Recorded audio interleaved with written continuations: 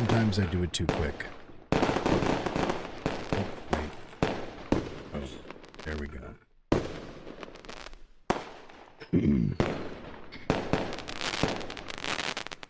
That is just too much. Too much going on.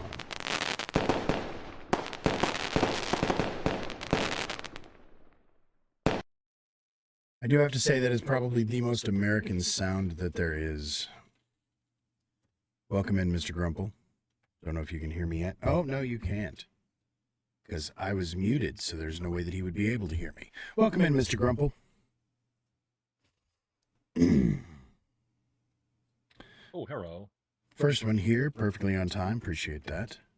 How's your Independence Day doing? Oh, long day, man. I'm kind of exhausted. Word. Truth is, I'm not sure how late we're going to go tonight, just because I don't know how many people are actually going to be able to show up. I don't know how far we're going to be able to stretch the topic. And as always, I have no idea how interesting I can stay for that long. So here's hoping. But look, I did the thing like you said, and it worked. Fuck yeah. I'm very excited about this. Put your name on it. It really helps if you're on other, like on shows or panels that are on other platforms too. Yep. Like I want to make mine a bit smaller and have it so the different spellings for the different, like, I think Rumble and Kick are the same, but then, and like YouTube are all the same, but then Twitter, like it's too many characters, so I might need to rebrand so it can be the same across everything. Cheers. Yeah, so a buddy of mine who's about to start streaming again used to play PUBG all the time. And so he had one name, and he's not happy with that name, so he's fixing to rebrand himself. And that is like the fucking struggle for people, I guess. Like trying to find that right name that just, that hits. Yeah. And, yeah, so. And you don't want to be too arrogant, but you also don't want to be like you want to make sure everybody knows how fucking cool you are, so. Anyway. And then there's a difference about having the channel name versus your, like, I guess, character name too. Oh, my lights aren't on. I thought you looked a little shady. I mean, that's all the time. Cheers. Oh to man, that. I'm so digging. Finally, I broke down. It's been like years I've been planning to. Finally got key lights. They're not even like expensive ones. It's not like Elgato's. There's 3 different settings and off, but they're getting it done. Yeah.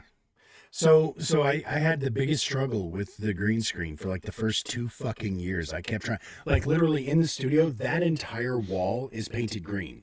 Because I was like, maybe the screen's not big enough. Maybe it's getting too many wrinkles. I will just paint the fucking wall. And I just never could get the light right. I've only barely started kind of getting it right now. But even so, yeah, like I look at myself and I'm like, oh wow, I'm blown out. So whatever. Lighting and sound is the hard part of this job, isn't it? So. Yeah, even audio, I think, is the most important, but then getting lighting right is can be a challenge. Mm-hmm. I'm fortunate. There's a guy in my server who used to shout out Les Chief, who used to work in the film audio industry, and so he's like taught me so much shit about what those fucking words mean. Because man, some of them are intimidating. I'm like, what do you mean normalize? I don't want to be normal. Yeah, so. Not knowing what most of that shit means is tough. So It's balancing things and making it look correct. Exactly. Yep. So yeah. Probably just gonna sit here and bullshit until a couple more people show up. There's supposed to be at least like 3 or 4, and we might even actually get graced by my super awesome wife. Sometimes she used to hang out here. Yeah. So. She told me to hook the mic up because there's a good chance she's going to have something to say on tonight. So, but once again, I can't find anybody who's really that divisive. Like, so I got to ask, I'm just putting this out there. Laura Loomer, are you a fan? I don't know the name off the top of my head. Really? Well, that's impressive. Okay. So, long story short, she is right up in Trump's ear. And she said some insane shit recently. Did you look to see who she was? No, not yet, but just I think I know who you're talking about. Yeah, so she's basically the toxic human being. And she said some shit that I'm like, I just need to find somebody who can like stand behind her statements so I can yell at them. And I can't find anybody who will. I'll read the comment for. Well, just so you know, I'm not the MAGA no matter what. I know you're like, not. I'm I know I'm you're somewhere conservative, libertarian. Like, there's a lot of stuff Trump did and is doing that I'm not a fan of. It's like more better than not. Even though, like, come on, that's silly. Why you do this? not. Why Yeah, you do this? You need no points. yeah. You need no points from anybody. Why you do this? Because he's But being he's a New told York to. Democrat, so well, yeah. Yeah, that's the actual I don't answer. know. Like, that's the only answer that actually makes any sense. Like, all of the stuff that he said before, like, I tried to give him the benefit of the doubt. Like, I've always, like, since he first started in politics, I was like, you know what, maybe he's not as bad as we think he is. But he keeps proving me wrong. So the Laura Loomer thing, though, right? So let me find this exact quote, because again, like I said, and that is the issue. I can't find anybody who's so diehard pro-Trump that they'll stand behind this, or if they do, they will not last very long. Like, I can't keep a connection with them, because as soon as you start criticizing anything, like, they just shut down and refuse to engage. It's kind of sad. But so Laura Loomer said, and I quote, alligator lives matter. The good news is alligators are guaranteed at least 65 million meals if we get started now. This is one of Trump's closest advisors. 65 million. That's a very specific number, Grumple. Do you know what that number reflects, sir? Like, bro, this. I would imagine that. I didn't know it was. I mean, the total estimate of foreign nationals inside the country of the United States illegally. That's not quite what that number represents. that number. Oh, then I don't get the total Hispanic population of the United States, for what it's worth, is approximately 65 million. So I think it's a little higher than that, but you know what? Let me fact check myself. Oh, you know what? I fucked that up, didn't I? That's okay. I can do it like this. what was it in reference to? Like putting gators in the Rio Grande? Yes. No. Have you not? You might not have been following this, good sir. I've been under a rock like for a good chunk. Cheers. Of I always love finding people who've been under a rock and getting to explain to them the crazy shit that's been going on around them, because it's, you need to actually go over the the BBB. Yeah, and that's exactly like, what it's from. What was the result of committee and everything, and how? So I heard it passed by 4 in the House. So what's actually going to get for signature? Give me 1 second. I should probably be live, Yeah. I guess. So as of July 1st, 2023, the Hispanic population in the United States was 65.2 million, representing 19.5% of the total population. So again, it's not that there's 65 million illegals, there's 65 million total. And that is the number that corresponds with what she said she wants to feed to the alligators in Alligator Alcatraz. That is what it has been coined by the administration. My understanding is it was Trump himself who started that term, but I could be wrong about that. So, but yeah, basically Alligator Alcatraz is a Florida internment camp for illegal immigrants, basically surrounded by alligator-infested swamps for hundreds of miles. And so the idea was the same concept as Alcatraz, keeping the sharks would keep the inmates from trying to escape. The gators are going to do the same thing in Florida. And this just got funded with, I want to say it was $45 billion it's basically a little pop-up internment camp in the Florida Everglades. So I thought the new Alcatraz was from in a different country and not ours. No, but sir. At the same time, it would be so in the Laura Loomer comment, that would be very silly to maybe she just got the number wrong. God, bro, I would love to give somebody that much benefit of the doubt, but she actually puts herself forward as a white nationalist. It doesn't make sense unless you know that her policy, she wants it to be an entirely white nation. When When did she say that? So, again, I'm going, first of all, based on her Wikipedia page, she is a confirmed white nationalist. But let's double check. Laura Loomer. What's the source that Yep, the Wikipedia I page hear you. is? 'Cause, I hear you know, you. there's 3 sweaty basement dwellers that edit like 90% of all of Wikipedia. No, We you're all not are aware wrong. of this, right? This is true. This is true. Welcome in, Koina. The Far sweat right. is real on them too. I'm sure they smell amazing, like at like an anime convention. Okay, let's see. I put Laura Loomer, white nationalism. Far Yeah, right go ahead. activist Laura Loomer cements her influence. Yeah, who is Laura Loomer? The far right influencer behind the. This is from The Guardian. Laura Loomer, a right wing extremist and political influencer known for her Oh. incendiary social media presence, appeared to have been sidelined at points by Donald Trump's election campaign and then by his new administration. This was back in April, though. She's back in his good graces. So I'm just looking for anything that confirms her white nationalist leanings. I mean, the Guardian is likely to Yep. say. I mean, And that's exactly who I was clicking. Yep, no, I understand. I'm trying to find a good example. Well, what source would you trust? Let me ask you that. for Laura like standard, Loomer, I guess, terrestrial news sources. I mean, Newsmax, I racist think, is the statements. kind of standard now. You don't want CNN or Okay, so let's see. MSNBC or I mean, Fox is a so- little like So, iffy.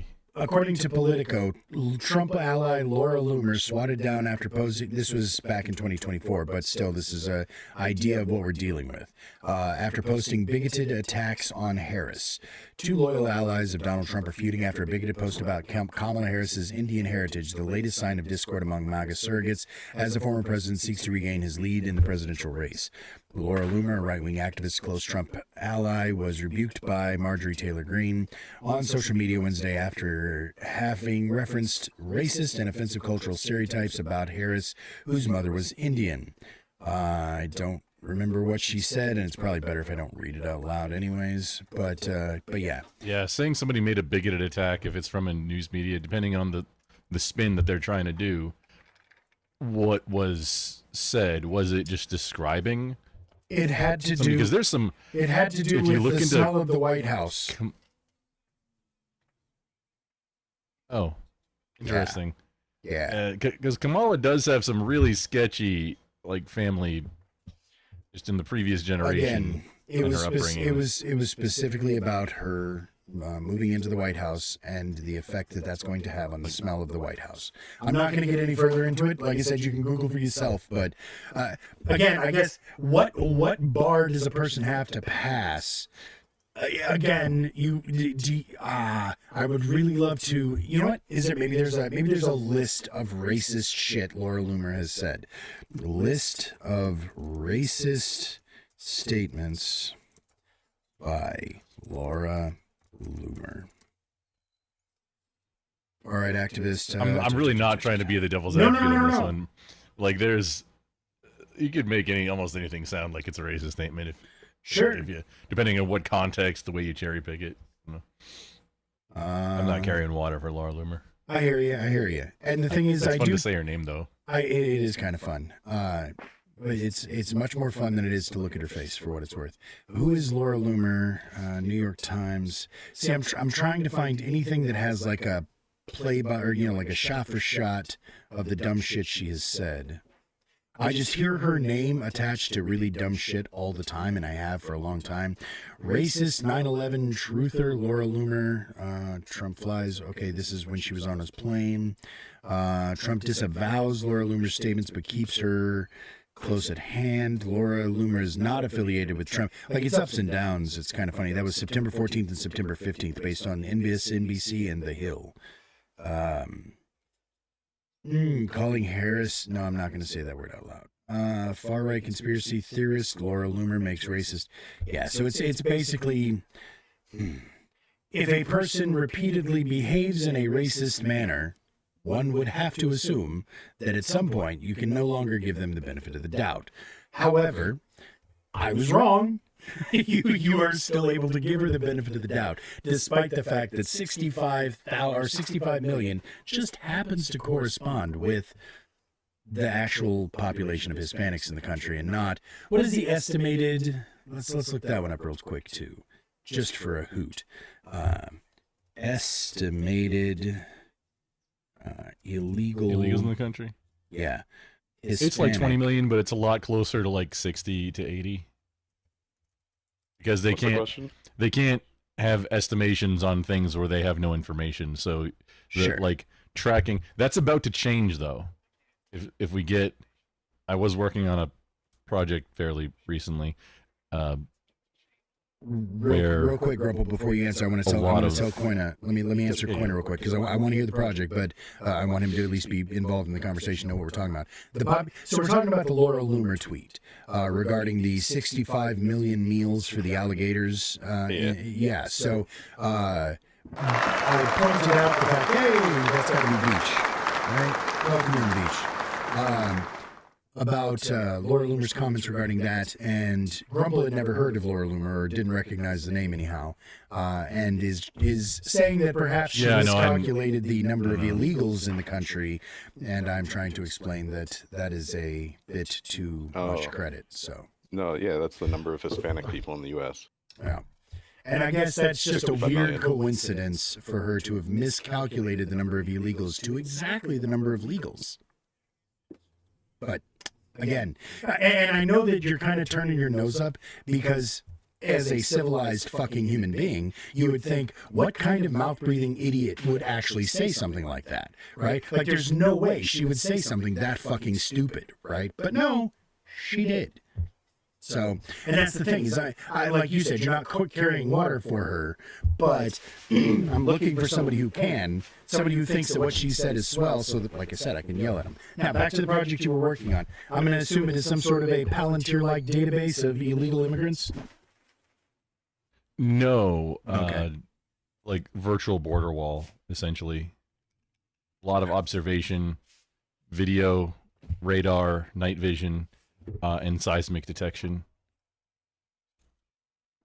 Video, like radar, night vision, and seismic detection. I'm not going through you now. No, you are, but I'm testing something because somebody said there was an echo. Okay. Oh. Well, that one's definitely an echo. That should not have been the echo you were hearing. Oh, fuck me. Hang on. Let me... Maybe I just need to turn that Test one down. 1, 2, 3, 4. No, I think it's definitely on my end. I'll go like that. That should probably. Not hearing any echo on your stream. No, not even now. All right. So I'm guessing what it is was because I have the secondary mic in the room set up for Auntie when she comes out. So did that fix it, Satan? And welcome in, by the way, as everybody. What'd you say now, Beach? Yeah. I don't know if American, you are suffering in the Washington. I am in Florida, thousands of miles away, and we are still Americans. That is crazy. You are basically in a different country over there. You're not wrong. Don't you know if I would ever go to Washington or through about it? Because, besides when thinking about who attended WSU and WU, I would work on Roddy's farm, but only because I like the cows.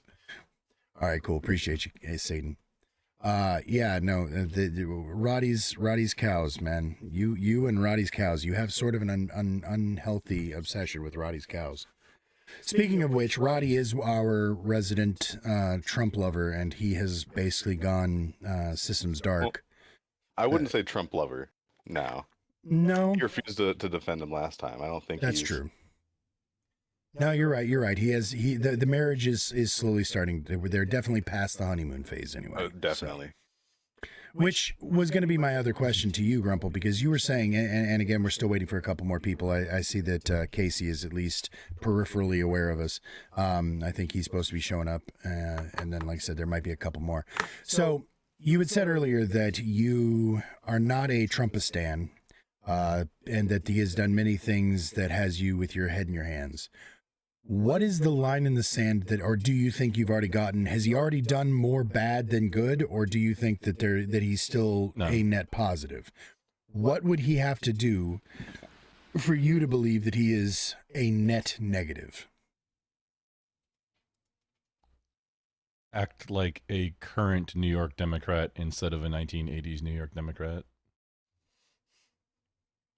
Can you give us a little bit more than that? Basically, giving too much money to the military, because I feel like he did that. AOC, Schumer, these type of New York Democrats. Okay. If he acted like them, is it the chip on the shoulder that you're referring to, or is it welcome in Casey? Is it the chip on his shoulder that you're talking about, or is it the actual policies, or like which part of? I know the Democrat platform. Okay. Like, yeah. What part? He's in line. Well, since you asked, we did. We are interested. Let's tax, and we got to tax more. And who's gonna pay the taxes? Oh, only the rich, obviously.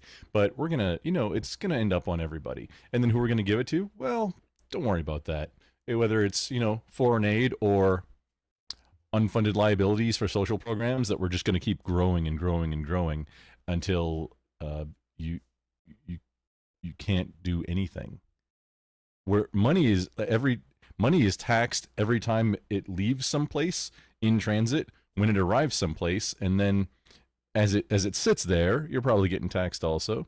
Even if the money didn't even do anything, and something happens externally, that's going to get taxed. There's like an arm's length list of taxes. They just want to keep taxing more and more and more. And don't worry, the 1% will pay for it. So we did a stream, and then it's race. Everybody's racist, and there are certain people who can't be racist though, and there's a totem pole of victimization, and you have to abide by that for social status. Okay, that's part of the Democrat platform. Okay, so I have to ask first about that. Well, we're going to move backwards, actually. No, yeah. So if Trump did that, then I would not like that. When you say victim Olympics, right? You didn't use those terms, but you're talking about the hierarchy of victimhood. Do you think that Trump? Oh, your camera's going wild. It's good on stream. It's just never mind. You're good. It's just wild in here. Oh, you fixed it. I touched nothing. Casey's. Oh, it was probably because Casey was. Yeah. Yeah, I know. And your camera was going wild and like kind of like that. Weird. But that's pressed. Like that's the thing. So okay. Yeah, I'm sorry. That's pressed. What? That's pressed out by them. Like. Gotcha. Okay. So as far as the victim thing, right? The victim hierarchy. Trump playing the victim of late doesn't qualify. Trump suing, for instance, as an example, Trump suing CNN because he feels that they didn't give enough credit to the Air Force pilots who dropped bombs. Like that's not a victim Olympics sort of flex. Well, or that basically anybody who hurt his feelings, basically. That's a totally different thing. That wouldn't be based on your skin color or your origin or religion or whatever you think is wrong with you, or things that you think, medical conditions that you think you have, or whatever it is, a personal thing where hey, you guys didn't do, which I didn't hear about this one either, but saying, hey, you cast this in a poor light and let's see if it stacks up to libel or slander. That's not him being a victim that has status in that. He's worried about he's worried about the words that somebody said. The federal government is suing somebody over editorial. And it doesn't stack. I'm not a legal expert, but my understanding is that because it's a public person, it's not like This is such slippery fucking legal bullshit. That should be exactly what all of the Trumpistans said they were against. The politicization of our legal system, right? But so saying that I'm going to protect these poor pilots' feelings. They're not public figures, and CNN said they didn't do their job well enough, so that's libelous. Is that Here's the thing. This is where the Section 230 comes in. Remember that this was a big thing a little bit ago, where Section 230 protection against I mean, if we are a platform versus an editorial, if it's somebody making an editorial, that person, if the platform is where people collaborate and it's like that becomes the town square, then the platform can't be held liable. The whoever's making the statements is. If it is not, if the platform is editorializing, then Section 230 protection doesn't apply. I didn't know it was going. I mean, I would need more details on it.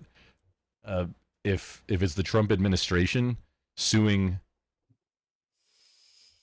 a TV channel. So that is an excellent question. I believe that he asked the. Let's verify it instead. It was Paramount, CNN, or something, right? Yeah, Paramount, CNN. Who is Yeah, it they that just actually settled.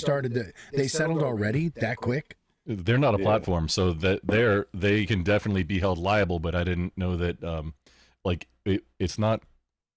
Would that be criminal, or is the federal government? Well, I don't know if they Civilly made sue. statements or something, but it was pretty much they said that it was like to get past a merger that has to get approval from the federal government. So they didn't want any hiccups, so they just settled.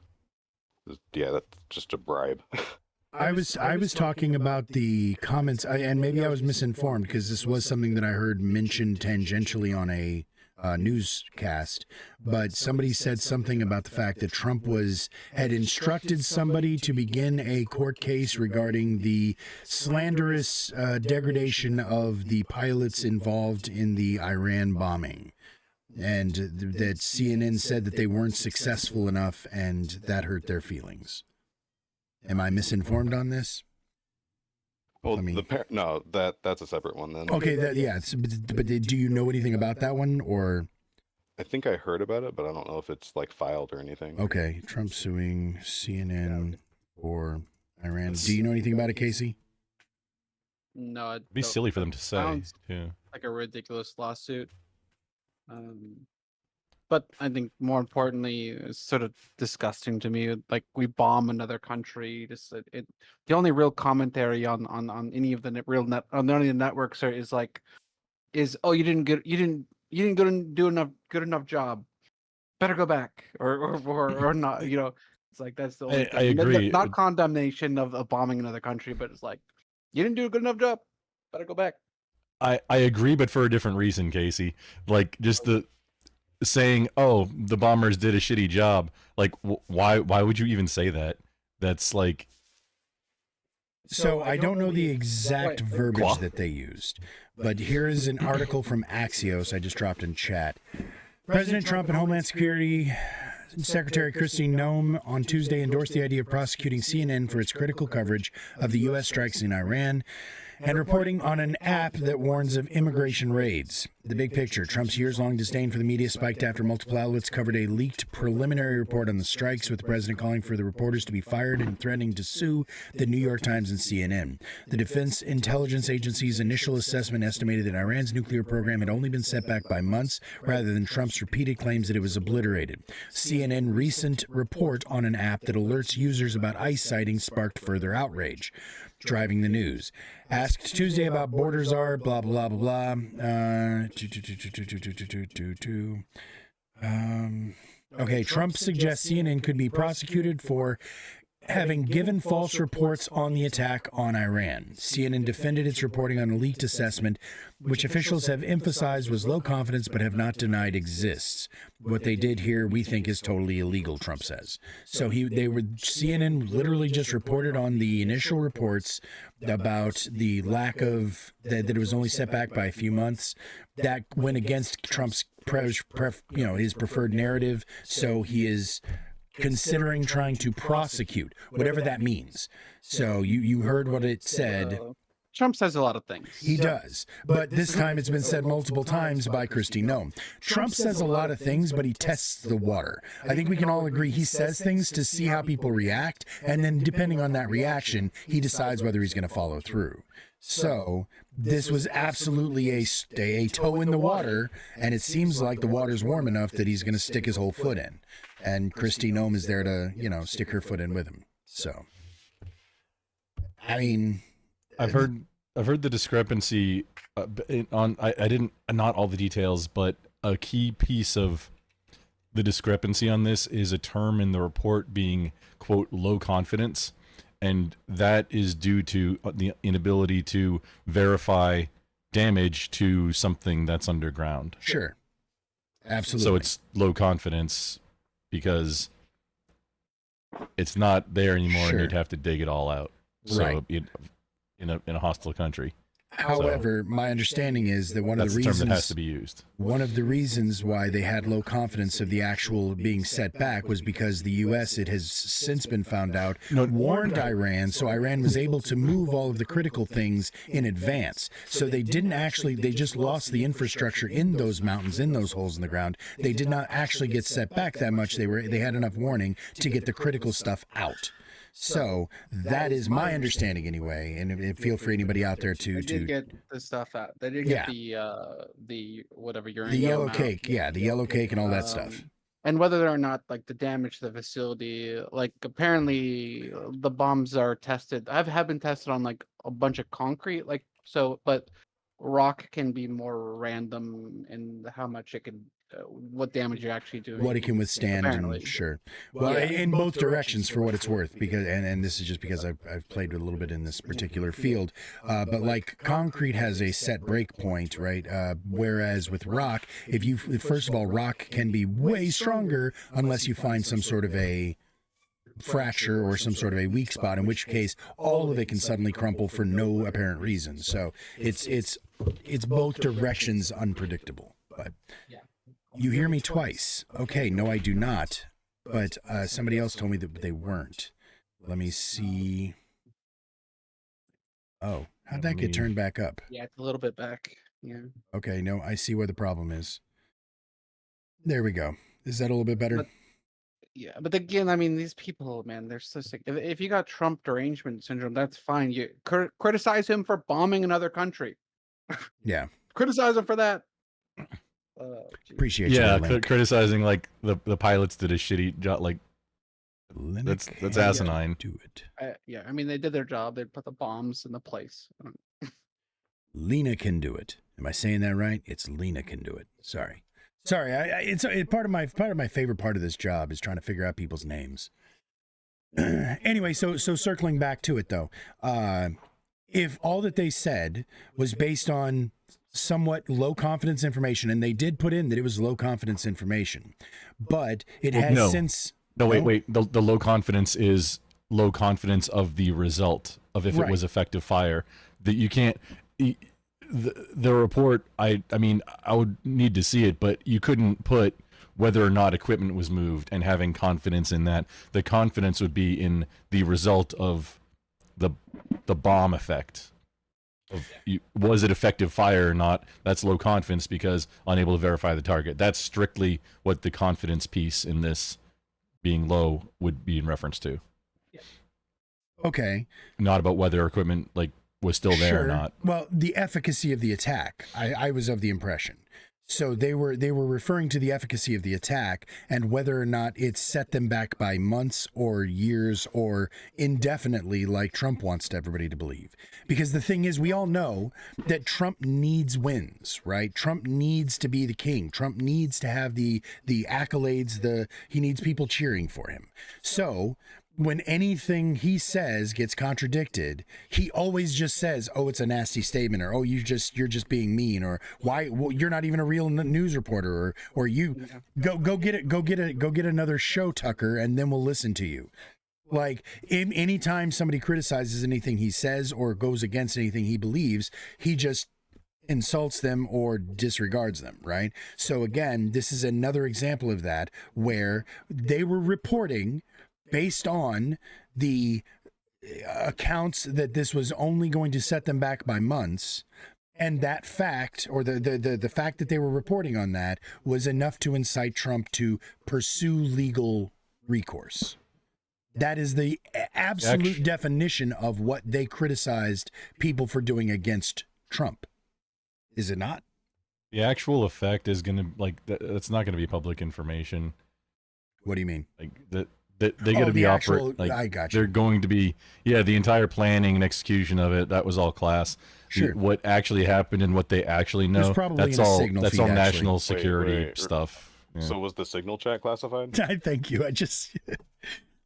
You beat me by seconds, man. Well, I don't Yeah. know what happened. Oh, you maybe you didn't follow that huge controversy about Signal Chat and the fist bumps and all that. Oh. Oh yeah, no, that was somebody hosed up. Because of how classified Yeah. the planning is in these sorts of things. I think is the point Coina was trying to make. Wait, was there another recent one that with Signal, the Signal groups? Probably. I The don't one know. that was like earlier this year. Yeah, we're talking about the one that was earlier this year. Though. It resurfaced after Okay, yeah, that Whitaker somebody fucked up. said no to going to war with Iran, and that resurfaced and tried to get him out of the Pentagon. Because of what was said in that Signal Chat, or because there's a second Signal Chat? There might have been a second one. Okay. Yeah, if But anybody can not- confirm, that'd be dope. Yeah, I honestly, I don't know. I just know that they're literally just texting fucking war plans to each other. So, I mean, Well, it is like one of the more, whether or not it's backdoored by the NSA, regardless of that, it is one of the more, outside of that possibility, secure text communication and call. You can call with it too. It has Methods. That and Wire, I think, are the top two still. It's basically Wire made lets you by- have up 3 different by lines. an Israeli company, so it's definitely Mossad definitely has access to it. Anything you say in it. is Signal Guaranteed. really an Israeli-owned company? We can confirm it. I'm casually looking to see if Laura Loomer is Israel owned. She absolutely is. Just, For what it's worth, I mean, from Israel. She's definitely she is of that descent. I believe Yeah. that she is very pro-Israel. trying to find a polite way to say that. Sure. Yeah. No, of that she heritage, of is. that descent. Yeah. So, She is of the heritage 100%, but whether or not she's APAC pocket. from there and or an asset, that's I believe that it is probably pretty been safe. scrubbed at this point. Yeah, I was going to say it is pretty safe to assume that she is true. at least funded by in some part. So, I mean, who isn't at this point, except for the It said that like, they were like using Ilhan Omer's. yeah. a modified Signal app. That's the app I was referring. Israeli company behind the obscure messaging app, former U.S. national security, blah blah blah. While it's just photographed using on his iPhone last week was recently hacked or something. Or that's what this anyway. Apparently they're using some sort of offshoot of Signal. Gotcha. Anyway, Yeah. that is Israeli owned. So, Signal is not open source. I mean, I think they You're- licensed it to our government. That is my understanding as well. That would make sense.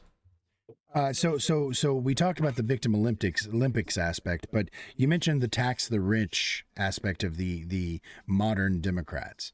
So I feel like we've had this conversation just last time, so I don't want to drill too far into it just because, as I've mentioned before, economics makes my toes itch and my teeth vibrate. But you were saying that you don't want any personal taxation. However, you are all for tax the fuck out of corporations, correct?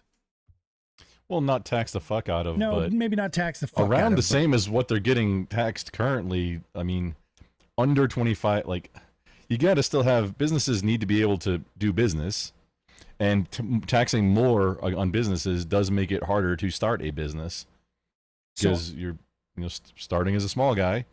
But yeah, personal earned income taxes, there's so many other taxes already there. Personal earned income taxes are basically a drop in the bucket. And the wealthiest people are already paying the majority of them So 'cause for they have federal. they make Well, the most money. Would you say tariffs are a tax on small business? Taxing everyone. No, if you don't import things, then you don't pay a tariff on the thing that's import that has a tariff on it. Yeah, but you still pay a higher price here then. Still a tax you pay. Not if you're not selling a thing that was tariffed. No, I mean, Well, there's businesses that do that.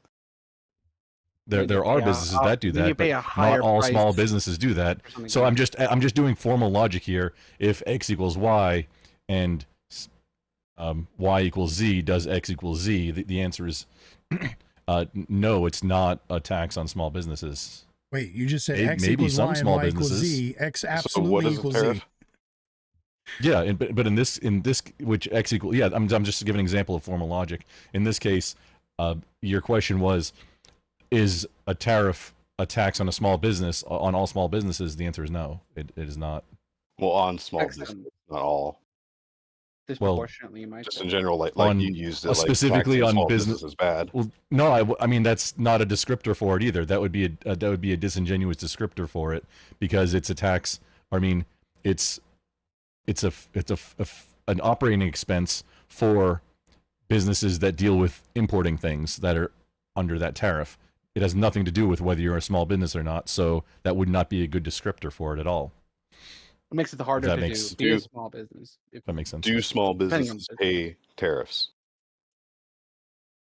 If they are not, I mean, if they're not importing things, no. many So, of them do, yes. That's but where do tariffs are. small It's on imported businesses things.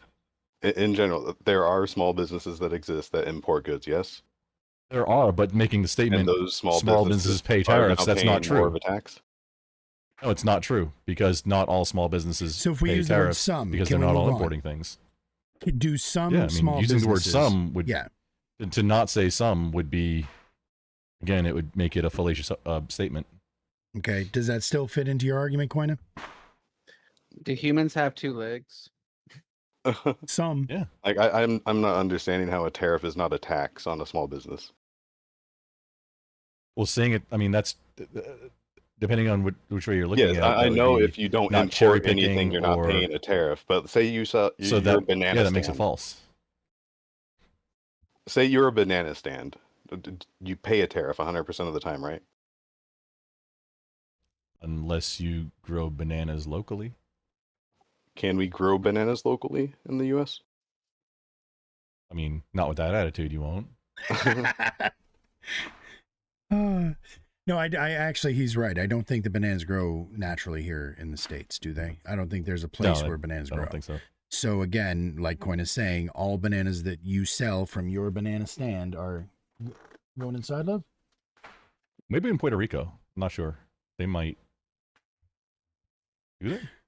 Okay, either way, your I think what Coin is getting at is you agree choosing that- no, tariffs that's are not a form small- of taxation, right? No, that's not a tax on a small business. That's a tax on banana businesses. Welcome in, Kay.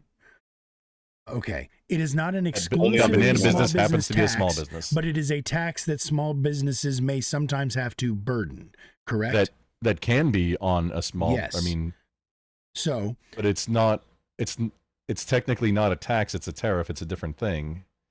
It's what is kind the of like difference? sales, kind of like on Sales tax. Sale. It's like sales tax in that it's per It's called an import on the tax. items. Yeah. Hang on, I was going down the wrong rabbit hole. So We're assuming talking about like 7 things at once here. we are. It's very ADD. Well, I think because how we're you doing, trying to Kay? find a way to hold you down onto the idea that taxes or the tariffs are a tax, and that because of the nature of small businesses, it is extra burdensome on small businesses because not all businesses require or small businesses require tariff paying. However, the ones that do are going to be extra burdened by that tariff. I think is the point Coin is trying to make. Yeah. So we're trying to nail Well, you if down you on had to- that. He had to have more words, like what you just said. I mean, yeah, that's true. So okay. On any business that has an increased tariff will, if you're doing business where you're importing the thing and that thing was cheaper to make overseas, well, I think honestly the point of the tariffs is to make local things more competitive so that you can Like use the bananas. local one. Yeah. Outside of agriculture, we're Yeah. talking. It's a lot, mostly manufacturing. That's what. Manufacturing, yes. Hang on, wasn't food exempted? I don't know, is it? That's a great question. By the way, welcome in, Kay. I'm sure you have an opening Where's statement. some Lay it on us, exemptions? buddy. But you do acknowledge there are some businesses that operate solely on importing. Say, like you sell imported cars. Yeah, Ford got around that because there's already an example of this with the so light duty essentially trucks. This happened under LBJ. They called it the chicken tax, even though it's a tariff. 25% tariff on chicken and chicken products, and somehow due to the auto workers union, light duty trucks and passenger trucks got lumped in there because the VW minibus was beating the tar out of Detroit at the time. So real So quick, they got this 25% tariff. keep going. Sorry, 25% tariff. They got this 25% tariff, and that's still to this day.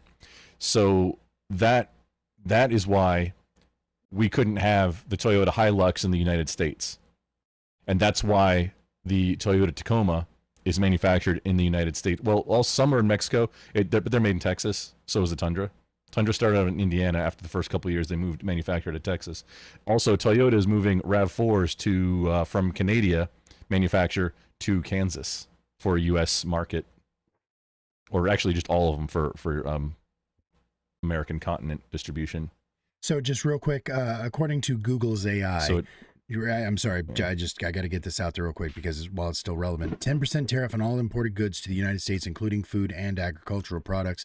This is in addition to the retaliatory tariffs on more than 50 countries, with individual rates ranging from 10 to 49%, with, of course, China currently facing a 34% tariff. So I didn't know that he had backed all the way back down to a 34% tariff on top of the baseline 10. But food is not exempted. So at least not anything I Well, can changes Do find. you all know the time. what Did you percentage of our ask- food in the U.S. is imported? That's did you ask what the exemptions are? Import Buy local tariff food, y'all. exemptions. That means that we're going to eat a whole lot of apples and cherries in my state, and maybe some cow, and that's about it. Away from businesses to potato. avoid. Oh, and no, do they grow potato in Washington? I don't think so. Okay, All the so United States, but yeah, some eat more goods- locally, seasonal stuff. some goods supposed that to do. are, as of April 5th, 2025, some other examples of goods that the U.S. has exempted from tariffs include pharmaceuticals, semiconductors, energy and energy goods, although I feel like that one was actually being fucked with in this big bill. Critical minerals such as copper, some information technology products such as personal computers and smartphones, low-value shipments valued under US $800. So basically that's the key, is you just got to keep all of your shipments under $800. If you need $8,000 worth of stuff, you just do 10 of them. That's the key, and you don't have any tariffs. Huzzah! So yeah, again, it's primarily on electronic goods, smartphones, computer chips, etc., that the exemptions seem to Yeah. happen. So That's when I heard about that. It was like, I mean, why bother with the tariffs at this point? It's international trade theater kind of, but yeah, it at does. this point, it's just like a tax on small business, right? it's the And big there's not many businesses small that can bear it. businesses that make semiconductors or iPhones. Well, no, I would say it's not a tax on small business at all.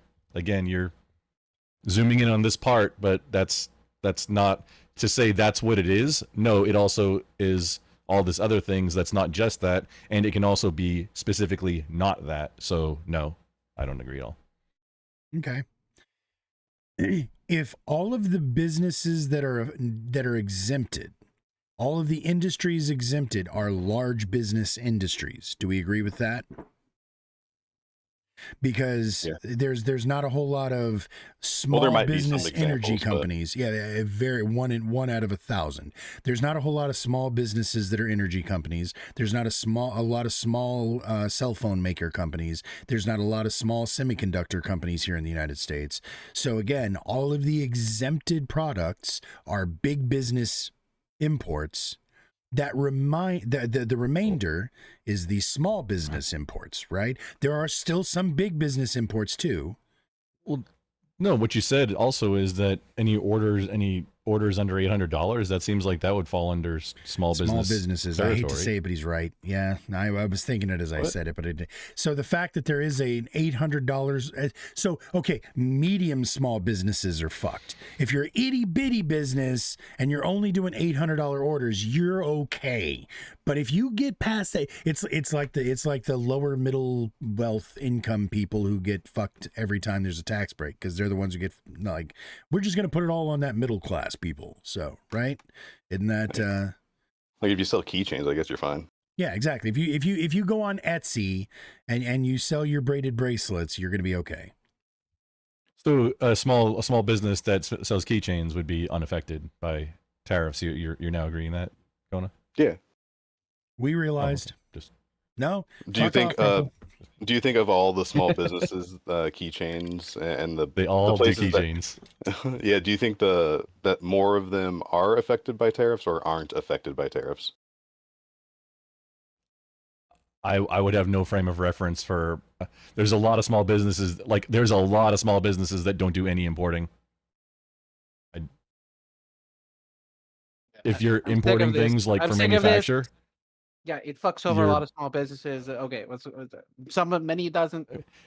Many any it has business nothing. tax does. Some of them do. Some of it's tax. Okay, let's move on. I don't care. Can I hop Taxes into on this? business hurts small more than big. That's where I've said the entire time. For sure. Real quick, Yeah, because Kay, I please agree. go Yeah, ahead. Casey's right. We should move on from this. But Kay, go ahead and drop your Oh. thoughts in here. Yeah, okay. The two I wanted to address is the easier one, which would be the tariffs. I think that tariffs are generally bad for the American economy, in particular, because we are a reserve currency. So we have certain expectations on how to keep our currency stable. We're also a world power, so we need to do a lot of trade influence to keep a lot of what makes America work and function on the economic stage, keep on functioning and work, but also the fact that the price just gets passed down to the consumers and it hurts every single business that has to do trade. And a lot of people say it's to bring business back, but one, the business that went offshores are jobs that a lot of people don't want to do in the U.S. And even if we did do, if That's you do cope. want if you do want them to get paid in the Sorry, US go a ahead. fair price with healthcare and everything, and we were able to bring it back, because people will do jobs they don't want to do if they're here and they pay, right? Then you have to be willing to accept that everything is going to go up. The cost benefit analysis here has to be, okay, if we have these things offshored, it's going to be lower prices, so you're going to be able to have lower consumer goods and be able to consume a lot more. Or if we do bring it back, we will have more jobs and a little bit more wealth circulating, but at the same time, we'll have a significant increase in the prices of everything domestically made. So do you Short want your term. iPhone to be super expensive, or do you want it to be super cheap? These are the like two things you have to kind of look at, unless you want to do the quiet part out loud. If you had slavery or child labor, you could offset this, but I think a lot of people would be like, "Hey, that's no bueno when we don't want this in America." And America does have room to do other things in its economy structure, such as being an advanced economy, as I call it, an advanced production economy. We can make weapons and sell them, pharmaceuticals and sell them, research and development, AI and technology, our pop culture. We're very good at doing pop culture, which is both good from an economic point of view, but also a soft power point of view. All of this together is why I prefer not having tariffs rather than tariffs. Now back to the taxing hurts Wait, businesses. hold on, but hold on. Before you move on. A, that's a bunch of cope. B, you support slavery as long as it's not in the United States. That's what you just said. Absolutely. This argument Wait. was 1,000 times already done it. This was supposed to be Counter that. pro-America stream. Can we do that I do want to instead of doing the tariff debate one more time? Because I don't want to do that tonight, dude. Yeah, no, exactly. I tried to move on from Yeah. the tariff debate after that, but he allowed me to like give my points on why I am Yeah. against it. I'm also against slavery abroad, but also if you gave people abroad a their Didn't cost sound of like it. living, it's still cheaper than here. That's why I'm not pro-slavery in another country. I'm against it, but if all of a sudden we stopped having Chinese slaves, right, abroad make shoes and stuff and gave them livable wages, that would still be way cheaper than livable wages here. But moving on to the general taxes hurt people in the US, so like corporate tax rates, I agree. It does hurt business as well, but I do think the progressive tax system gives you the best of both worlds. It allows smaller businesses that don't make as much money to be able to have a lower tax rate, to be able to gain capital and be able to grow their businesses still, while also giving to the money to run the services that they rely on to have a functioning business and a functioning healthy society. But also when you talk about like a 40% tax rate or a 35%, or some people say 50, when we talk about these numbers, we also have to realize that those tax rates are set at a certain point, hence the progressive tax rate. So the majority of a company's wealth will be secured and fine. We're talking like a fraction of a percent of the wealth is going to be actually taken overall from a company if you have this super high wealth. It just is a barrier of like, hey, past this point, we're going to super high tax you. And if they pay it, that's just a fraction of their tax. But if they don't pay it, that's an incentive to expand infrastructure, pay their workers more, or do something else with the money so the government doesn't have it. So I think the progressive tax system as is already benefits both.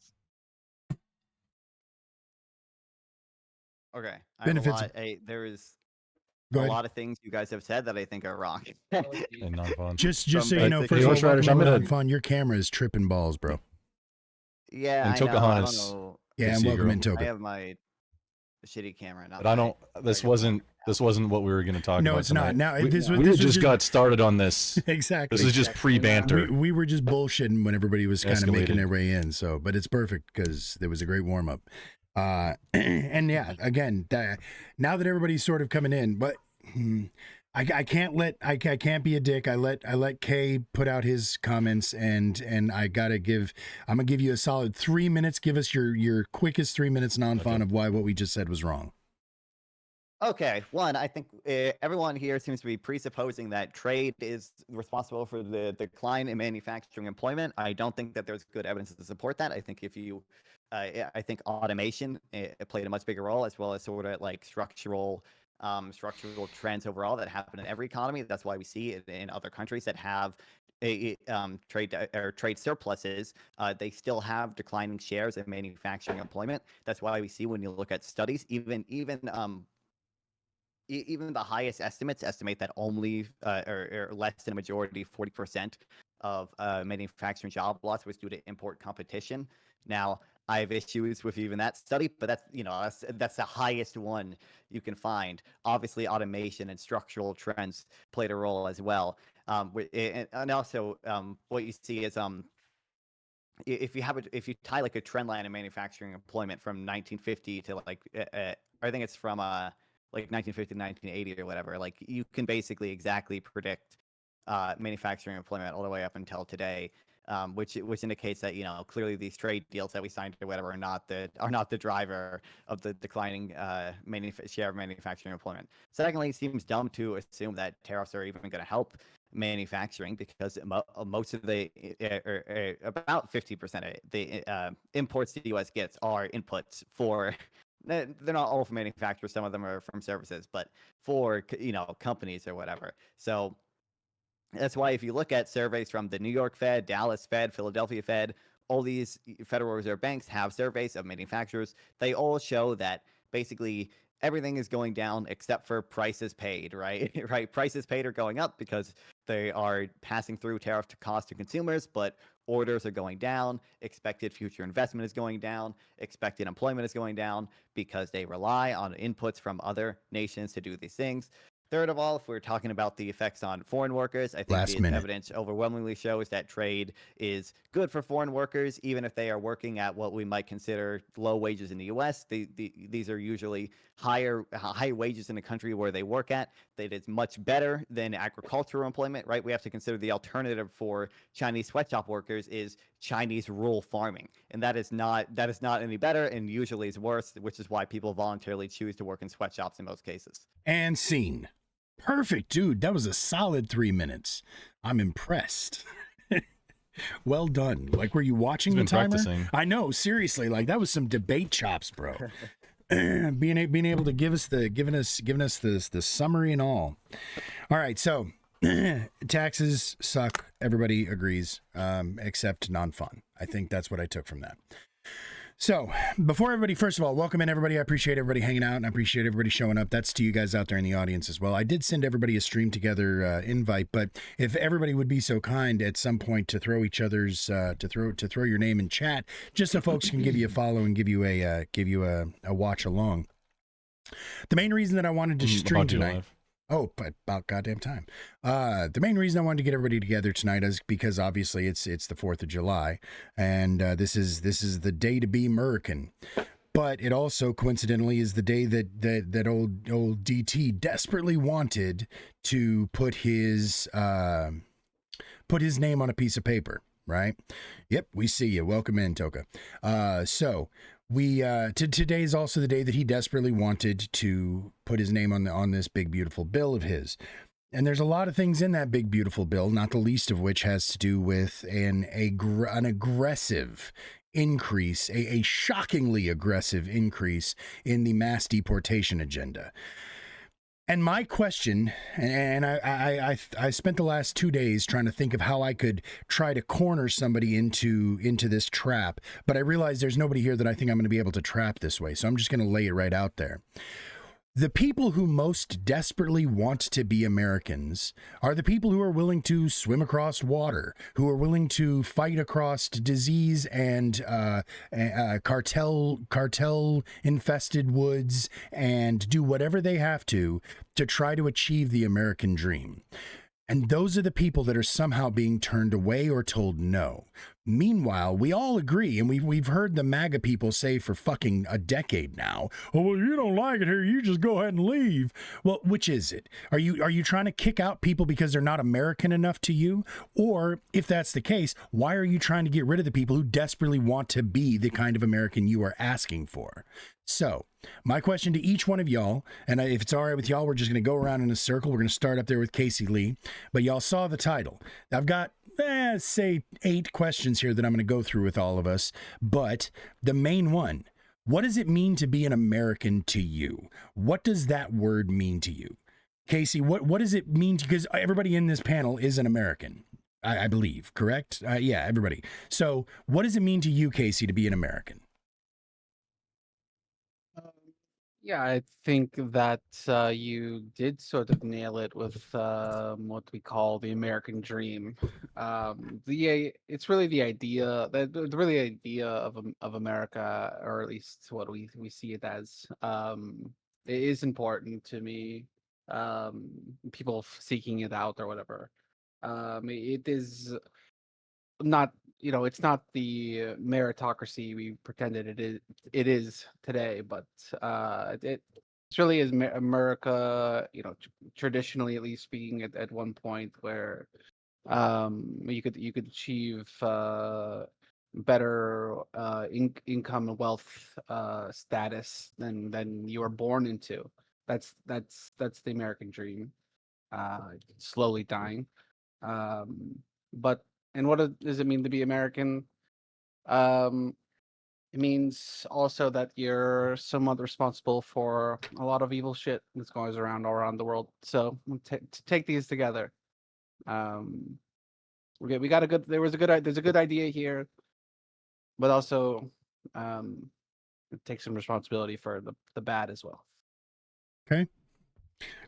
Grumple, what does it mean to you, sir? What does being American mean to you? By the way, welcome in, hamsters. What's up? You are muted, good sir, in case you do not know it. Oh, hi. What's No, up? Talking to Oh. Grumple, though. Oh no, thanks. Yeah, come back to me. I'm technical issue getting. All right. Stuff Well, set you up. know what? Hamsters just got Just here, so I'm one. not going to put him on the spot immediately. Non-fun. Well, Oh, you ready? Oh, you got an answer? Come on with it then. Hamsters, this is the first time I've ever actually gotten the chance to talk to you. So all right. welcome in. I don't really know What's much up? about your politics. No, This I will be talked to you exciting. before. Yeah, we've I was the chatted. finance guy.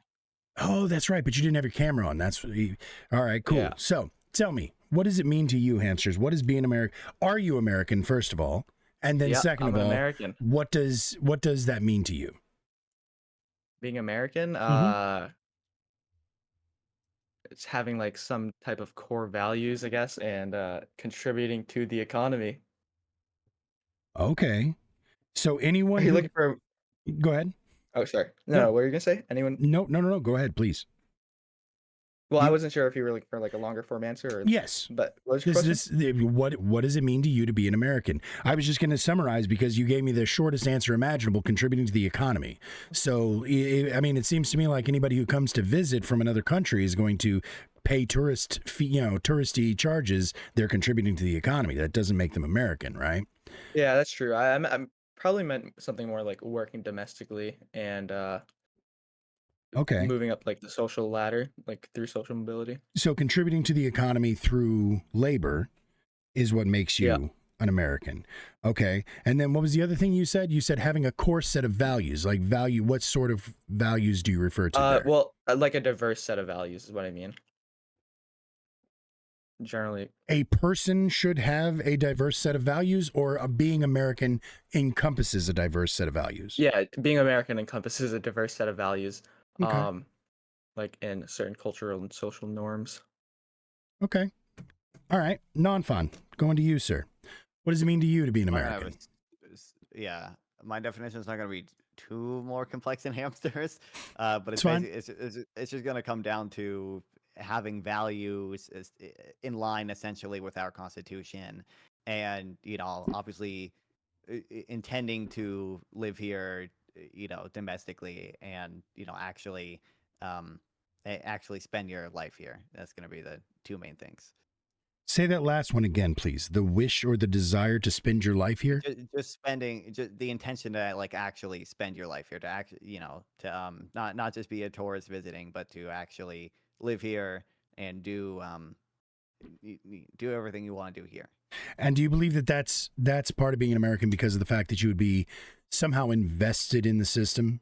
Like if you plan to live here forever, if I'm going to live in this house for the rest of my life, I'm going to keep the lawn mowed, right?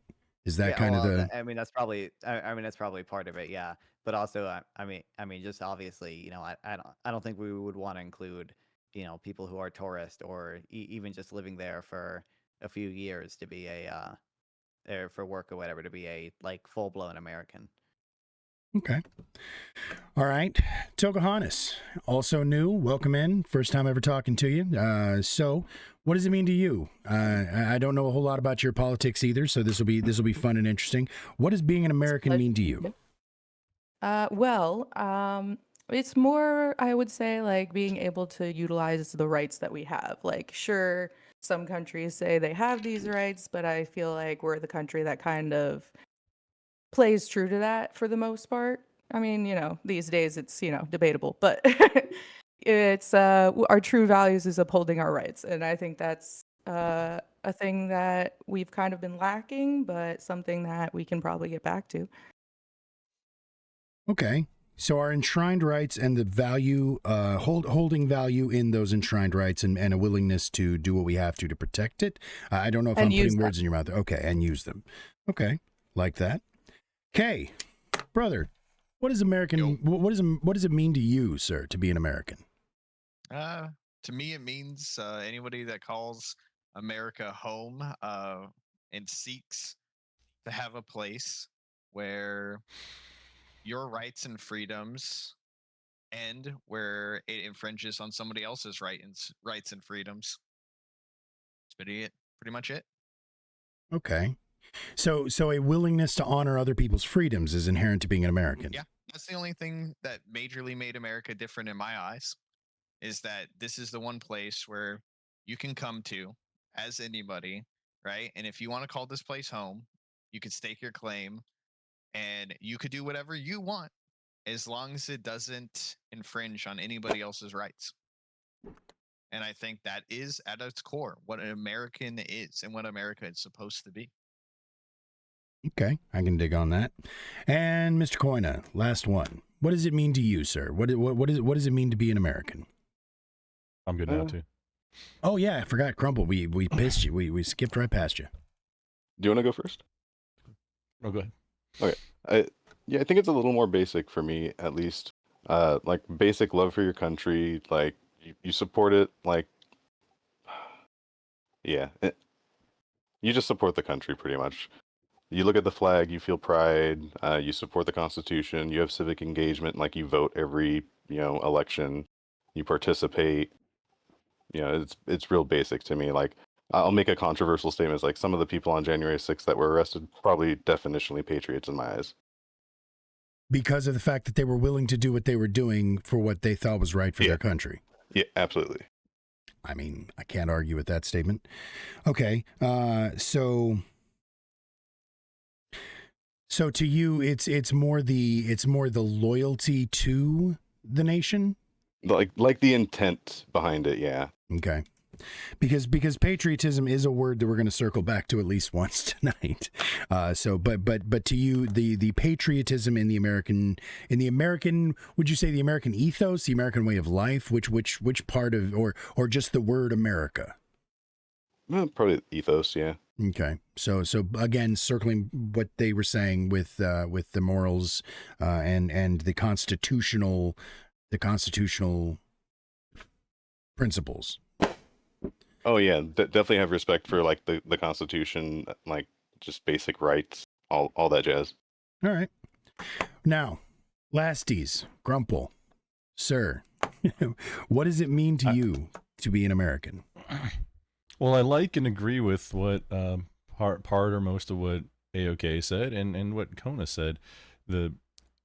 Maybe a piece of what Kona said, glazing over the respecting basic rights. The thing is that when somebody else tries to wrangle in something and call it a right when it is not a right, that's when you get into trouble, and that's where things can start infringing on someone else's rights because you're trying to call it a right and it is not. What does it mean to me? I call myself a Texan these days, and because I right after 9/11 I joined the Marine Corps, and I was like, gung ho, America, fuck yeah. I don't know anymore. It's things have changed. I don't even know what the morality and values, I don't even know what that is. I think a key component is not committing a crime to enter. If we're like just to say that as part of the prompt. People who want to be here so bad, well, there is a process for that, and entering outside of a port of entry and using cartels to do it is maybe not a good start if you want to, do that, because I believe it is a felony currently. Either to make an asylum claim and then not follow up, or not making a correct asylum. Like, if you need to make an asylum claim, you can make it, but you do it at a port of entry or before you get here. And for asylum, if you're crossing multiple, well, hang on, I said I wasn't sure. If you're crossing multiple countries, that's not asylum. You come to the first safe country and then you claim asylum there. So that's just pushing all that down. Getting started on without committing a crime is, I think, a good way to be an American. But I'm not sure what it even really means anymore. Okay. At this point. So just a couple quick questions there. First of all, and just putting this out there, do you think that because this is and I hate to do that guy thing, and it's going to seem a little cringy, but I have to. Everybody here who's not First Nations people ultimately came here and stole land from somebody. They came here without an invitation from the people who originally lived here, and they took it by force. That is, by any definition, a crime, is it not? The wrongs don't make a right. No, it doesn't. But that's what I'm getting at. I'm saying though, but three lefts do. But I'm saying that everybody. If you fight and win the war, then you set the new rules. So it's now new rules on that. Which I'm not saying that it was right. However, people have been warring and conquering land for ever. Sure. And so on that point, which tribe, if you were to return to First Nation people, which tribe? All of them? That land shifted, well, to which one? Because some land, at some point it was this tribe, at some point it was this tribe over here. Not all of the United States, but a good chunk of it. So where would you? Who would you give it to? Even just as a mind exercise? Nowhere. No. So here's the thing. What I'm saying is pushing against your logic of being a crime to enter this country. I'm saying that. Well, no, I no matter that. how. Right. But this is also to chat because they're saying I'm going too far back. Okay. I'm saying that at some point there's always been criminal entry, right? And you could still become a naturalized citizen. I understand that there is a crime to get here, but I also understand that there are times when situations pause. are so... No, you couldn't. Yep. You couldn't illegally enter and become a naturalized citizen. Those two things at the same time. Why I'm do you sorry, say no, that? naturalized. Yeah, you can. You can go through the process to become naturalized. I know people in Texas who did it, who came across the border illegally, but went through the process to become legal. Okay, you didn't mean during like colony days. No. I'm talking about current. Okay, days. you switched gears on me. Again, Okay, never mind. the olden days thing was just a quick. Like I said, I had to fire that one out there because it's the obvious take there. Anytime somebody says, "Oh well, you can't come into this country without permission," motherfuckers, we literally came into this country without permission. So now that said, Well, I mean, it was without. no, they didn't have to. I mean, argue they didn't. no, if you do war and then you win the war, you set the new rules and the new baseline. Great. So as long as you Well, win the I war, don't it's know why we're fine. Taking appealing land to, is like, fine. the- As long as If- you kill all the if people some- that you fucking took it from. What do you Might mean? make Yeah, right. if some other country, Taking I don't know land if is some other bad. I don't know Mike why does we're make right. trying to appeal. I don't know. Mike- I don't Mike know did- why we're trying to appeal. All right, well, Mike fuck does make right. If morality. you don't think so, you don't live in reality. Fuck any semblance of morality. Fucking, if you win the war, it's Well, all look, fucking moral. it Fucking seems like- Nazis You took can out argue Italy for when it all the day war, long, but that's everything that that's they not did reality. Would have been fucking moral. That's what you're arguing for. You're opining for something that just isn't reality. Yeah, you're coping hard for America's past. How To is this be- cope? to be I'm an describing American, to be an reality. American means you've won a war, is what you're saying. Well, that's how the country was founded after winning a war. So As long as you successfully You didn't- execute whoever was here first, it's now my house. I mean, that's how reality I works. guess Afghanistan is pretty on a moral country since it level. beat the U.S., right? That's true, actually. Those Look, I are don't know why we're appealing to like what's technically legal. I don't know if that should like inform what we think is like either morally right or like what like technically Yeah. like makes an American or whatever. Like it seems like, by the way, this would entail that like if there truly was an invasion on the southern border, okay, and these Mexicans started taking over California, like all of a sudden like that would be, you know, they would be American or whatever if they or whatever new country they No, form in that'd be California would Mexico or if they're going to try and take land, well, now you've got war, so you got to deal with that. But then whoever wins the war gets to make the new rules. That's how that works.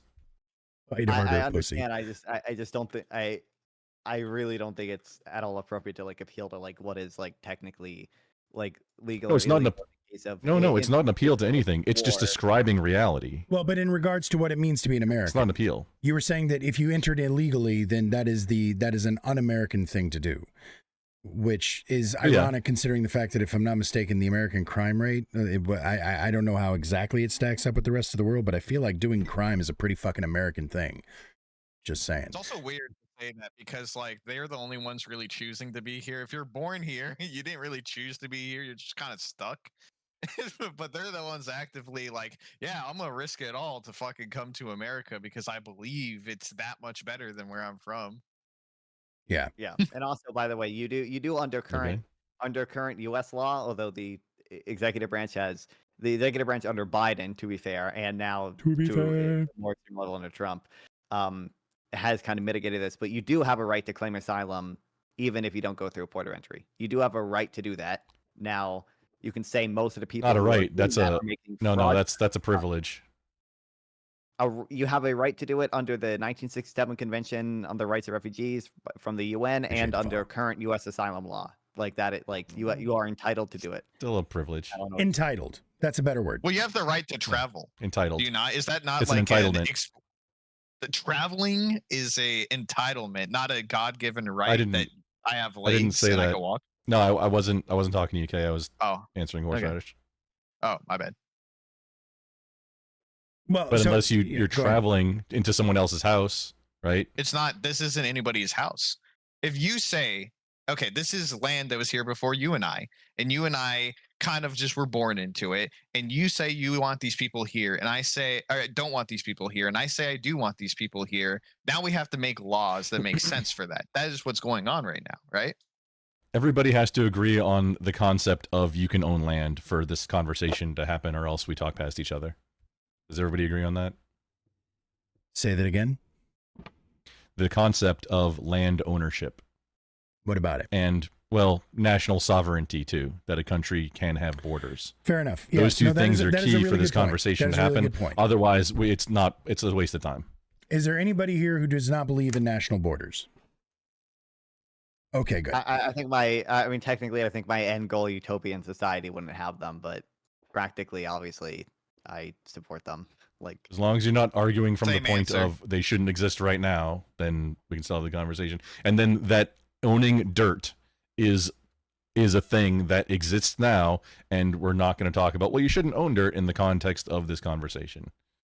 Those are like two key premises that I think need to be agreed upon, or else we're just talking past each other. You lease it out, but yeah, sure. Leasing is basically owning. Basically, the government owns all of it, and they Yeah. lease it to all of us. As long as we there's a pay- property unless tax there- or something. until there's no more property taxes, which Texas may be working on that. Not sure how that's going to work out, but I'm until willing you're to not call it paying ownership. on the land, yeah, I'm willing to call it ownership. the leasing, yeah, same for the purposes of this conversation. Okay, yeah, It's a lifetime lease, pretty much, or as long as you can pay the bills, lease. as long as you pay the Yeah. property taxes, yeah, it's Yeah. ownership. Okay. Okay. So, I somebody, wasn't planning on debating tonight, horseradish. I feel a little bit no, it's not a duped debate. It's just a about conversation, what man. this was about. It's just a conversation. No, well, so every night's going to be a debatey. It's as debatey as y'all wanted to make it. So again, I'm just here to ask questions to keep the conversation. I'm just interested in good talks. So, but I am going to ask y'all questions that is probably going to get y'all to disagree, and that's the goal. So, anyway. Okay, I'm going to turn the attention away from Grumple here because I actually want to push back on some of the things that Casey said there. Casey, you mentioned something about being American requires the burden of responsibility. You implied that part and parcel to being American means that you are, at least in some part, responsible for the mistakes that have been made before you. Can you expand on that? At what point do you think that we are absolved of the responsibility of the dumbass shit that people did before us? Well, I think it's just about the understanding, prior mistakes, and in the hope that you can understand mistakes that we're making, in current time. Learn from the past. I just think that with America, with our military, with the presence around the world, with all of the wars we've forced ourselves into, and the people who died as a consequence, with great, what's the Spider-Man quote? Great Responsibility. power comes great responsibility. Yeah, it's basically that. Okay. So knowing that we are personally, because part of being an American is our ability to vote. Part of being able to vote is to control the representatives making the decisions for us. But at the end of the day, no person I speak to in America feels like they're actually in any sort of control over the actions of their government. Their current administration is in large part doing shit that even Grumple, who voted for this shit, said, yeah, not this though. So at some point, we all feel like we have lost. Our hands are no longer in any way on the steering wheel, right? So how much responsibility do I personally hold for Alligator Alcatraz, as an example? Now, I'm going to speak on behalf of some of the people that I know will tell me this shit in my channel later. Some, because I didn't vote against Trump in the appropriate way that they thought that I should have, because I voted third party. But... yeah, again, every time since Obama, he was the last one to fool me. But that said, am I responsible for what's happening in this country right now in your eyes, Casey? I didn't vote for Kamala, bitch. Yeah. It's all We're in the horseradish's same boat. fault. No, Yeah, I also voted string third together. party, so I'm with Casey there. cringe. Okay, so all of I us, mean, then are we responsible, Casey? Because you're saying that we're with great power comes great responsibility. We as Americans are responsible for the behaviors of America, is kind of what you're getting at, right? So if we didn't vote for this. Are we responsible as Americans, or does it make us less American that we won't take responsibility for the behaviors of our current administration? What does that mean? Take mean- responsibility for the behaviors of our Good- by good individual question. citizens. Well, that was what I'm sorry. I've got it, the fireworks are getting a little bit noisy outside, so I'm having and the ADD is bad, so y'all are getting I'm getting distracted. Casey said that part of being an American was taking responsibility, right? Now, whenever I asked him, I assumed that he meant the responsibility for our past misbehaviors, our past globalist tirades, but he's sort of made it seem like he's talking more even on a current basis, that you have to understand and take responsibility for the power that the United States wields. And so what I'm asking is, if those of us who did not vote for what is happening now are less American because we're not going to be willing to take responsibility for what is happening right now. We didn't choose this. Yeah, we didn't choose it. Though I mostly am referring to things outside of our border when I said that. But of course our representatives do things. It's true that we have less power than we have in a long time to actually pick the leaders. But I just think I think the bare minimum. I think the standard is like you somewhat aware of what your country is doing, like that. If you have a if there's some sort of mandate or something, it's pay attention what's going on. Know what your country is doing, and of course, no, I don't think it's not the healthy thing to blame everyone who didn't vote for anyone but Trump. To like, this is on. There's a lot of that's going around. By the way, this is on you or something. There's a few more important people to put on the list if we're calling out people. So do you believe? Horseradish, real quick. Wait, Yes, sir. real quick. You have to enable the shared chat if you want to have the shared chat. Oh, I'm the sorry. stream Yeah. together. Let me. I didn't know I anybody just actually joined it, but- agreed. Yeah. My bad. Casey's in oh, there. Yep, I see it. And shared Okay. chat Oh, is yeah. boom right there. I don't think Toka. Oh wait, you might, Nope, I believe Toka, I I might not have invited. you in my chat arena. I had to I rebuild it. invited. If you're live, I am what's your channel name now, Toka? Tokahantus, like US. Ooh, the rebrand is real. I like it. I like it. And there Gang, we gang. go. Sent that Okay, there you as are. well. Join the stream together, and then it'll share the chat and everything. Okay, that's where That way we can see each other's chat insulting us. It's my favorite part of this. That's the best part. It also it's good for your. It's good for metrics. It is. So give me 1 second. I'm going to shut the door to the. It's also good for not being a pussy, A lot of people aren't insulted nowadays and they cry about everything, Okay. Real quick, am I in. the only Democrat Eh. voter here? Did everyone else vote third party or Trump? No, I'm not. Oh, I'm here. You Yeah. vote Democrat? Yeah. I'll Going to say, voted all right, not the only Kamala one. la. So do I just Wait, start AOK didn't vote for Kamala? What was No, your why question, would I ma'am? vote for? What was your question? Tokanis? You don't know me Oh, if you think I do would have just voted for start the Kamala. stream together and I'm in, or like? Yeah, it should be. Let me look and make sure that your name is part of it now. Nope, it's still not in there. So I sent you an invite. I don't know how. Yes. I don't know how the invites show up unless it's I a don't pop up either. while you're live on somewhere. Toka, go to Horseradish's channel and click knock to join, and then that's the easiest, most straightforward way I know to do it. To join somebody else's.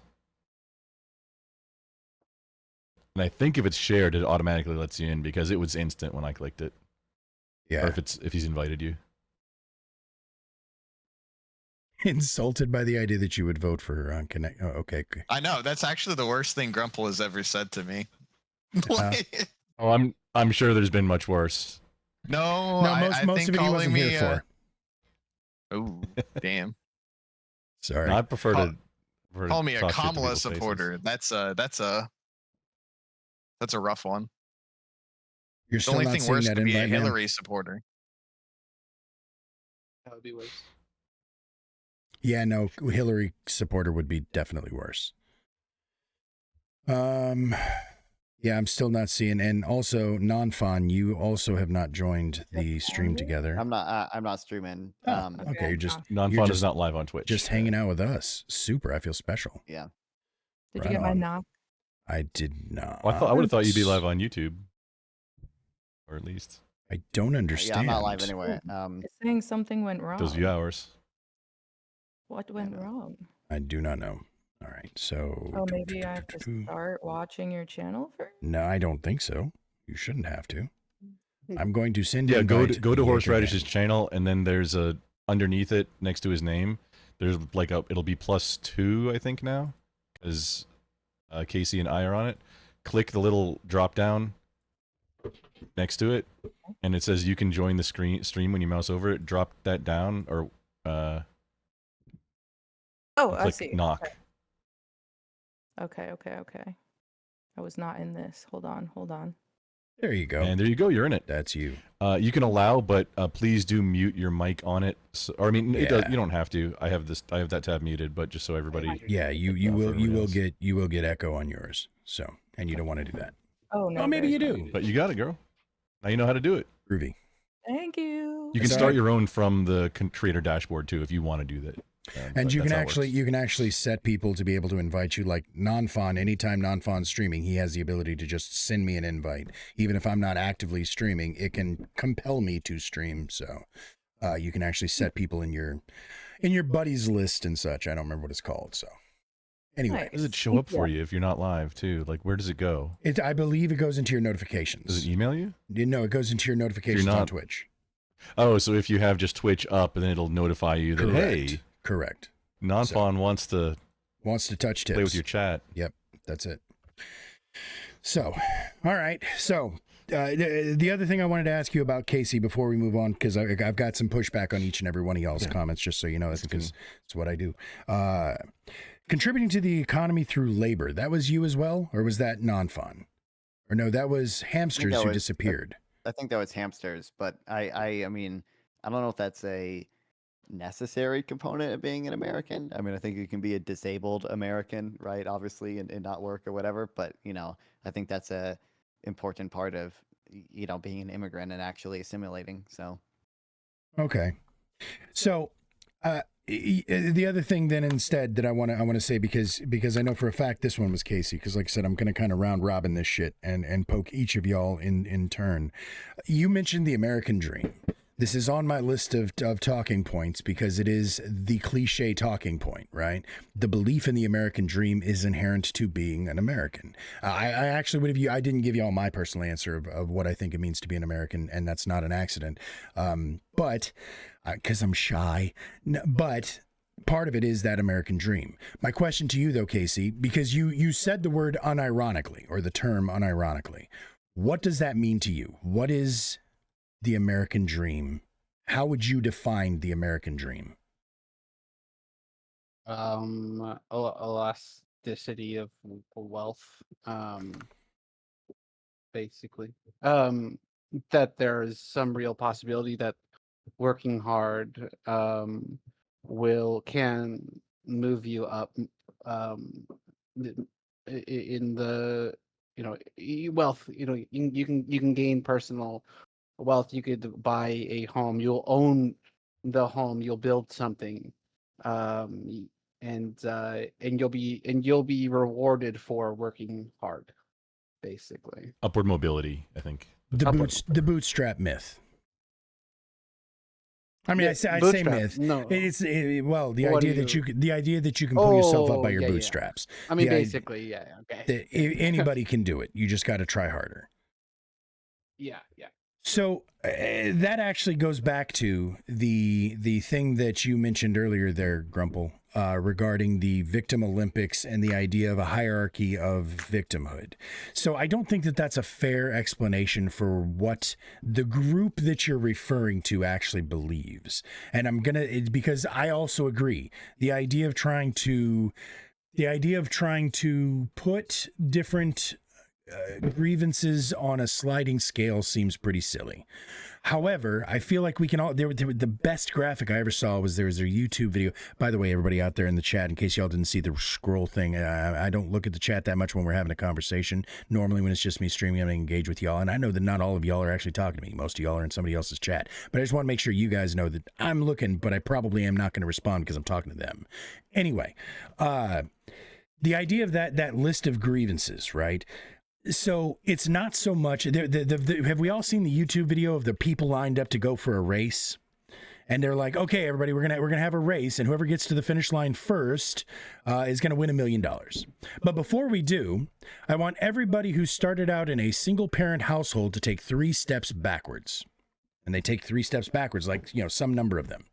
Okay, now everybody who was unable to afford college, please take 3 more steps backwards. And some of them take 3 steps backwards.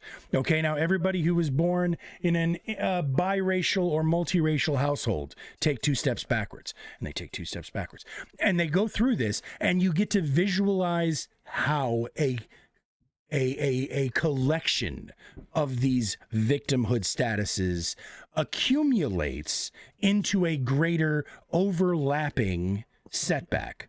So if you have just one of these concerns, yeah, you're at a deficit. But if you have 5 of these things that are holding you back, well, then obviously you are held back more than the person who has only one. So it's not so much like we're trying to keep score so much as we have to acknowledge that there are certain things.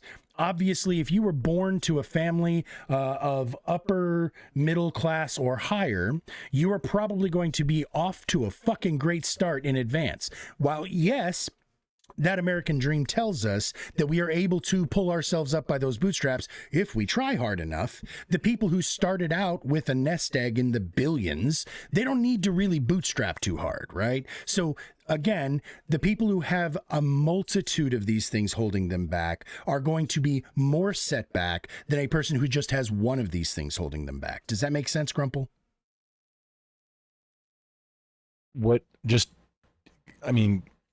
Here's the thing. I participated in one of those, like, hey, take steps forward, take step back things as a demonstration.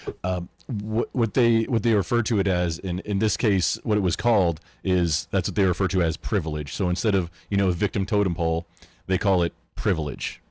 I don't like that term, but okay. If you have, I don't like it either. But if you have like a harder start at life, or you have all these things going against you, or you're of a particular, skin color or status or whatever, that puts you in the privilege, you're lower privilege, so you are to be put up on not on a pedestal, but you are to be given more deference, and you can, one of the examples, like, Black people can't be racist. That's a thing that some people absolutely ridiculous. Say because it's in order for racism to exist, it has to have power, and that's bullshit. That's absolute bullshit. That's one of the things. I know, but it's a dumb thing. So I agree with you. But I'm giving an example. That's all. But once again, though, like depending on the situation you're in, right? You are just as up against things depending on your environment. So I'm not going to give too much away about too much of my history, but I went from a childhood growing up on a military base in fucking Podunk Potato, Maine, down to the bayous of Mississippi. And all of a sudden, I was the only person who looked like me, or one of only 3 people who looked like me in my school. And I got punked and fucking beat down on a reg for it. Okay? So now, poor me, because white boy got his shit pushed in. Yeah, the thing is, depending on where you're at, there are different hierarchies of power. So to just say that one group cannot be or is inherently more racist than another is ludicrous, especially given the fact that I personally have anecdotally experienced what it feels like to be persecuted because of what I look like, because of my skin color specifically, right? So again, you can't try to sell me on some bullshit that only white people can be racist or that only white people ever have power in any situation. Even if we do hold to the idea that in order for racism to be racism, it has to have power behind it, what does power look like? It doesn't have to just be institutional power. It can also be you being alone in a locker room, right, at the wrong time of day, or at the wrong class change, right? So again, I will not accept the idea that racism is anything except exactly what the fuck racism is, and that is making stereotypes and or judgments about a person based on their skin color, right? So, or I guess ethnic background, but so anyways, yeah. Okay. So going back to the question at hand, because the American dream, right, is supposed to be us being able to succeed despite all odds, right? Despite whatever thing is holding you back, you have the ability to become a better version of yourself if you live in America. Let me ask you guys this then. Do we think that everybody in America has equal access to the tools necessary to achieve that American dream? This is to anybody Not I don't out think everybody has anyone equal will access to argue. anything. Absolutely not. Nope. Yeah. I don't think I think anyone would equal- argue equal access, but I don't think the American dream is dead or anything. I mean, I think we're still a decently upward mobile society, and I think even immigrants tend to be more upwardly mobile than native-borns do. So Why do you think that is? Not everybody can get into Ba- Harvard. it's based on the data. I definitely have this in my notes somewhere. I can pull it So, up. so but I'm there- I'm asking specifically what you think the reasoning for it is. Not so much. I believe you. Oh, I I think don't need it's the just because receipts. Just immigrants ones that usually co- come here with like a big drive to work, right? With like, I'm gonna come to America, I'm gonna start my business, and I'm gonna be successful, so my children have a much better life than me. I think that's probably the reason. Based on okay. the decisions you make and the effort you put in. Well, I do Yeah. have a question in regards to that. Not Maybe guaranteed. non-fawn knows. So I'm guessing this is for all documented legal immigrants, or is this including illegal immigrants for But the mobility? Well, I think That's it a gets good a little question. weird because I think they look all the way back to like the 1940s, and I think there were groups of people who came over as refugees where like it's a little complicated to say whether they were documented illegal in today's sense or whatever. 'Cause Well, we are used they to all have- we used to documented be- now? I guess.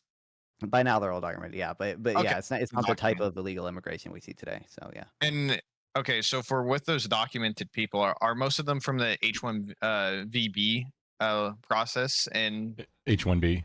or H1? No, I don't even think we yeah, B? had that back then. H1B.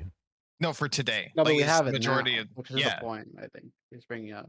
Oh, A lot of it well, is I from mean- brain drain or we're bringing over like college trained people or whatever. It's Yeah. I think in higher Importing the best and percentages. brightest. Well, because from Yeah. so from the 40s to 80s, I can explain that as ways like that's when we had a boom with manufacturing. We were economically great and stuff. But like today, I'm wondering what the modern numbers are skewing into. Like since I've been alive, so since the 90s, I'm guessing that would be H1B visas, but I don't know. Like so, I'm Well, I know Yeah. that stat normally references the people that come over and like pay to go through the process, the like by the book way, and those people Okay. are already like of the means to get Yeah, up to here do that. anyways in the U.S. Yeah, yeah, this is I'm looking thinking at it may be a some- little bit of confirmation bias of like the people with wealth, status, and education are able to do better in the U.S. because they were doing better to start with or had the Yeah, so- capability. Yeah. There is that. So that is a defect. And there's another study, by the way, that looks at that and like the immigrants that we consider low skill are actually relatively high skill from the countries they come from. But this study is just looking at all the immigrants that came over, which again is. What do you gonna mean be, by that? To some extent, what? That you said that immigrants, and you gotta if you just say immigrants, I'm gonna think that you mean including illegals and or foreign nationals in the United States illegally. Are you meaning visa holders or green card holders or fully naturalized immigrants, like people who have gone through the I entire believe it was- process? Is that what you mean? Now I have to pull up a different study. I believe it's illegal immigrants. It's an important. It's important to make these distinctions because very politically, some people on one particular side usually say immigrants, meaning to associate people who are in the country illegally with people coming over to Ellis Island where that was not illegal, or naturalized citizens that did immigrate here, and lumping them all together as a monolith when that's not really fair to do. If they did, I'd be really surprised how they tracked them. During the Ellis Island era, right? You didn't even have to have a passport to come into the U.S. You right? just had to go through a lice check, get a finger up the butt. That was like it. Exactly. We didn't have where H-1B visas back then, so the selection effects back then were a lot lower. You want to know? Okay, just without saying it. Okay, that's where the slur for Jewish people that rhymes with a thing that you fly on a string.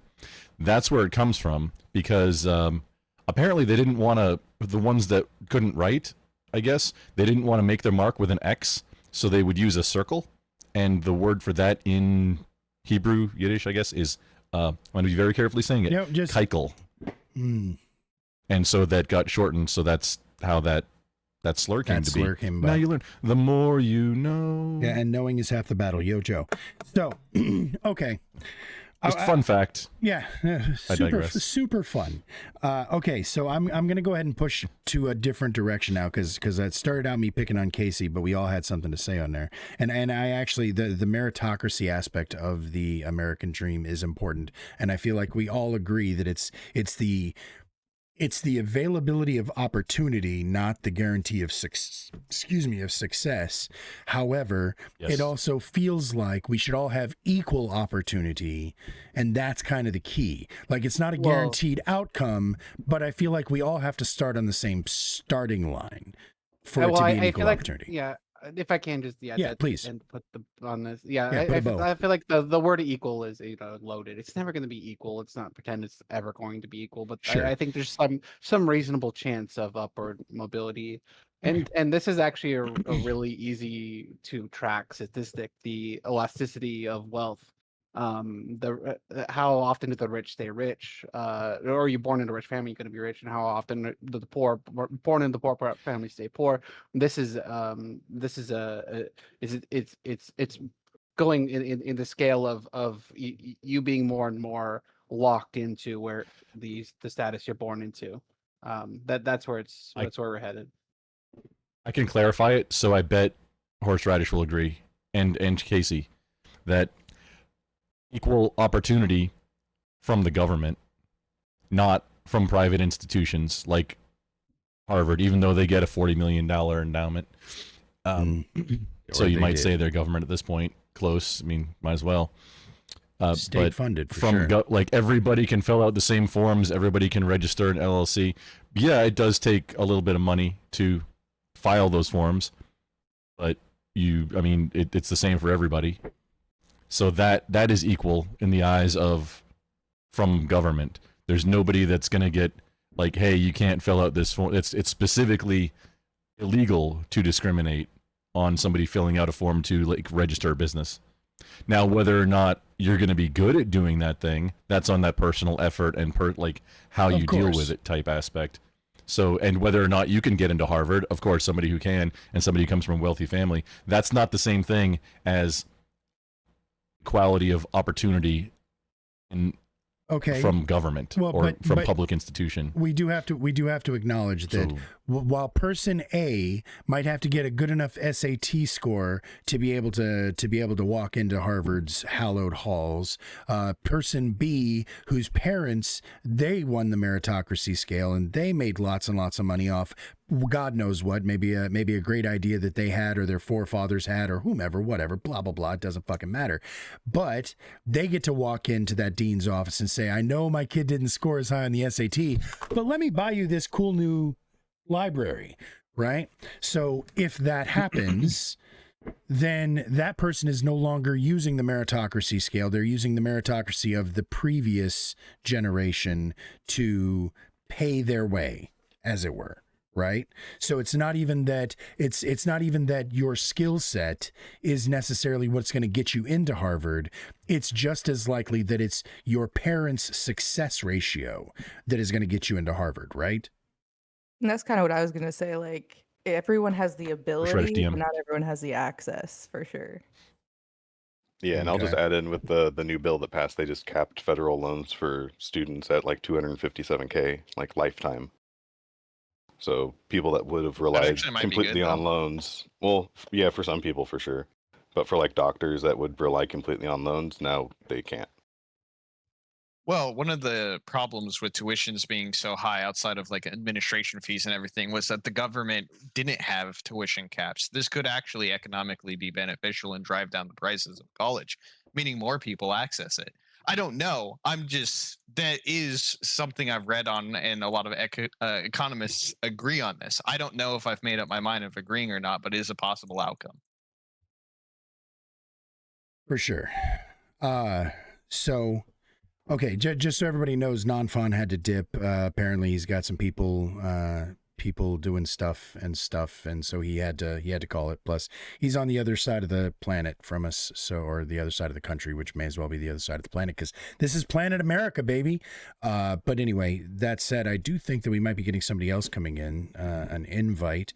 So yeah, if you want to send them an invite to the channel, I have to give them their Yeah, good. permissions once they get in. Cool. Hey, Anyway. IPA, I sent you an invite if you want to come up, man. You're more than welcome. It's Yeah, in and Horseradish's Discord. if any of y'all can vouch for anybody, if I've seen y'all stream before, then I know you're at least a reasonably human person, and I can invite you without worry about you coming in and, I don't know, showing your dick on stream or anything. But that said, if somebody else, I've had some crazy shit happen, people. That said, if somebody on the panel vouches for you, then I'm going to assume that they've probably talked to you before. So no, you cannot show Well, up vegan. No, I'm just kidding. You're welcome to, because I mean, we won't see it anyway. Anyway, oh fuck, that was IPA mean. is I'm sorry. questionable because he's an Asian who drives a German car, but I mean, That's funny. There's a lot of that.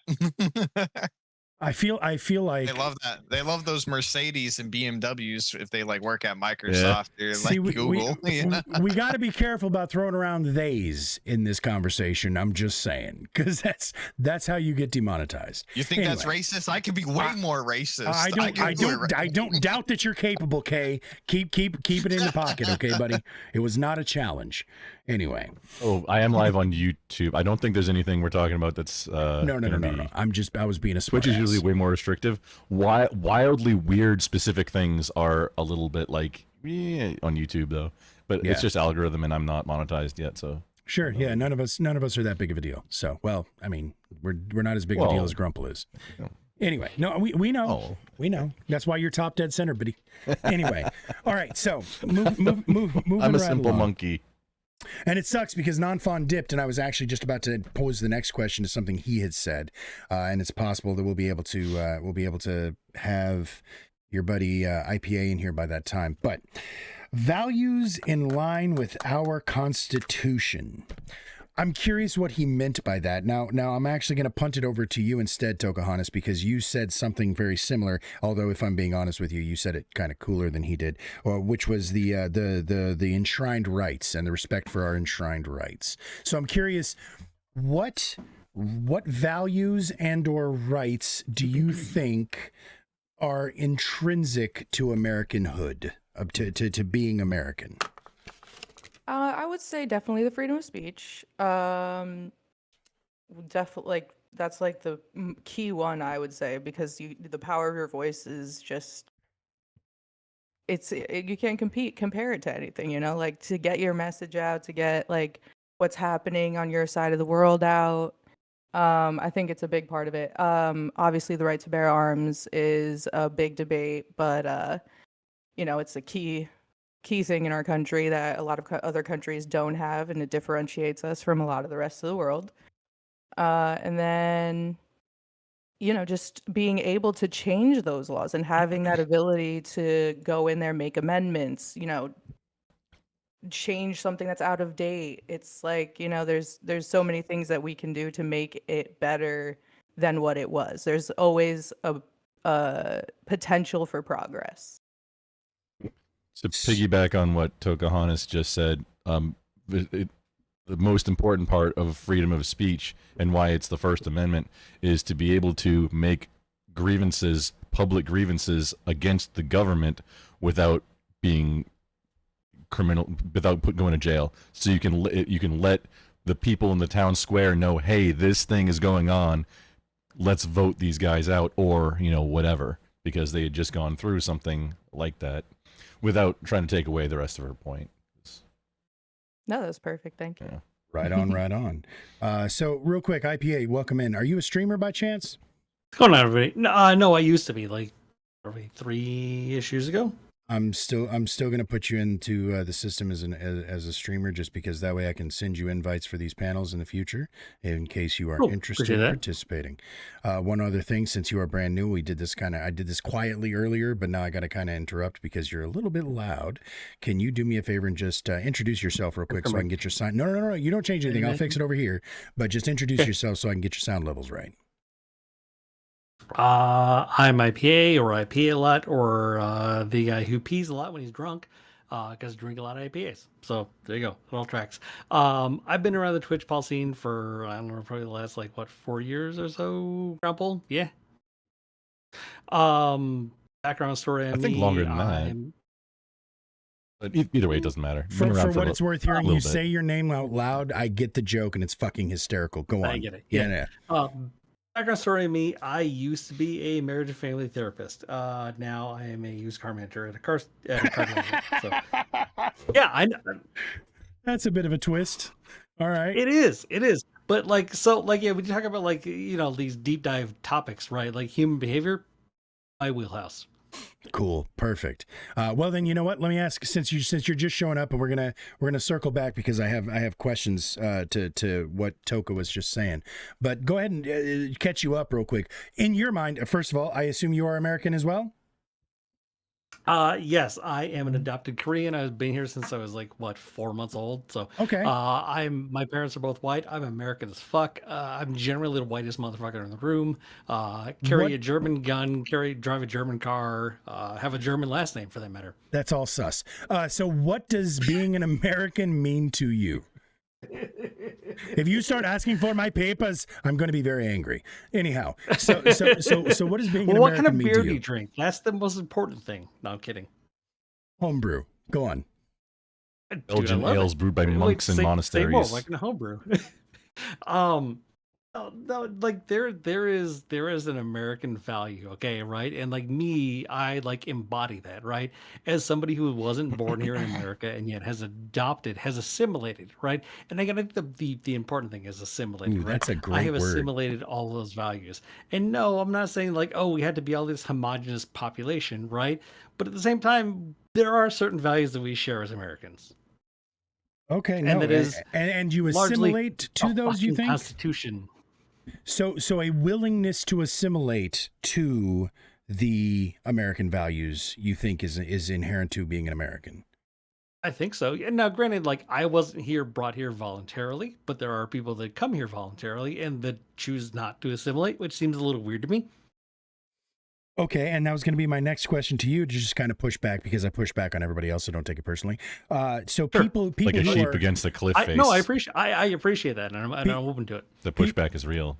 but be careful, because if you debate too hard, Grumple's going to say, I'm done. And I don't want to scare off Grumple because he's pretty and I like his voice. I've known Grumple for a while now, so it's all good. I've appreciated him from afar, but I'm bashful. So anyway, so people who are unwilling to assimilate, people who have moved to this country, but do not seem to be putting forth any effort to try to assimilate. That's the best word for it, because I hear the word assimilate, and a lot of people, a lot of people use the term assimilate as a derogatory or a pejorative, just like patriotism. I hear a lot of people cast the term patriotism as though it is a negative trait or that it is a toxic trait, right? Because they assume that everybody who is patriotic is inherently a white nationalist, which is not true, obviously, but those terms become conflated often. So people who move here, let's say as an example, and this is a thing for me, and I get told that this is borderline me being racist, and if I am being racist, I apologize out there. However, if I would not move to, let's use your example, Germany, I would not move to Germany without at least making the effort to learn the language of Germans, right? To learn the German language. I'm willing to still hold on to my American heritage. I'm going to be an American till the day I fucking die. However, if I'm going to live in another country, I'm going to do what I can when in Rome. Right, you do as the Romans. Like this is not a fresh term. This is not a new cliche. Do you think then that the people who come to America who want to become American citizens but are not interested in assimilating, are they not trying to? Are they less American? For that matter, though, if you do, and this is, I'm going to give you the follow-up question so you know the trap that I'm laying for you. I appreciate that. No Sure. worries, because I don't want it to be a debate. If you do believe, you're welcome. If you do believe that that's true, what about the people who were born here naturally but are not willing to assimilate with the American values? Would those people be less American?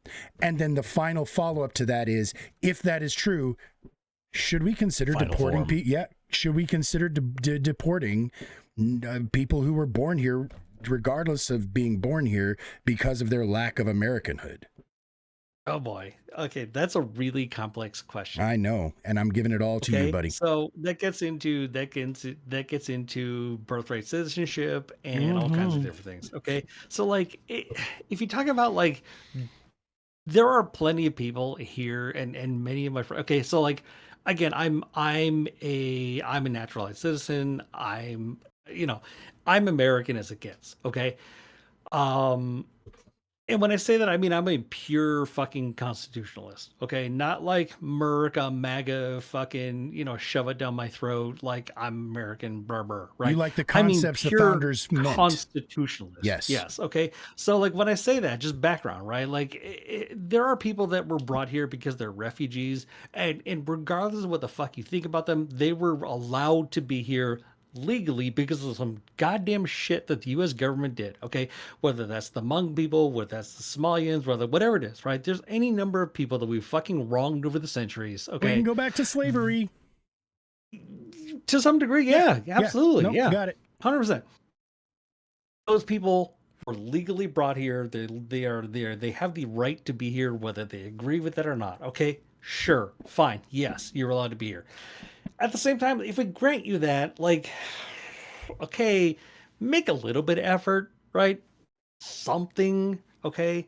And that's not to say that a majority of them haven't, okay? They have. A vast majority of these people have, to their credit, okay? I'm not trying to shit on them. There are some people that haven't. And that's where it becomes problematic. Unless they pay And it's first, like, right? what? You don't shit on them unless they pay first. right? Yeah. No, pay first. Get out of here. No, motherfucker, I pay more than That's a all different. of them. That's a different channel. My bad. Crumple. Let's the My- fuck my- out my of here. bad. I I paid digress. way My fucking bad. more than all of them. Okay. If you don't want to be here, again, that gets into like, okay, that is the part of the freedom of being an American, right? Being a constitutionalist. You have the right to fucking leave, okay? If you want to go back to fucking watching your step and stepping on every, and not and being concerned about, am I going to step on a goddamn landmine? Hey, that's your choice. You have that right as an American. Okay, but Do you mind if I ask a follow-up question? Oh, I would love it, Kay. Go after it. yeah, I have a question about like the constitutional stand here. Like where when you say I am American and part of that is like loving the Constitution, do you mean in its current form? Do you mean in its original form, how it changes? Like, because the Constitution lays out how we can change it, and we have changed it, and I bet we will change it again one day, probably before I die. And then maybe one more change, maybe a few changes, but it will change, and it did change. So to me, my question is Yes, like, go so ahead. what does that mean to you when you say I love the Constitution? Real quick before you answer, I'm a pure constitutionalist. Yeah, sorry, go ahead. No, it's okay. Just before you answer, because I was going to say I was going to bring this back on Tocohanas, because she actually made a similar statement already about the fact that the part of the beauty of the Constitution, love this quote, is that its ability to change, right? The fact that if we don't like something that was written into it originally, we can actually living document. There's a process that we can go through, and that is what makes the Constitution the great document that it is that we're not set in stone. I think that was kind of what you were getting getting at earlier, right, Toka? 100%. It Yeah. is a living document. If you don't like the First Amendment, if you don't like the Second Amendment, go ahead, change it. There So- are documents in place. There is a process that is outlined in how we change that. Okay, and if you want to go about doing that, okay, more power to you. Get the people behind it that you need to in order to do that. Yeah, and but follow up to the question, because this is the meat I want to get into, is about attaching that to Americanism, which I often do. A lot of people here seem to do it as well. But my question is, like, what if the Constitution changes to something that you don't like? I mean, I'm sure maybe, like, from conversations I've had, maybe Grumple wouldn't like it if the Constitution said, well, you have like a right to healthcare, but that healthcare is like government ran, government owned, right? Or something like that. And If that's you- like the if- outcome from the Constitution. Are you less American if you don't like the change to the That's a really Constitution? good question, Or were you Kay. less American if you liked something that was voted out of the Constitution? Or, like, Really good question. If that was done by constitutional means, then you have one of two options: accept it or leave. But you were American before, but everything around you changes.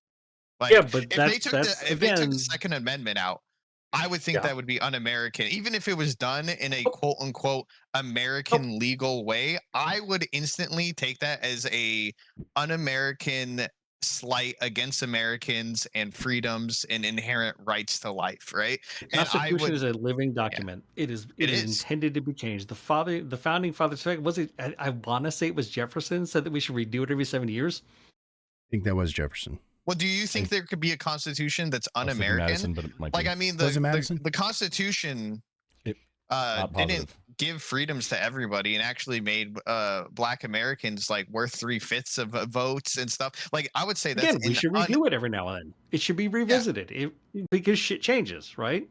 But do you think there could be a constitutional amendment, even if it gets passed, that is considered un-American? Well, here's the thing: is it currently can. The process is outlined in Article 5 of the Constitution, and that's the process. I mean, the states have to ratify it for it to become an amendment. To change the Constitution, it has to be ratified by the states.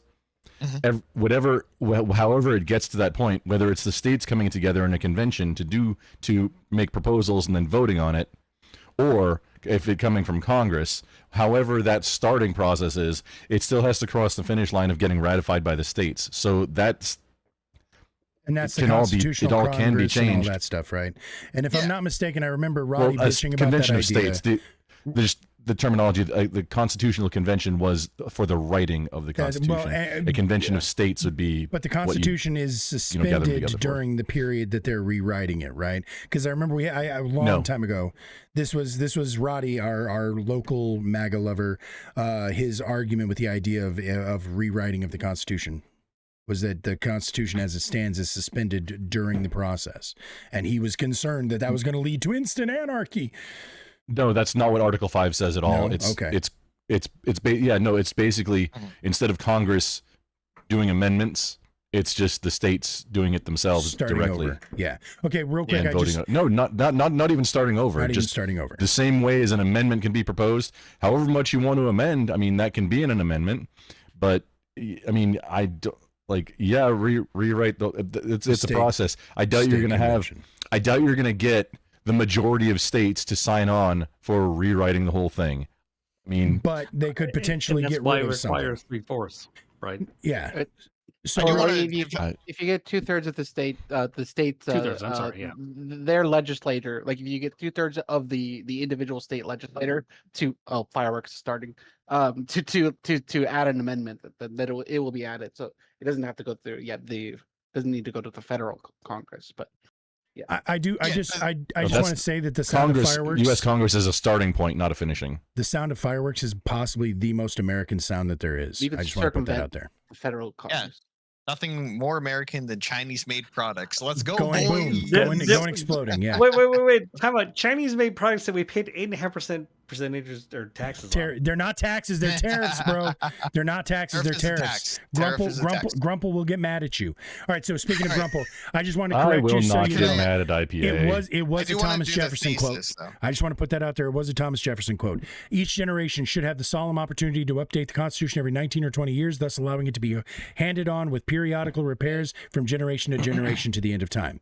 It was a Jefferson quote. And then It they fucking put the should. mechanism in the Constitution to do that with Article 5. Yeah, So yeah. it can be I'm not done. here to- It's I'm just not he- he's making a prescription about how often it should be done. Sheesh.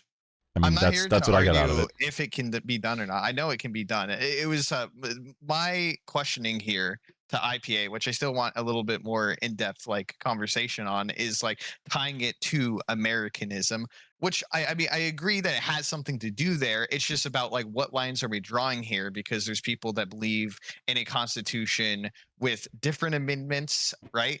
Like before and then after. It's like if the amendments change and they take gun rights away and like Grumple starts having a fit and I start having a fit because we're the gun lovers in here, are we now all of a sudden less Do you- American because we Do you think need that me to this go- is bad? Do you need me to go grab my Thompson? I don't. know. Okay, I don't love them. They're inanimate objects. There's a Okay. You don't love any inanimate objects, Grumple? there's a mean, safe about is that how 4.5 love feet works? away from me containing Well, I love several them. NFA items. So. Let's go.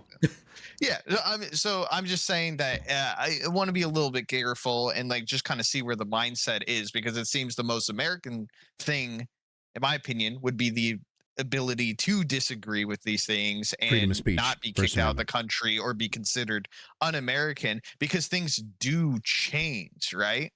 Our right Mhm. to protest. And how Yeah.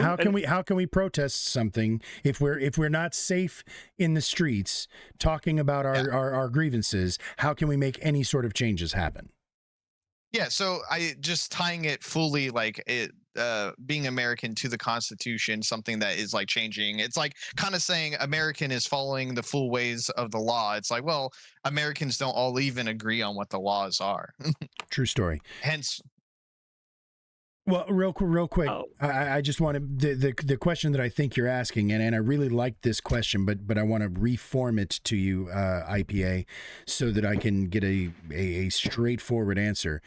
If Sure. the law changes out from under you, you are a constitutionalist.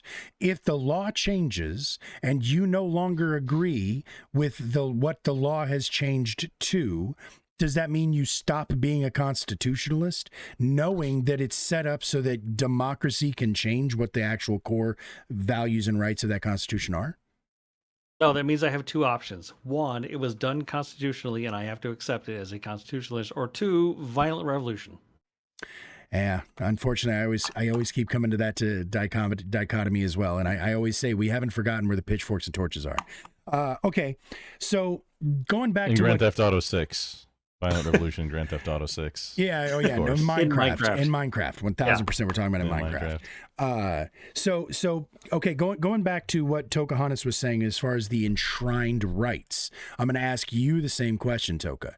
Those enshrined rights, or the things that you think are enshrined rights that are inherent to being an American, if some of those got changed through the appropriate process, through the amendment making process, do you believe that no longer believing, well, first of all, the fact that those rights stop being enshrined, does that change what being an American means to you? If there are new rights enshrined or no longer enshrined, does a person to consider themselves American have to follow along? I'm sure at that point the idea of being an American would have changed already. So I mean, I'm sure it would change okay. with the time of the Constitution. But I would say that if the freedom of speech were to ever change, I think we would probably have a problem.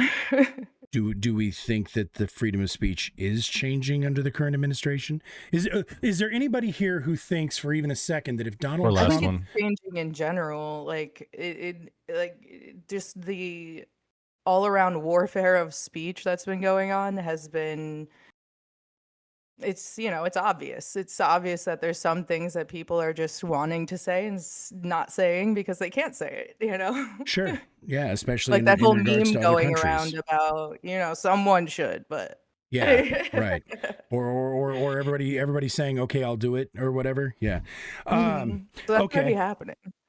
Well, then in that case, going back to what you were saying, IPA, if you were saying if you have the choice of accepting it or leaving, right? That sounds really authoritarian. Authoritarianism has always been considered to be an un-American idea. But on the same token, if you're not doing what you're told in America, you're going to be punished for it. Is that not But it depends on inherently the means by authoritarian? which those changes happen, right? Mhm. If those changes happen under an authoritarian regime, okay, that's a different story, right? If we change the Constitution, if we say we're going to change the First Amendment, if we're going to, whatever it happens to be, right? Depending on, whether we introduce a law, whether the Supreme Court decides to legislate from the bench, whatever it happens to be, we introduce another amendment, that's a whole different story.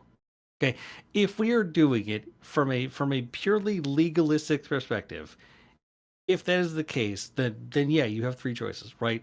Leave, accept it, or violent revolution in Minecraft. Okay. Well, what about just complain about it? Fuck, what about that choice? Sure, you have the Complaining about it on that's your First Twitter? Amendment.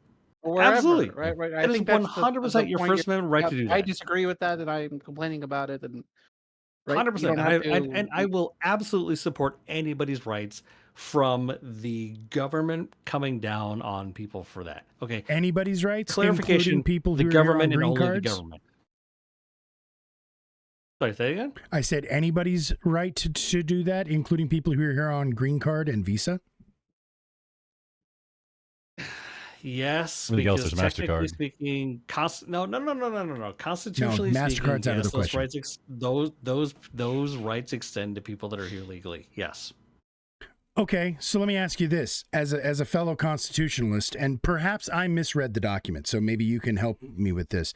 Where in the Bill of Rights does it say that all Americans are created equally with those inalienable rights, as opposed to just all men? Because I don't see anywhere in there where in the Bill of Rights where it specifically says you have to be a legal citizen in order to be endowed by your creator by these certain inalienable rights. Right? I can field this one for a moment. Please, Leia, throw it to you. It's right next to muskets. What's that mean, dude? That's why we have Guantanamo Bay. I think also, what Grubbles getting is at because- is it doesn't, and that yeah. includes the Second Amendment. Well, it's cheat codes. But that's why we have Gitmo, so that there's not even the question of, hey, we brought somebody onto U.S. soil, so now we have to deal with a lot more legal things dealing with interrogation. So that's why we have Guantanamo Bay. We keep them in Cuba. They're not on U.S. soil. It's just a foreign combatant, foreign nationalist at that point. I see. Well, so my understanding was that there were several people who got scooped up by ICE. Now, since then, the pushback has caused the administration to recant or to backtrack on some of these moves. But there were people who were here legally, who were here on green cards, et cetera, on visas and whatnot, who were speaking out against the behaviors of the U.S. government. And the current administration felt that that was a deportable offense. Correct me if I'm wrong on that. You're correct. I don't know that I know that some things like what you're describing happen, but not the specifics on any individual Yeah, I'm one not of them familiar enough. in order to talk about it. Gotcha. I only know the college student that spoke against the Israel genocide. And I can't remember his name. That's the guy I'm talking about. And I didn't want Mahmoud to. Khalil. Mahmoud. Yeah. That's it. Mahmoud Khalil. There was a few others, but from what I understand, they were like pictures on phones, posts on social media about like, politics and stuff like that. Sure. But, yeah. Real quick, I just got a shout out to the chat because I begged Casey to come participate. He is by far the coolest VTuber on Twitch. So getting him to show up and actually wax philosophical about these, plus especially because this gives him a chance to get angry sometimes. So, anyways, Did you say Casey is going to wax us yes, Like- wax on, wax off, just like Daniel-san. before? You're not going to get a Brazilian? Oh. No. That would be waxing us off. So, okay. So, what do we mean by authoritarianism? Because if a government is imposing its laws, is that not inherently authoritarian? Like, where is the line drawn? Where does it stop being like, is it because we did not vote for these laws? We voted for the people who put these laws into place. And we can now look back over our shoulder and say, fuck, I wish I wouldn't have voted for that Jim Jordan guy, but we did. And so it's whoever voted for him's responsibility that he said, yes, this seems like a swell plan. Then when that gets implemented by the government, anybody who's against it, anybody who's getting stepped on by the government in their protests, etc., they're mostly peaceful protests, those people are experiencing an authoritarian implementation of these policies, right? That also gets really complicated because is the policy written by Congress, right? Because we over the last 45-ish years, we have given away, and by we I mean the U.S. government has given away so much power to ABC agencies to write policy. You mean like executive orders, right? Not even that. No. I mean ABC No, agencies. I to mean, agencies. okay, so like POTUS. correct. That's a bunch of letters too. I'm sorry. ATF, Most of those are under the FBI, executive- CIA, executive like branch. Yeah, those are the executive, FDA. right? Yeah, they're appointed. Correct. They're appointed officials, right, who are not held accountable to the citizenry, right? They In can be theory, impeached. like forget all the bullshit of like the political, No. like the electoral Yes. college. Sorry, Only not the secretary. college, the electorate, right? Forget the electorate, okay? Or the director. In theory, if you don't like your state representative, you can fire him every 4 years. You can't fire the head of fucking ATF. You can't Ooh. fire the fucking head of the I feel like FDA. electing Trump into the executive office did exactly that. So granted, you might not be able to do it directly, but if you put in a candidate who believes that the FBI is a flawed organization, they can put a fucking streamer in charge of it, and huzzah, they were allowed to do exactly what God, you're I wish asking. they'd have put Brandon Herrera in head of the ATF. Holy shit! Speaking of Yeah, streamers, that would be based, bro. my Brandon fucking Herrera's God. based. When he ran in Texas, that was he almost won too. Next time, bro. Next time. he and Trump literally had conversations about that. Like I was Yeah. thinking like Joe directly. Rogan. Yeah, or Joe I Rogan, do have- exactly. I do have a question about where SCOTUS fits into this. So we have lifetime judges, right, who Blech. are basically impossible to impeach, don't have a code of ethics that they have to follow, and even worse for the constitutionalists in here, everybody that believes in the Constitution, they don't have to change the Constitution to change the They Constitution. literally In just theory, they're decide how not to supposed to. interpret it. They just But to what you're asking about is reinterpret the legislating from the bench. In theory, they're not supposed to do that. In theory. doesn't matter about the theory; it matters about what's happening, right? I get that. And And you're not plus, wrong. it is their job to also interpret. And what happens when they In an interpret unbiased major. but they interpret the Constitution, and of course that has implications. They just interpreted it multiple times, and they're gonna have to in the future when more stuff comes on. What happens when the Constitution says something you agree with, but then the SCOTUS, you didn't elect for the SCOTUS, they were appointed, they are there for lifetime, can't really in any meaningful way get impeached, and no code of ethics.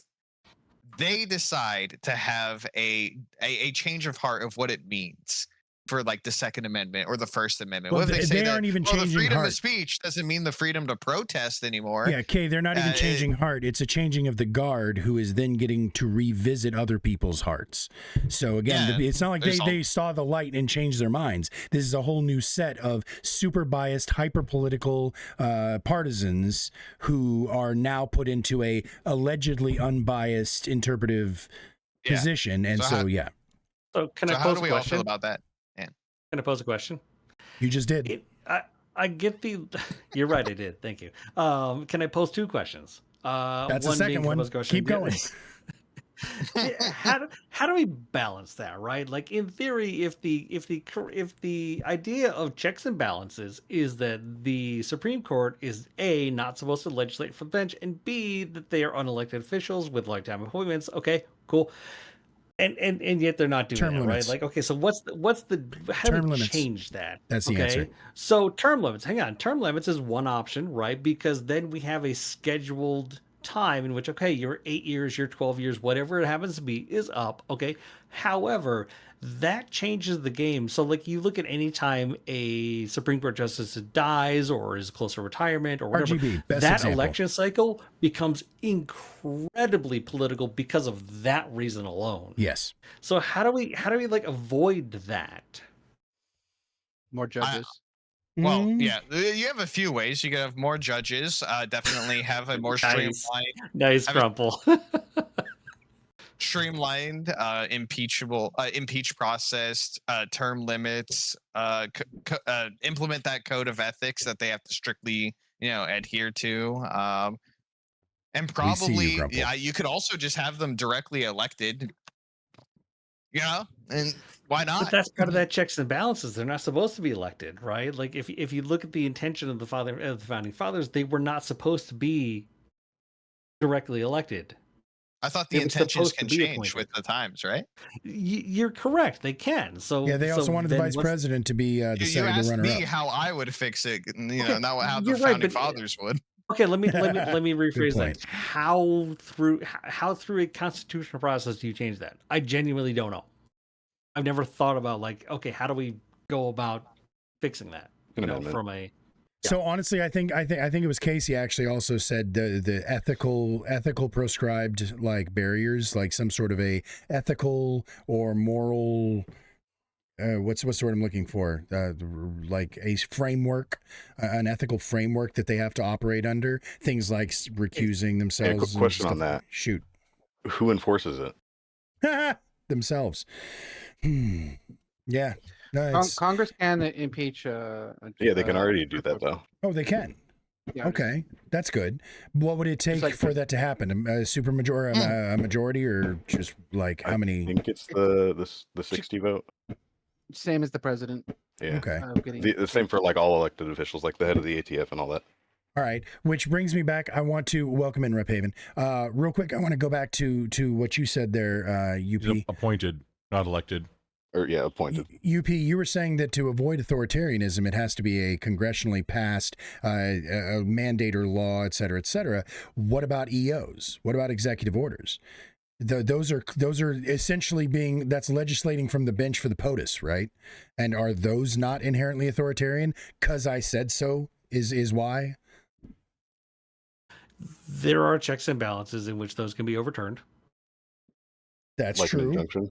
But yeah, well, we can't do those injunctions anymore. What are you talking about, Koina? Yeah, we can. We can do the injunctions. That's misinterpretation of that rule. Only people still that can. So we had an example of the exception. The exception was if the court feels that it is what was I don't remember the exact wording. Koina, this was just last week. God damn you, marijuana. If the judge feels that it will have an immediate impact on the public at large, they believe Yes. then they can. But that was exactly what happened in regards to the birthright citizenship thing, and that has been shut down by POTUS or SCOTUS, all the Otises. By Otis said no, so that they said- loophole got shut. Right. They said no to nationwide. Yeah, you can't injunct the unnamed parties So if You the can't join EO them. if the EO Well, says that from all filing a people- class action. exactly. Yeah. they For, said- for yeah, for some reason they're the enjoined party, not the federal government. Don't know why.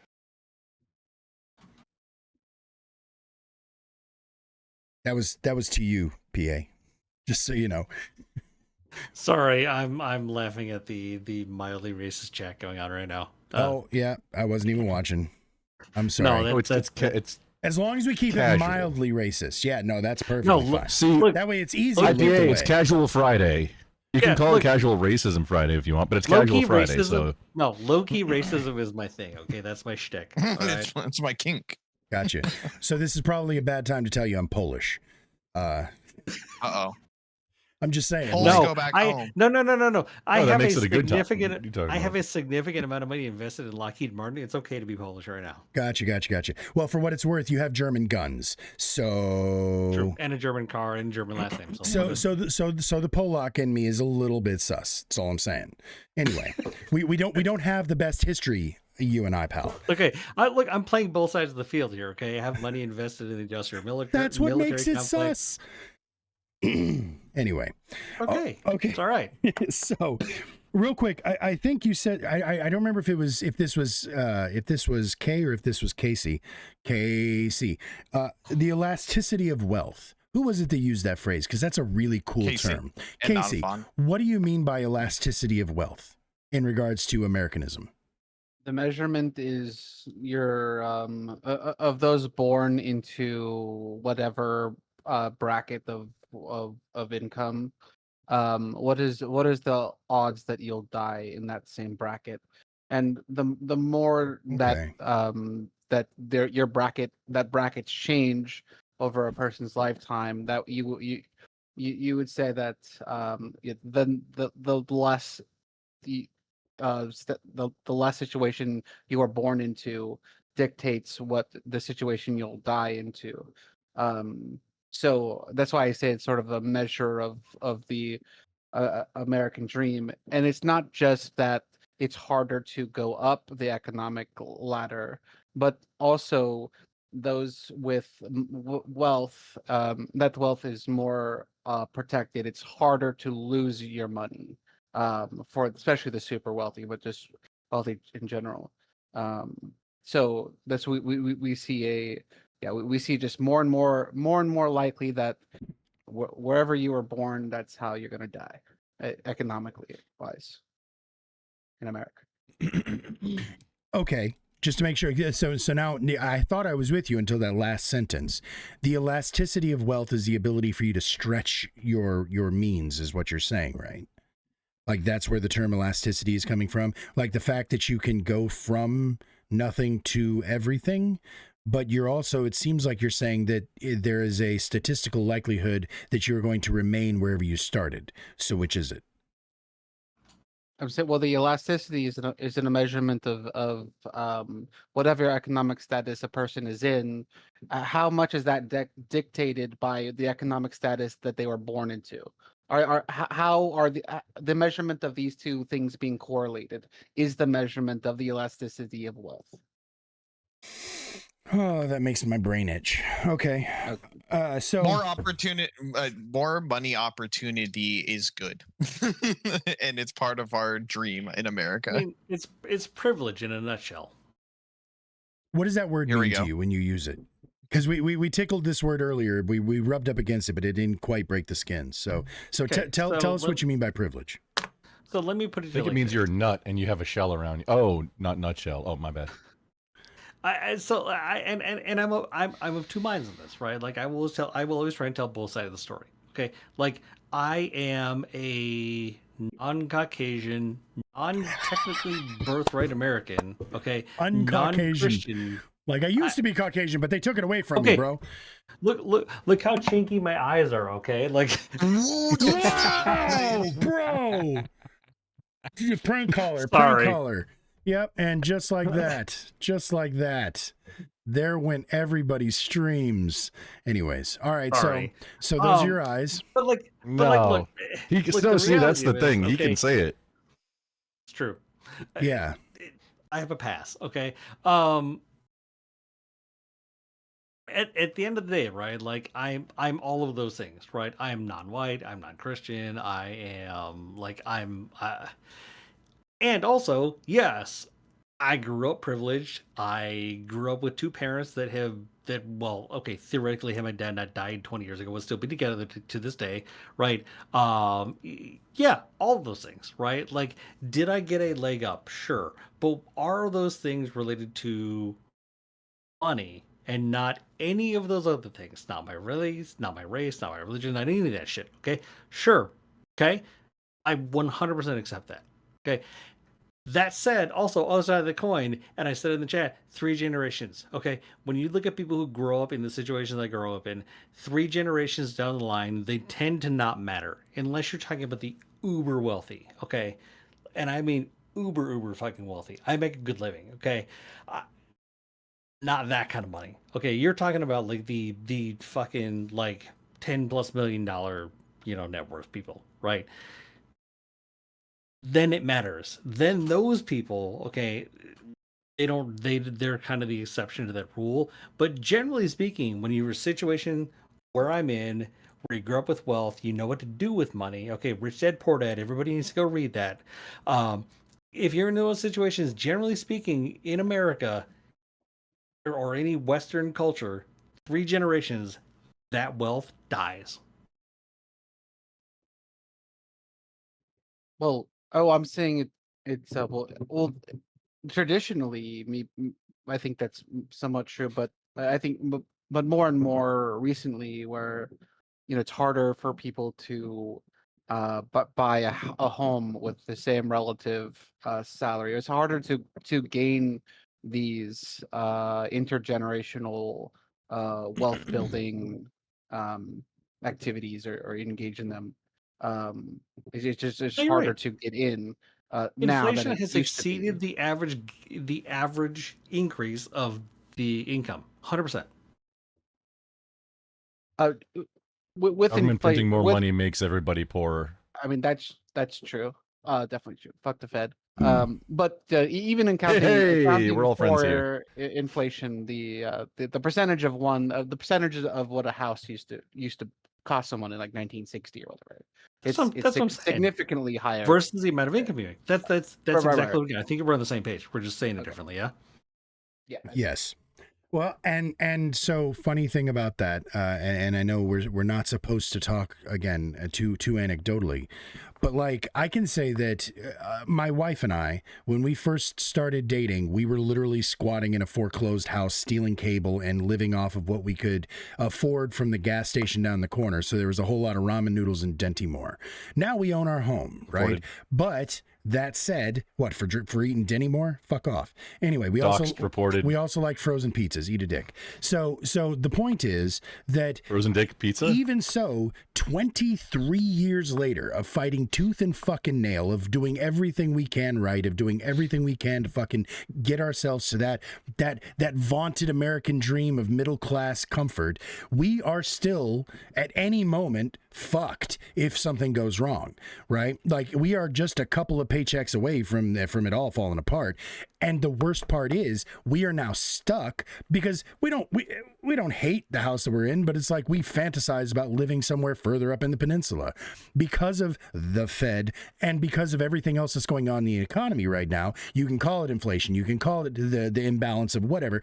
We literally are stuck here. We cannot sell our house because nobody can afford to buy our house, and we can't buy a new house because we can't afford to buy the house we're already in. If we were to try to buy the house we're in right now, it's like triple what we would fucking be able to afford. And we've only lived here for like 8 years, 6 years in that course. Imagine not owning a house. And that's what I was just about to say. So somebody you're else, less than a break even. Yeah. somebody else coming along, there's literally no fucking way that an average person, unless you are making 6 digits, is going to be able to actually try to afford a home right now.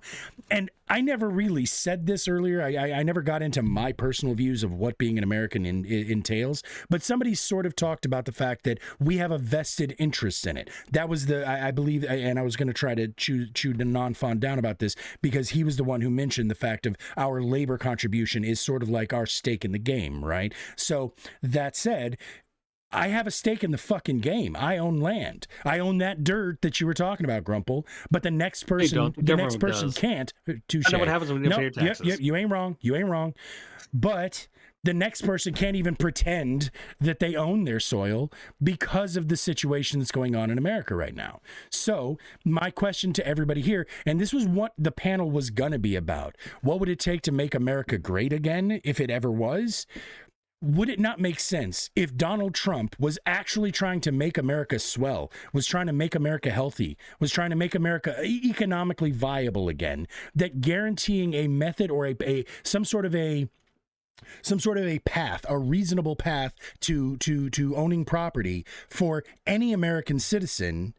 That seems like that would be priority number one. And as much as I hate the DNC, that was one of the Kamala things that I was like, hey, that's not a bad idea. Our plan sucked. It sucked, but it was at least something. We stop foreign investors from buying property. Okay, Preach. There's a couple of things about this, right? Foreign investors. Okay. Also, no corporation should own single-family homes. Period. Correct. Correct. Well, hang on that one. I'll get behind that, If Theo. you register, yeah, Grumble, go ahead. an LLC is a corporation. You do that to limit your liability for if you let's say you have 5 rental properties, right? Mm-hmm. You Then don't you're too want big. your house to be. I don't want you being able to Not- rent It's to that many limit liability, properties. so Not somebody can't everybody sue wants- you and get not rid of your everybody house wants to own a because home. somebody slipped on one of the rental properties. Mm-hmm. Not everybody It's to limit wants to own a liability. home. Nor, Not everyone nor wants to. can everybody own a home. I do understand that. Well, first of all, actually, somebody, I would say that everybody could if you set it up that way, right? If you made it so that people had the Does access everybody to. have the credit score and the history of repaying their bills on time? to Okay, own a home? so using that as your guide, how about if instead of expectations being too high, we lowered the expectations? What if you didn't need as good of a credit rating I feel like or this as happened. big of a payment? Oh, In- when was it? Was it 2000? Oh, 2008, that's right. It was yes. 2008. Yeah, this happened. Yeah, I remember. We've been there. We've done that before. And then- what else As changed also- in that also- situation? The desire to buy instead of wanting to rent, because you're stuck for 30 years if you're in a 30-year fixed, right? You're stuck for a mortgage, and then you have to figure out how to sell versus a 1-year contract, a lease agreement.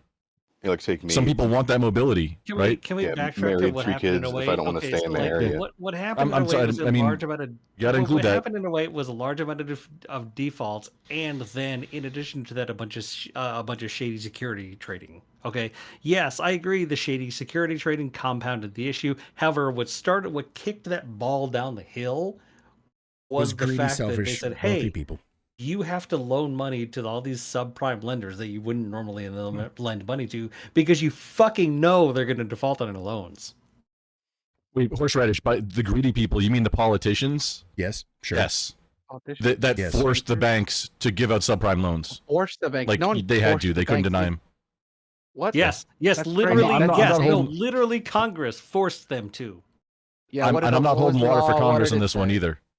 What did it Forced say? the banks How? for equality. Force them how? When? What bill? What did Oh, it this was say? DEI or something. Okay. No, I mean, it just. What bill? What did it was say? For subprime What, people what was it? to give opportunity. How did the government Yeah, mandate it? Yeah, that's what Casey's asking is was this Because banks are like I think the most heavily regulated business. What regulation existence. mandated it? I kind of agree. Okay, look it up. Godfrey law. Hmm? Don't tell me when. No. They were giving away the shitty fucking loans because they could sell them in packages, and the fucking rating agencies were lying about the packages. So once they Correct. started And lying they- about the they packages, weren't- and they And this they is weren't this worried is- about who was able to pay or not. This is me, the libertarian here, going, "Oh yeah, deregulation of an industry caused a problem." Okay, like I get that, but it did. That's So awesome for you to hear say deregulating that. is the government mandate. Basically, he's Saying that yes, you have to give these loans to these people that are subprime who historically have a problem paying their bills. Well, wait, And- wait. Spoiler alert. How do we get to the you have to? Because we still haven't found That's what I'm that. That's what I'm looking up right now. Okay, to yeah, tell because you exactly what it is. deregulation is the exact opposite of telling them you have to do a thing. It's saying, hey, we're going to stop telling you what you have to do, right? Well, okay. That's the yes, wrong I word to use in guess. this one, not It's- deregulation. Correct. Grumble's correct. It's more the inverse, right? Is traditionally they were not lending money to populations, okay, and then the government stepped in and said, "No, you need to." I don't think that ever happened. Yeah, I was about to say, I would love to hear that. Yeah, chat seems to be disagreeing with this as well. Appreciate y'all, chat. So again, yeah, if you've got some sort of Yep, receipts I'm on looking that at it. one, Right, I appreciate you. I'm looking at it right. Yep, I'm yep, looking yep. it up right now. Yep. So, okay, freedom of speech. We kind of poked that one a little bit, but we didn't really poke the right to bear arms as being quintessentially American, right? Is there anybody in this chat right now who is against gun ownership in general, or is there anybody here who thinks that there needs to be stricter regulations regarding firearm ownership? No? Okay, yes, cool. stricter. Yes, stricter. Stricter how? Yeah. What do you think isn't already regulated that should be, Casey, when it comes to firearms? Oh, I want a better background check, and I want the time between someone going to buy a firearm and Wait, being able to use it. Better than Nix? Do you mean? Okay, I don't mean so to we have interrupt your thing, background but check. just Right, better, Grumple's correct. better We than have Nix. Does What- every what's sale wrong- And that has to get a happen on background check? every time wrong you with transfer Nix? a firearm via an FFL or purchase from a dealer, which is also an FFL. You have to fill out a 4473 transfer form, and unless you have a higher level of qualification, like a state concealed carry license or something, where you already went through a background check and like fingerprinting usually, then they have to run it through Nix. So every time, the only time it doesn't apply is person-to-person sales within a state. What is You NICS for can't those cross. of us who You don't can't know? cross borders. National Information something. crime, something I think. Okay. So it's basically your It's criminal NICS. history. It's an acronym. Yeah. NICS. Ooh, that's it's a the show. database of. I've seen that show. That's NCIS. Oh, That's swap. gotcha. Close. All right. So Yeah, so I think I think they mean what do you mean by better background checks? Yeah. What is good question. That's what I asked. Yeah. More Thanks, Doug, for comprehensive bringing us how? back on Firearm for track. private sales. Mhm. Like no more 100%. private sales of firearms. Go through FFL. Is that what? No, is that what Casey no, meant? that's what Coin is calling for or Oh, yeah. asking for. I'm not sure about No. private, but I just think if you don't own a gun and you want to own a gun, I think there needs to be some sort of check, or like, There is. It's called did you Nix. just get out of a psych ward, or and I also want to put, Oh, I think there so should you're be a saying couple that, weeks. So you're at the saying that minimum. me, as somebody who went to grad school for marriage and family therapy, now has the ability to intervene on your constitutional rights and say you are or are not eligible to own a firearm. Because the he's a Constitution- psychiatrist, essentially. You're giving me that his constitutional authority psychological assessment of to you prohibit your rights. will deprive you of your rights. Is that what you're saying? I'm saying that for the betterment of the general. I no longer have a license. Let's be clear, for legal purposes of the stream, I don't have a license anymore. Never did. Never obtained it. Minimum, like it'll take a week longer to get your gun in No, you said mental health. right. If you Focus on that. Let's I said focus psych on that. ward. Yeah, if they're Okay, psych ward. Let's institutionalized. focus on that. Okay, Okay. so if me as a former mental health professional has the authority to put somebody and a police officer who's not a mental health professional has the authority to put somebody in a 72 day hold. Sorry, not oh my god, 72 hour. Sorry, 72 hour. on a 72 hour hold. Therefore, placing you in a psych ward, they have the authority to remove your constitutional right. Not to remove it, but Permanently. just or you can't get the gun with a into for That's I was removed. going to say this is the red flag Okay, but that's red removed. flag laws that exist currently in some places, Well, correct? That's more like DV. Essentially. What do you mean essentially? That's like domestic violence. Like Okay. if they're going through proceedings, like kind of like an injunction, like they take that for protection before they finish. See, and in that circumstance, if there is a domestic violence, because there is a direct correlation between domestic violence and gun violence, like that is a statistically proven over and over again link. And that's a court. Yeah, and that's exactly a court mandates hospital, that, not a not a therapist. therapist. Correct. So, Yep. That's a court. So, Can I ask? yeah, go ahead. Would you be okay if it was like a panel of professionals that went through it and made that determination? If it wasn't like a unilateral decision by one like mental health professional? I assume this is to IP, right? Yeah. I'm sorry. Repeat the question. Would you be more responding. okay with that type of thing if it was like a panel of professionals or like Instead of like just some a kind of single- review? Yeah, not a unilateral decision. No. Part of the reason I left the mental health field was because it got very politicized. Because it became what do and don't we call a mental health issue. Also, if anyone has a face tattoo, they're not allowed to have a gun. That's Okay, it. but that's my point, right? Is you're depressed, you might kill yourself. Is that because they probably do heroin? Or someone- Everyone, is Everyone- that my right, my constitutional right as somebody who used to be a professional to remove yours because you're depressed? No, fuck no, it's not. We're not saying that Welcome in, anyone Giggle. can't have a gun. Though. We're for the betterment of everyone. It'll take a little bit more time before you can get one. I don't think that's just the worst thing ever. You keep out the framing it as your constitutional right, blah blah blah blah blah.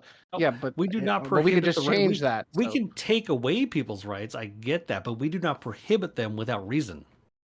But yeah, I'm saying that there's a good reason for not giving you someone take a the gun certain right medication? after they got out of I Because didn't you even have a say certain sick. diagnosis in I an didn't- ICD-9 nope. book? No, absolutely No. not. Because you did something that warrants the removal of your rights. Absolutely, I'm cool with that. I get that. Okay, Okay, hold on. but because you have an ICD-9 diagnosis or because you have a DSM-5 diagnosis is not a justification to remove someone's rights. Not just any diagnosis. What if you get 'em back? A serious fucking a serious condition that needed you to be in a fucking psych ward. This is a kind of sort of a no shit. So Like- real, Like if they unjustly do it, you appeal it and it gets sorted out. Like you're okay with that process. And I'm not saying that you never Theoretically, it get takes a to get day. the gun. You just can't get the gun right away. You can't get a gun for 2 months after you get out of the psych ward. Like, I mean, even that, is that too much? real Or quick. is it, your constitutional right can never But fucking why? infringe, blah, blah, blah, blah, for the betterment of, But of why? fucking everyone? Because you're Weird, the it's almost like likelihood it you're gonna says, do something, shall you're gonna not do be something crazy with infringed. that gun. Wait. I don't give a Shall fuck not what be So that in 2 freaking months- paper says. I'm talking about changing. So in 2 the- months, you're not going to be crazy. And let's all be fucking real about what that fucking the Second Amendment says. It's says extremely shall not be fucking infringed. ambiguous. Just saying. Yeah. About the fucking militia, about how a state having a militia. That's what it says. Okay, It's an extremely I'm fucking No. no, time out, Grumble. I got this. I'm a citizen of the United Go ahead. States. I have firearms. I'm eligible for conscription. Therefore, I'm part of a militia. Okay, Yeah, thanks. you're stretching it. No, I'm you're Is not. that well That's regulated? No, literally that's the- no, exactly that what it is. Exactly That what is it the is. definition No, of it's not. militia. I'm a well citizen who is regulated. eligible to be conscripted, and I own firearms. Well, the Yeah, Were the words well-regulated is before the militia? right of required. the state Pause. to have Pause. Well the regulated. right of the mil- Pause. of Well. the Push. state. Pause. Well regulated in this context, when it was written, meant well funded. Well, And and- trained. Okay. Right. And if I Right, get right. Poor people don't conscripted, get if I guns. get drafted right this second, they're going to be You like, could argue that hey, Congress should. if I get Go ahead. conscripted right this second, they're not going to be like, hey, you go grab your Thompson submachine gun that's 4.5 feet away from you and just run over to Ukraine. They're not. They're going to train me. real quick, IP. I'm pretty Tokas, sure- And they're gonna give you a gun. No, I What did have you say, plenty Wilson? of You don't them. need to have hold one. on, y'all. You don't Let need to have- let Toka get a word in edgewise. Need. She's been No, trying no, patiently. I was gonna say, no, I was gonna say, that's already. I'm pretty sure that's already the case that you can't get a gun when you're involuntarily admitted to a mental hospital. I'm pretty sure For that's how the case. long? So you Yeah, there's a cannot question on that form. I get a think. gun. It doesn't matter if you're Oh, weird. That's hard to be involuntarily like, admitted. nope, You have don't. never You're not allowed been. to have a gun. Yeah. Weird. Hard to do that. Yeah, that's. I believe that is one of the check boxes. There's like Correct. 12 you are correct. questions It is. that yes or no questions on the, and Yeah, on that yeah, I want to list. say that's one of them. On that I can list almost remember is, them all off the top I've of my never head. consumed cannabis or other drugs or whatever. Other So psychedelic, for yeah. No, whatever, it's yeah. that's not. Ah. It's addicted to. It's currently addicted to. That's the phrasing on the question. But Is again, it- is that it's new? real easy. It's real easy Yeah. to be like, nope. Yeah. So real quick, I want to push back on something you said as well, IP, because as a constitutionalist, I have to ask if, and I believe I'm not the first person who said something to this effect, but I'm not going to try and quote them. If you can take, you were talking about that we can take away rights. Correct me if I'm wrong, but if you can take it away, it's not a right, it's a privilege, right? Like the whole point of rights is that they're inalienable. They are things that it is something, it is unassailable. It is something that cannot be taken away from you. If it is a right, it is inherent. If it is a privilege, it can be suspended. So if you're telling me that this right can be withdrawn from you because of your mental health, because of your criminal background, because of whatever the fuck you do, because of the color of your skin or because of the way you voted last year, then that means that it's not a right, it's a privilege, right? Yeah, Cool. that gets in a very gray area, and yes, to a large degree, I don't disagree with you. Ruby. Ooh, somebody's This is- shooting. Yeah, This is the I'll form. add on to that. Like a right isn't something like it's binary. They have to have justification to take it. Like free speech, time, place, manner restrictions. Guns, felons. Like there's Correct. all kinds of. There are restrictions on Yeah. your rights. Some of them are not absolute. And the First Amendment is a great example of it, right? You can't just and because it presents a danger to others, you can't just run into and it's not that like inherently yelling fire in a a movie Yeah. theater is a violation of the First Amendment. It's because it presents a danger to other people. And that is where that restriction begins, right? Is because you present danger to others. Kind of like the logic with bump stock bans. Are you an unlawful user of You don't have to or agree with it, addicted but the to logic behind it. marijuana or any My depressant stimulant narcotic drug? single Okay. action my bolt action rifles present danger to others. So I just want to If say I that use that them, is and correct. bump stocks was stupid, and it got overturned anyway. But it was ridiculous If you had to put because them on a they're scale, toys. would your bolt action rifle or a bump stock rifle that's semi-automatic be more dangerous If and more you- of a danger to the What public? caliber? Oh, caliber? Ooh, God. good question. Grumble, Let's go 300 thank you black. for thank you for getting into the fucking like full on autism weeds of this. Okay, the Yeah, answer 300 is- blackout versus a 300 Win Mag or like the The 330 answer is it dual depends, rifle. okay, like if It you said depends the situation. if you but- said in an open field, okay, at 300 plus yards away, am I going to take my 30-06 fucking bolt action rifle versus my Thompson? No, I'm not taking my fucking Thompson at 300 Well, yards, even though it's fully What automatic. about a It ain't gonna concert do in shit, Vegas? Okay, again, ain't gonna do shit. At a concert in Vegas, you'd rather have the bolt action rifle? I mean, if you're in a hotel window, I guess.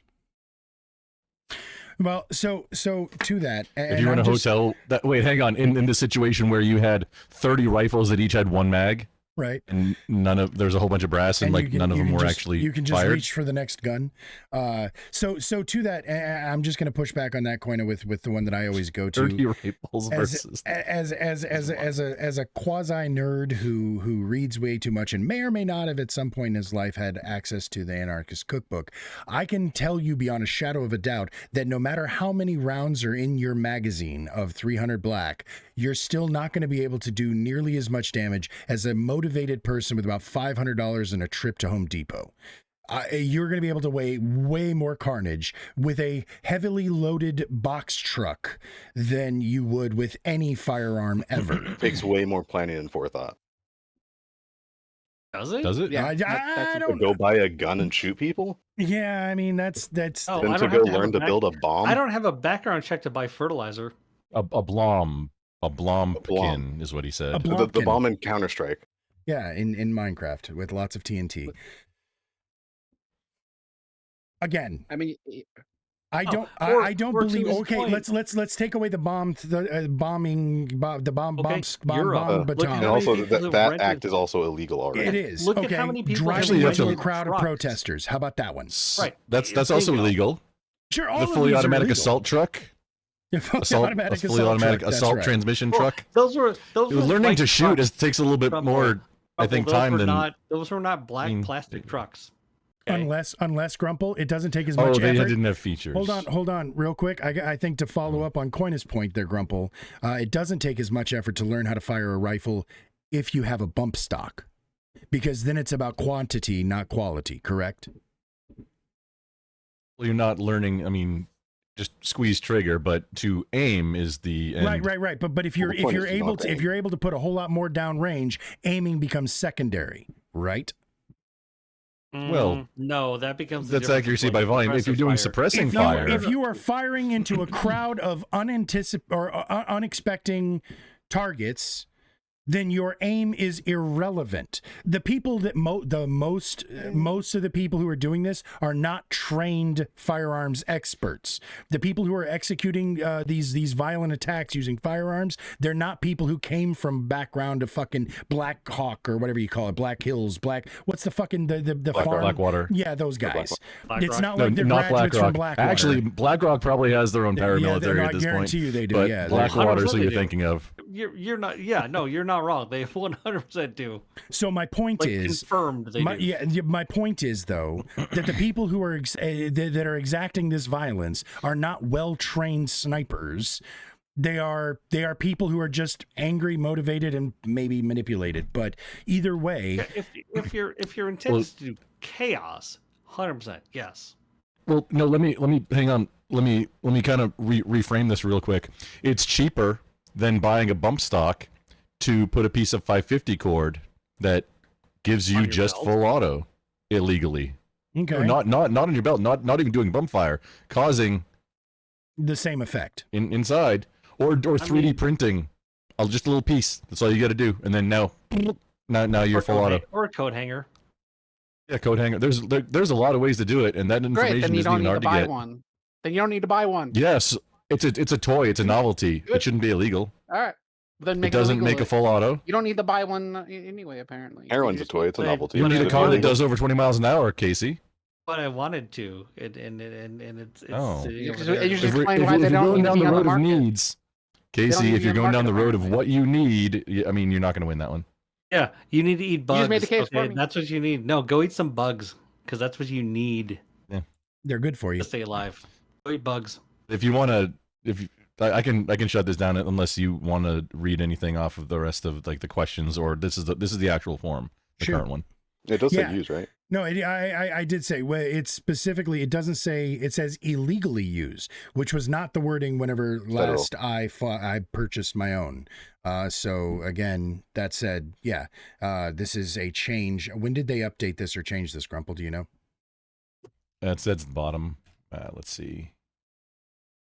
2023. 2023. There you go. That checks out. That's, Which I'm not sure what the what the changes were, but well, I can tell you that one in question particular. might have changed a That- few and times. That's been on there since I got my gun in like 2010. or It was- something it like was- that it has was been there worded for this quite way. a Yeah, while. there was something but I'm not like sure if it this. was At least that bottom part, the marijuana remains federally illegal part. Okay, That was there. So read that part to me, Grumple, because I missed that. Because the line that you were highlighting Oh, yeah, no. said that basically, probably if the- you're, go ahead. I bet it was added the warning. Okay, so No, that was there. question F: are you an unlawful user of or addicted to Unlawful. marijuana or any depressant, Does it stimulant, does it- narcotic, drug, or any other controlled substance? Does it later then it clarify that by says- unlawful it it says means federal. federally unlawful? Yes. But again, Or you just it would be you just local too. check- Whether it But has again, been you legalized or just- decriminalized. guys, Yeah. you just check no. Right. Oh, you want to so, lie on us? so, That's, so you okay? So Hunter okay, Biden Hunter, was thank fine you. to get This off. is Thank you, Mr. yeah. This is what they Biden. got Hunter on. Like, so no, that's not cool at all. Speaking of which, Just pick no. I've seen somebody putting it in the air a couple of times. I've been trying to stay straight laced throughout this so I could keep completely coherent and follow along. But I've already gone through 3 hours of talking, and so cheers, everybody. If you're not there, you should Oh, get look there at with that. us. Here we- Happy America, because this is what America means to me: is the ability to make this decision for my own adult self. Hell yeah. Now, next question, because we have poked the ding. We have poked the guns, which I think everybody can agree. Fuck me. Everybody can agree that Americans, being American is about or carrying guns is about as American as apple pie, right? That even other countries Excellent. think of America and they think of guns, well, and they think of Texas, but they think of guns and they think of like cheeseburgers, right? Like that's my Bex. understanding. Yeah. Behind every blade of grass is a That's right. American with a gun. That's rifle. right. Whatever the fucking American with a quote is, rifle. That's right. Yes. thank you. That is a known thing about America. So I think we can all agree that the ability to bear guns or bear arms is intrinsically American, except Casey thinks that there should be more restrictions, which I do actually want to ask you one question about those restrictions, Casey, and then we'll move on from the firearms. You had said something about how, or maybe this was Koina actually. I'm sorry, this might have been Koina, who said something about not being able to do private sales or transfer of guns. Was that you, Koina, or Casey? That was Koina, That was Koina. I think. Are you still there, Koina? I think we may have lost Koina, so I'm about to ask him a question that he is physically not going to be able to answer, but that's okay. I'm going to ask the rest of y'all. What about That's racist. inheriting? What about inheriting firearms? So, in other words, if I pass away and my offspring inherits my arsenal, does my offspring need to go through the same background check? Do we think No. that no? As a Currently, person no. with an NFA trust, no. What do you mean with an NFA trust? What's that? You trust I in have the several NFA? NFA items that would pass down to my son. If I As die. long as you for NFA items, if you're who you're passing to is on that NFA, then that's all good. It's not that, but that's because it's an NFA item. like machine guns, full auto, suppressors, short-barreled rifles, short-barreled shotguns. Those are things that you have any to get a other weapon. special license to have. Those are I- anything I- that needs a tax stamp. Yeah, go in a trust I so you have can. It's 3 not just doesn't suppressors die and a with fully you. automatic submachine gun. Yeah, that are on the Doxed. NFA trust. Yeah. But currently, federally and in Texas at least, yeah, if you leave property, that doesn't go through a NICS check. That's not a transfer from a person to another person. That's from an estate. That's a deceased. It's not the same Okay. thing. That's what some people want, though, is to the recipient to have to Go through the same go fill background out check. paperwork, build up that registry that we're not supposed to have, kind of like with private sales. But on the same token, if my offspring is a repeated felon who also happens to be in and out of mental institutions throughout the course of their lifetime, should that person just inherently get my AR? Well, here's the thing: the transfer would be legal, but for him to possess them would be illegal. He's a prohibited person at that point. Which I disagree. I think felons, depending on the felony, there should be a path for felons to get Restoration. to 100%. get pews back. I agree. Yeah, I'm Unless deep you on that. committed a violent crime, but that's a whole Depends different on- story, right? Like if Yeah, depending on what you did. for A gun most of it. crime, probably that would be the one exception, right? If you've written several bad Or just take a checks lot to the longer. point where it's a felony, Yeah. okay, fine. Let's talk about restoration. Sure. No, I absolutely agree with that. I feel like once you've done your time, I think there's a good chance that recidivism would lower drastically if we stopped treating felons like permanent felons, right? Like once you've paid your price, then we move the fuck on, as opposed to you having to put that on every single job application you ever fill out for the rest of your life, right? Like, but on the same token, there are some crimes that are so egregious that I feel like, well, maybe that person should never. So again, I feel like we could have a reasonable conversation about that. So If it was that bad, they probably got the death penalty or permanently incarcerated, though, eh? I mean, Depending on where you're at. Yes, please. No, Depending on not how bad it where you're was. at. I mean, if it's that bad. No, time out. Random tangent, right? Random tangent. Under the current U.S. legal system, because of the number of mandatory appeals, no, the United States death penalty system is not effective for the taxpayer. Okay, am I saying that some crimes Oh, no, it's don't not. warrant the permanently? Am I saying that some crimes don't warrant you permanently being removed from society? No, I'm absolutely not any way, shape, or form saying that. No. gotcha. But because of what it costs the United States taxpayer, Agree. I'm not for it. As it sits, Okay, and you got an agree from Casey. So the there are left- some left people and who are right agree. irredeemable who should be removed from society for the crimes that they do. 100%. So The way that we speaking do it, is it cost effective? No. speaking of which, speaking of those crimes against humanity. So this one should. This is going to be a hard pivot. I hope everybody's ready for this because Or your head's against gonna spin. But Diddy? We're talking about Diddy? no, but Sorry. but it's a different famous person. But I agree with He you. If it's did, against kids, apparently. if it's against kids, then yeah, absolutely, time to a tree and burn the tree. But that said, Laura Loomer. Use We were code talking Grumple about for this- 30% off Predator brand wood chippers I at don't know Harbor what the fuck Freight. it is. Unrelated. Completely unrelated. No, that's Uh, not real. That's not a Go real to code. the Fucking Laura go Loomer, support your yeah. local equipment rental place. That's it. That's all he's saying. He's just saying, just do your due diligence and keep your yard clear. So Grumple and I were discussing this a little bit before y'all came in. This was actually the opening conversation that I was having with him, and I'm safely going to guess that Koina and Casey are both not Laura Loomer fans. But I'm curious because Grumple didn't even know who I was talking about initially. I was vaguely remembering. but vaguely remembering. I don't know much about her either. You don't know much about her. What about you? I don't know Because who the fuck that is either. you don't. Okay, so just we've already established there's only one person in the room who voted Googling her right now. for I Trump, just know right? that she came out of nowhere and started saying crazy shit. So okay, so she did start saying some crazy shit. You're not wrong there. And the thing is, Grumple was. Okay, so has everybody heard the most recent crazy shit that she said? The reason I'm gonna walk y'all through my thinking here.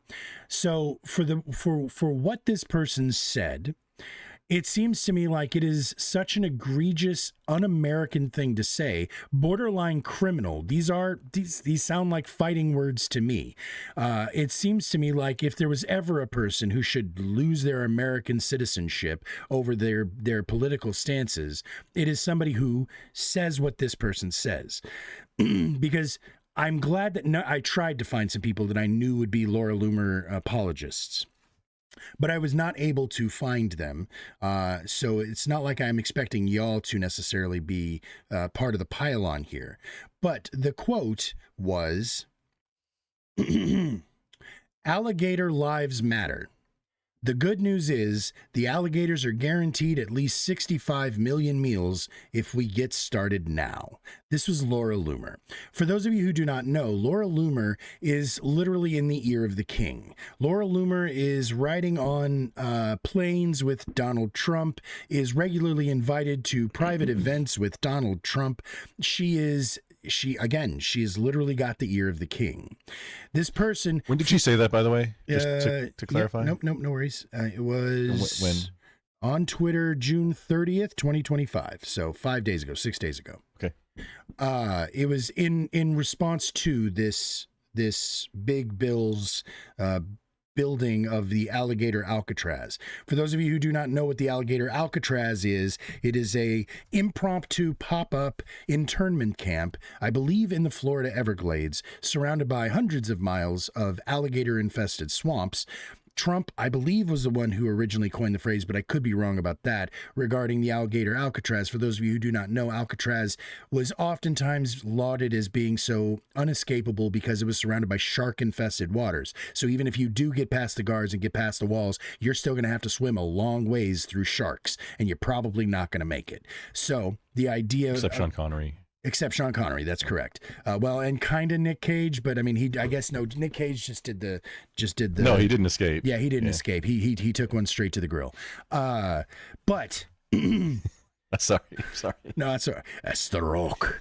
Anyway, so for her to say this, for those of you who do not know, 65 million just happens to coincide with the number of Hispanic Americans, not illegals, not even like immigrated naturalized citizens or people on green. It is literally the entirety of the Hispanic population in the United States, 65.2 million. So this woman is literally saying that if we get that going soon, we can try to deport or intern every person of Hispanic heritage into this Everglades internment camp, so that we can, in her words, hopefully give those alligators a meal.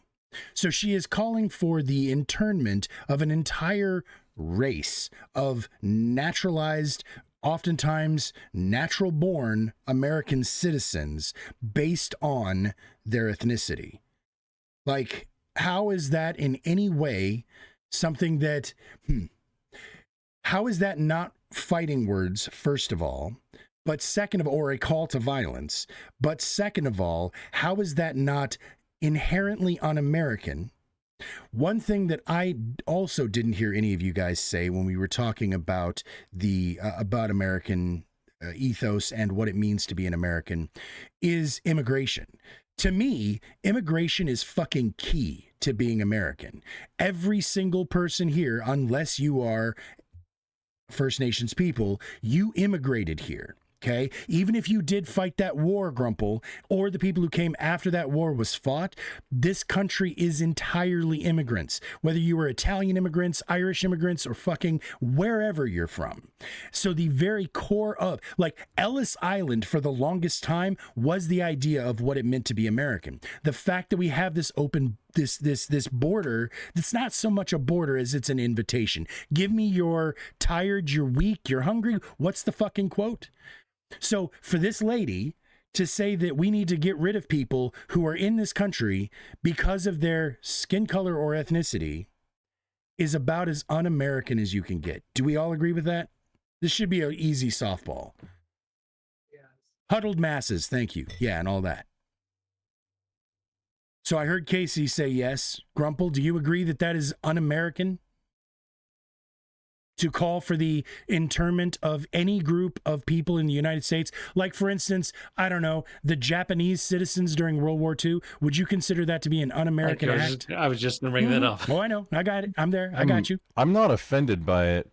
Even though I'm Hispanic, it's not like I'm looking for it right now. Does anybody have the link to the tweet? Because there's. I got a image of it, but I don't have. I have an link to image it as now. well. I couldn't get the link because I'm betting she probably realized she got shit on for it. So cheers everybody. So she probably took it down, is my guess. I don't think she's the type to take it down, but maybe. If anybody has the link. Yeah, May I there's two read that? different ones that I'm Yeah, finding. she's saying like is, 2 hours ago. Now it's 65 million illegals is what she means. Now there's a different tweet too, alleged tweet. Says it looks like it's supposed to be a haiku, but it's not quite correct. Alligator Alcatraz feeding illegals to the gators. Period. Next line. We need more of this energy. On June 30th, allegedly June 30th, 1:59 p.m. So just for let's look context, we're going to try to give her the benefit of the doubt and presume that she's just so dumb that she thinks that there's 65 million illegals in the country. Just coincidentally that number also reflects the Hispanic population. I mean, if the two tweets are paired together about the Alcatraz, talking about illegals seems like that's what it is, which that's kind of close to where the number that where I think it's at. The official number is like 22 million or something. Or Discord, I mean. You think that It's a very specific 20%? number. You think that 20% of the United States population is illegal right now? You honestly believe that if you walk down the street, 1 in 5 faces you see is illegal? That's true. That's what you believe, Grumple? And no, hold on. Specifically, illegal. No, they're in certain Hispanics. areas, but yeah. Right. Okay. So in those certain areas, you would say that there is such an imbalance in those areas. Why Hispanics? What? No, but why are Hispanics? I'm talking about the population of illegal. That Okay. includes H-1B visa, or visa overstayers and people crossing the border. Not all Hispanics. Okay. But that's You believe that 1 in 5 people in the United States right now is here illegally. well, it would change the ratio. Okay. So if No. you're adding 350, 370-ish, somewhere million population total, add 60 to that, and then make that Okay, let's say, check well, union fraction let's on call that. it a nice round, 420? So let's say 420 million people in this country, and you believe that 65 million of them are illegal. Somebody good with the math, please tell me what percentage is that? Like 15%? You think that? Calling me out as an You're Asian really guy. good. 15.5. Thank you. I mean, one That's in plausible. 1 in 6 people that you see Possible? is No, illegal. not 1 in 6 people that you see. They're not evenly dispersed, and you're not going to see a lot of them. Like that They're includes sex hiding trafficked. in the walls. Oh, They're okay. hiding in the shadows. You see. Okay. Is that heavy? Are the illegals in the room with you right now? Are they blink twice if you're safe? Can you? Are they? You What just are they? blinked What are twice. the illegals saying right now? did the illegal touch you in a place? No. Okay. Show me on the doll. Anyway. Okay. So you don't believe that what she said was inherently directed. You truly do believe Hang on. you want to give her the benefit of the doubt. Yes. I'm No, hanging. here's holding. this Oh shit, we si- lost side we chat. We lost someone. Side chat. This is on her Twitter currently from 2 hours ago. Okay. Yeah, I posted the actual tweet. 2 so- hours ago. Oh, did you? Looking same channel. on the channel, and I don't see. Hotbox where- Live. Oh, No, snap. in the side chat. Oh, I can use the side chat right now. Yeah, no, this is one that I'm just scrolling down. This is like the third or fourth one down from 2 hours ago. She's saying 65 million. It's real convenient that she picked that number and then now she comes out after Hold all on, the I'm gonna read a different tweet If- from her. If I I mean, may, maybe it's code. if Maybe I may, it's if I may. damage Yeah, go- control. Let If us hear it, Kamala Casey. Harris wins the White House, the White House will smell like curry, and the White House speeches will be facilitated via a call center, and the American people will only be able to convey their feedback through a customer satisfaction What? survey the end Yeah. of the call, nobody will understand that. I mean, she's No, got no, a no. So history. I Is that actually, on- that is Grumple. That is the one I told you earlier. I wasn't going to say on stream. That is the rest of that Oh. tweet that I No, noticed. I Yeah, you understand probably this shouldn't have said that on woman's stream. career. It's a quote, and you were clear. But yes, she. I told you it had to do with how the White House was going to smell. There was a whole lot more to it. What was the part about the call center, Casey? I would. So, doesn't matter. Yeah. Okay. It's something to do with Kamala. But let me say that. I don't care that much. But there's a history of some racism comments. But if you're making a joke, I actually don't care that much. I really don't. She's obviously a bit racist, First Amendment. but I don't think it should be like national news. Honestly. I mean, Wait, that's is she in Congress now? I don't think she was ever a Congress. A funny thing too is I don't think she was somebody either. said, Not sure. oh, so somebody said at Grok, could these numbers be accurate if you consider refugees who have asylum status? Grok says no, these numbers are inaccurate, even including refugees with asylum status who are legal immigrants. Main Street estimates Pew MPI put unauthorized immigrants at 11 to 12 million in 2025, with conservative sources saying up to 18 million. That's incorrect. They were saying 18 million before Biden. They were saying 18 million before. They were saying 18 million during Obama. So that number can't.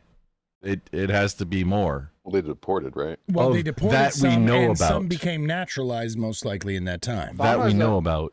Deporter in chief, Obama. Yeah, he was. Yeah. 100%. So, But that was the numbers. That was the rough numbers of that we know about. That doesn't and the number could be much higher. So I mean, follow me here. If during the Biden years we got up to like sometimes 200,000 that we know about a month. Yeah, That's some of not- them, maybe some of Okay, them yeah. left on their own. That's not Well, And insane. some months. Those are like crossing. Yeah, no, that was I don't. There's a lot of back and forth that happens. The- I mean, that, there is, but I mean, it's concerted efforts by the cartels. They do massive distraction over here to do their logistics over here. So they take up the border patrol. They take up all the resources, all the assets, and then go do their business over here. And they know where all the stuff that's watching is. They have a lot of operational support. We'll say they do a lot of. I mean, they're talking not about just the doing shit willy cartels. nilly. They have paramilitary. Yeah. well, didn't they? They're Didn't they hold the using government hostage these- over one of their prisoners? Like they Oh, fought the probably. law and they won. So, it was So things like what's the his name's Biden son. administration. Yeah. The things like when the Biden administration, or when any government, United States government administration is advertising, hey, we're not going to prosecute. We're like, would you like, yeah, you probably come on in, and you've got all these processes in place where you've got lawyers that try and help, but regardless of who you think shows up to their amnesty hearing or not, you have people that aren't claiming you got the people who aren't claiming asylum. You got the ones that come across like, oh hey, I'm asylum. They all aren't asylum. A, come on, get real. And then B, you've got the ones that aren't, and especially the ones that aren't crossing of their own free will either. And the ones with wristbands, that's a big thing. It was brought up in Congress. I think it was the Senate. I want to say Ted Cruz did it. I have Yeah, a wristband. that's which cartel owns you essentially. I'm not owned. Is that just like the Bulls own MS-13? No, No, it's which MS-13 cartel owns you the own. brand. Yeah, Yes. that icon. Yeah, And it. that's what they said. Abrego Garcia was a gang member because of his clothes, his Chicago Because he was Bulls wearing a cap. Chicago Bulls hat and his tattoos, his knuckle tats. Oh, Can't forget those. It says right there. But no, the MS-13. informant said that it was because of that Chicago Bulls. The tattoos were after. Yeah, exactly. The Chicago Bulls hat was what was the probable Was the cause. reason, Yeah. Yeah. Okay.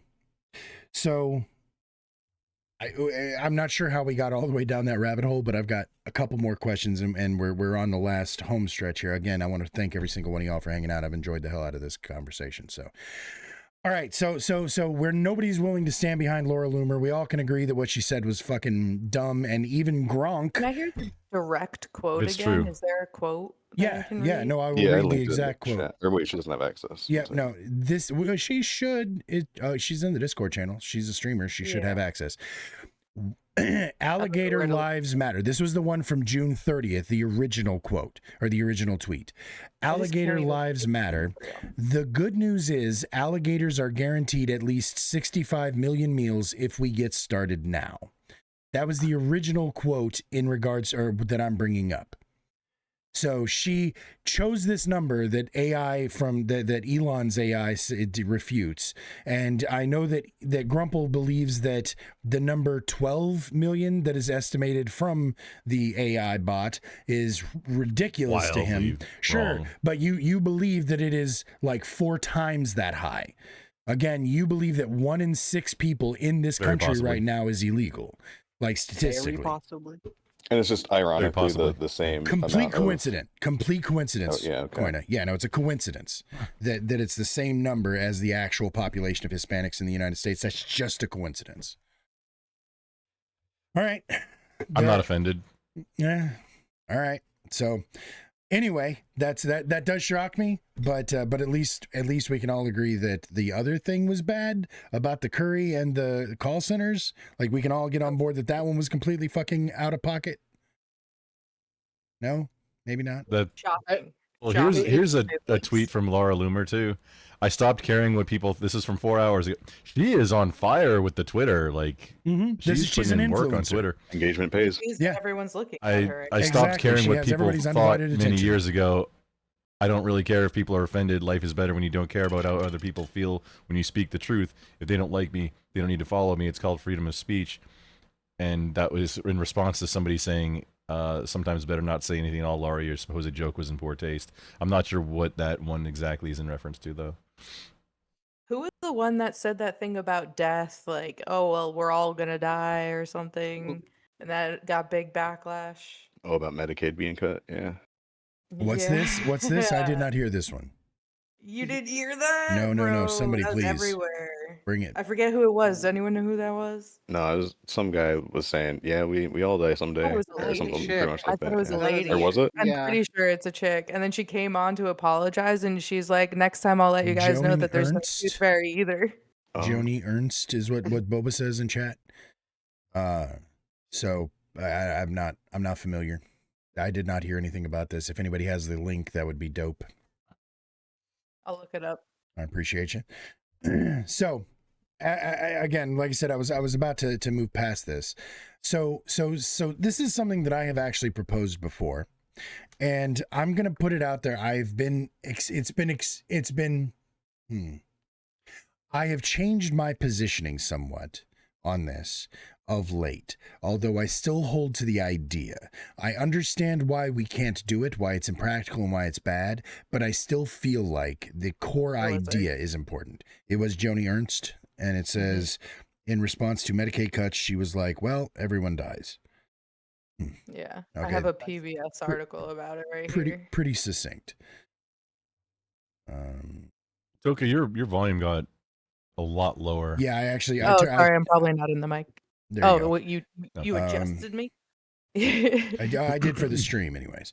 People are No, not, you're good. well, Just we all going to, wait, when someone in the crowd yelled that people will die without coverage, people are not, well, we are all going to die. So for heaven's sakes, heaven's sakes, folks. So for heaven's sake, she really likes that frame. What you don't do is listen to me when I say that we are going to focus on those that are most vulnerable, Ernst went on. Those that meet the eligibility requirements for Medicaid, we will protect. So while the we are all going to die, I mean, if you take it out of context, that sounds like a super dickish thing to say. But if you put it within context, I mean, it's like she was trying to go down the right path, I think. Was? Fuck, I was about to say, am I doing the same thing? I'm doing the Laura Loomer thing, right? I don't- I'm justifying. No, you're Well, probably right.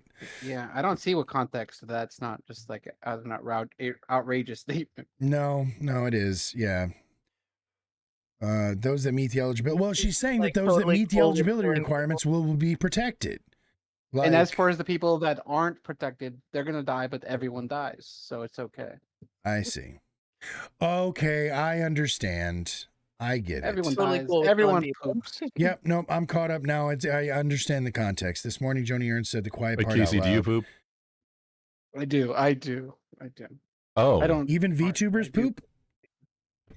Oh yeah, that's why I don't have See, that's pants on the that's where I was model. It just- going. Just drops right out at the bottom. Sure. And especially given the idea that we should probably want. So I'm just curious to our libertarians present or the people, because I've been told that I don't get to use that term anymore, even though I didn't self-assign it. I did not choose this term. It was put upon me. And I pulled your card away. You have taken that stamp off of my card, and that's fine. Either way, do you believe that there should be no Medicare, Medicaid at all? Because to me, that's the pure libertarian argument, right? And just so you know, I'm ready with my eraser here, Grumple. If you answer incorrectly, do you believe that Medicare and Medicaid should be dissolved? Libertarian? There's okay. You're stuttering. With is what you're with a doing. caveat, yes, with a caveat of safety net. Okay, and like permanent disability. It is the safety net. Okay, Like no, I mean temporary safety net. We have way too many entitlements and social programs for that at the federal level. If states want to do those or localities want to do those, cool. Not the federal government Why not? at all. Because it's out of scope for the federal government to do that. Congress. It has Not if- nothing to not- do with national security. It has nothing to do with states interacting with each other. Tell me how the under scope for federal government. can I They could go? always do better. Oh, I thought you We can wanted to always do high better. five me. No. We can touch tips later, but right now I want to answer your question. Oh. So our government, in my mind, is here to enshrine and to ensure three things: life, liberty, and the pursuit of happiness. What's the first one, Grumple? Your access to life. Well- if you do not have the money to afford medical care, then it literally means that you're too poor to live. No. Our government is there to ensure our ability to pursue life, liberty, and happiness. Well, it used to be property. I get that. Whatever. The point is that those three Yeah, you things, can pursue it. That doesn't mean they're going to pay for it. So they're So I not disagree with supposed- you they're fundamentally supposed on to that. Insure it. They're not supposed to. No, they're not. No, that's not protecting your right to pursue life, liberty, and pursuit of happiness. No. What do you mean? No. The way they by not taking away things. That's how they protect it. Not paying for thing. That's a positive right. The government is full of it's negative rights. It's protections Let me interject from the one thing. government. Go, Quina. It's a power given to Congress by the Constitution. It's not like a Bill of Rights, like constitutional right given to the people. It's the powers of the purse. They have congressional authority to pass legislation to spend the money to create Social Security, Medicare, Medicaid, and administer it. That's, saying it's that's out of how scope they have entirely. the power. That's how they have the It's power not. to do so. Yeah. But It's your opinion. well, right, but within the framework of the Constitution, I still don't understand how you don't believe that the protection of those three things is inherently the purpose of the federal government. No, not protection of those three things. It's not interfering with those three things. Has a right to those things. Because you have, we're not allowed. Yeah, the state can't stop you from That- doing those things. He's right. No, Okay. Grumple's right. the state cannot stop you. They cannot take away your right to do these things. That doesn't mean you get stuff from the government. That's not what that means. Well, I don't like that. I don't That's like that at poopy all. icky. That's poopy icky. I say fie on you, sir. Did What you about send back phone home? the stimulus checks? He doesn't. That's You can pay more but taxes if you want the- to. I consider the government- stimulus checks, hey, just me getting some of my taxes back. Did they have the government authority to gives pass that? us- Gives us lots of things. Yes, they do. It They builds pass a lot of things that I think it are out of gives scope. us things. If it is a My roads. right, if the American people decide it's that healthcare is a right, then it's obviously in scope. It's still out Right. of scope. Congress passes all kinds of shit that's out of scope for the federal government to do. That's just because they do it doesn't mean it's in scope. I think it's incorrect. Okay, what do you mean What by I'm in saying- scope? Real quick, yeah, When let's I definitely. Like, said what the if federal government is American- supposed to if be the doing. American people think that it is a right, then it becomes a right. Yes. No, it doesn't. Well, but Yes, it The does. Supreme you're Court was Becomes against it, law, thought it was a but right. that doesn't mean it's a right. Your rights end where mine begin, and if you're taking away my You're my gonna have the right, same if right. you're taking We're not away taking my away your money- rights. You're having No, the same rights. You're wrong. Wait, The right if is- you're taking away my right to pursue happiness by taking away my money, that's you infringing on my rights. Your rights so that's begin where the I think it American stops. people believe they should begin. That's it.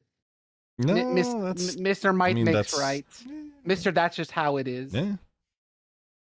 That's how I it mean, is. You can leave- that's you how do- you can make an observation of that's how it is now, and I'm disagreeing with that and saying it's out of scope. And we're this is not you're making a we're not in contention right now.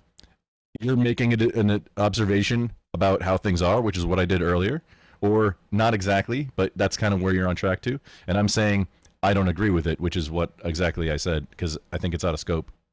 So let me ask you. I want to hear that question again. What is in scope? What informs your idea of the government's actual responsibilities and scope? And what do you mean? What do you think that scope is? Critic has a good If point, you- actually. Healthcare wanna depends go upon another person's Madison- skill and ability. We don't have a right to that. That is true, Critic. That doesn't mean that we're taking it away. We're just going to pay for it as a group. We're not saying We that just they can't lose force their taking ability. away someone to, money. we can't force someone to admit work for care that free. they don't have the qualifications that Sure, can do it. You know what I mean? but But you can force, hey, if there's no medical care, if there's no medical providers here, are you going to force a doctor to move there? Like, hey, somebody has to go move here. Or are you going to just keep upping how much it's going to pay until somebody decides to move there? Either way, so to answer the question, national defense, dealing with interstate disputes of interstate commerce, and there's one third one that Okay, is in interject. scope for federal government. Otherwise, things that aren't specifically in the Constitution, Bill of Rights, otherwise it's 10th Amendment. It's if it's not explicitly stated here of things that the federal government deals with, then it's on states to do that. Do you Real quick. believe- They actually did incentivize people to go out to those rural areas through Medicaid. Yeah. Do you believe in that's self-determination? That the people can be have the right to be governed under the laws that they choose, and That's simply the American people you wanting do this, consent to the considering governed. this. If the people think that this should be a right, then it is a right. Because Well, that is the self-determination of the people being governed by their government. They choose the rules, right? Well, no, there's still only a few rights, and that's things that cannot be taken away from you. I agree with Grimple 100% on that too. You were talking about the powers that Congress has from the Constitution. What can you list those again? Yeah, I was going to say, which part of the Constitution does it outline that? Because I know I've read it as well, but I don't remember. It's Article 1, Section 8. Article 1, Section 8. Power to levy taxes, power of the purse. I'm gonna they just can, read it out They loud real can quick. tax you, and they can spend the money. I don't know how any of that is outside of those two scopes. But there wasn't a personal income tax until 1918. That I doesn't think matter. it was. So yeah, At all. I'm just as an aside. No. Article 1, Section 8. It was a temporary. General welfare. The Congress shall have the power to lay and collect taxes, duties, imposts, and excises to pay the debts and provide for the common defense and general welfare of the United States. But all duties, imposts, and excises shall be uniform throughout the United States. Taxing power, spending power. So that's number one in this this part is the ability to take and spend money. I was of the impression that it was unconstitutional for them to take taxes. Cause 2, borrowing, to borrow money on the credit of the United States. So again, they're able to borrow money. Something I was of the impression was against the law or against the Constitution. Clause 3, commerce, to regulate commerce with foreign nations and among the several states and with the Indian tribes. So that was one of them that you mentioned for the interstate commerce. Under that, the subs here, you know what? Actually, I'm going to put this into Fun fact, that's how the this. NFA gets its teeth too. It's under the Interstate Commerce Clause. So the folks the only can way it see what works. I'm. Oh, that's actually a shitty way for me to do that. Hang on. Technically, if like a suppressor, if a suppressor is manufactured and stays in Texas and it's even sold in Texas, the NFA shouldn't have any teeth on it. But that's not how it's working. That's just how it should be, based on what it was built on or what gives it teeth. All right. So Do you agree with that or no? About the NFA having teeth for things Well, that happen inside the state? The keeping No, it in the not state at all. thing. Oh no, 100%. Texas has had a lawsuit. I don't recall hearing if it resolved. There were two big ones. The Florida, the full auto with the guy who had like a card with a drawn like auto sear on it. Essentially, he got a felony for that. And then Texas had a lawsuit to make made in Texas and stay within Texas suppressors legal in Texas. okay, so okay, so the subtexts there: historical background, modern doctrine, dormant commerce clause, state taxation, foreign Indian tribes. Okay, so there's sub, but I'm just looking at the top. Uniform laws to establish an uniform rule of naturalization and uniform laws on the subject of bankruptcies throughout the United States. Naturalization, children, denaturalization. So this is definitely not in the three things you mentioned there, Grumple.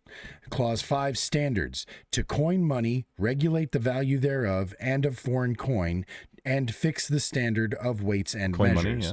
So they're the ones who are allowed Sounds like the to Fed. create but this is within that same article, Article 1, Section 8, enumerated powers, right? That's what we call this. Counterfeiters, to provide for the punishment of counterfeiting the securities and current coin of the United States. Clause 7, post offices. This is definitely a bunch more than just national defense, interstate commerce, when the third one you couldn't remember. Post offices, to establish post offices and post roads. So I guess that's where they have the authority to be able to, not just the USPS, but they also have to have the road infrastructure for the USPS. Yeah, And the so thing about post the roads, which coin- that's what I'm saying is that's arguable. I mean,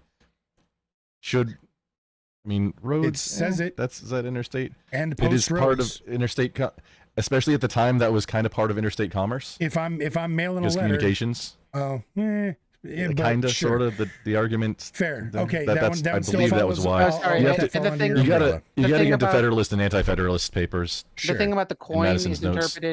interpreted literally, so it has the power to like literally make the money, but not like not invent it out of nowhere. It's always in exchange. But like they have they have the physical printers or whatever, but they're like maybe they're like replacing old monies or What was- giving people money for Or adding know, adding what gold was- to the what was the Federal regulate Reserve term and on then that? printing money to represent it. the Fed is the institution that invents the money. But the Congress is just like they have the stamp, they have the print, they have the physical printer. That's how that's interpreted. It's That they're- under the Treasury.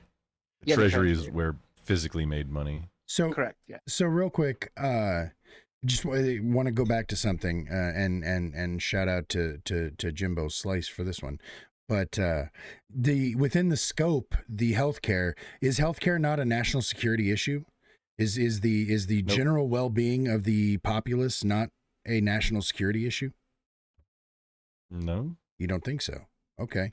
How do you define national is security? general well-being providing health care to everybody Making sure makes that the us populace is healthy more makes national us more security? more secure as a nation. 100%. We are okay. Let's talk about COVID. feels like a right? stretch. Well, let's talk about COVID.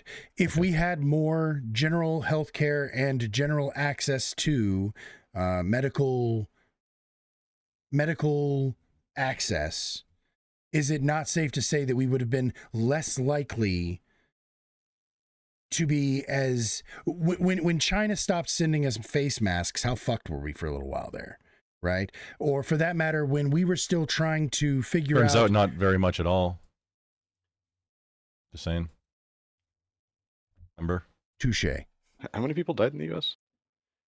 So I don't remember the numbers, but I also do have to admit that I know that those numbers were somewhat inflated because, and this was admitted by the left, this was admitted by the industry, that they were putting COVID onto the death certificates of people who were dying of things that were very unlikely related to it. So like if you died with of kidney failure, Comorbidities. yeah, comorbidities. If you died of kidney failure but had COVID, you went onto that list of numbers. So that numbers list is somewhat flawed, but I'm not If trying you to got be, in a car wreck, yeah, exactly. died, There were but examples of that. you that tested positive, you- or even if not, I mean, hey, yeah, just put it on.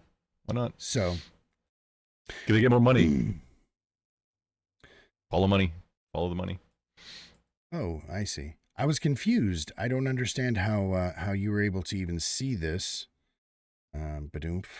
But there you go. Welcome in, Game Boy. Welcome back, I guess. And then welcome in, Boba. Don't worry, Game Boy won't be here for long. He never is. Okay, so I That just sounds like a threat. Hey, appreciate the follow. No. He's the popular girl at the dance who just floats around being a social butterfly. So you never actually have his ADD attention for more than like 15 minutes at a stretch. It's always fun when it lasts. I'm sorry, say that again. You're super quiet.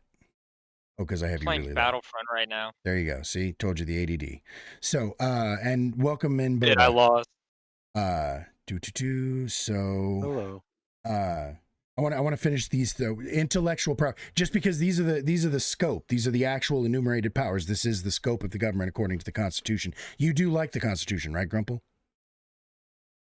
Yeah. Okay, cool. Just make sure. I think everything that it's under here was kind of so the intellectual property. Yep. I mean, To promote, I was just about to read that one. So to promote the progress of Yeah, science and oh, useful yeah, arts. yeah. Yeah, no, I was on that one.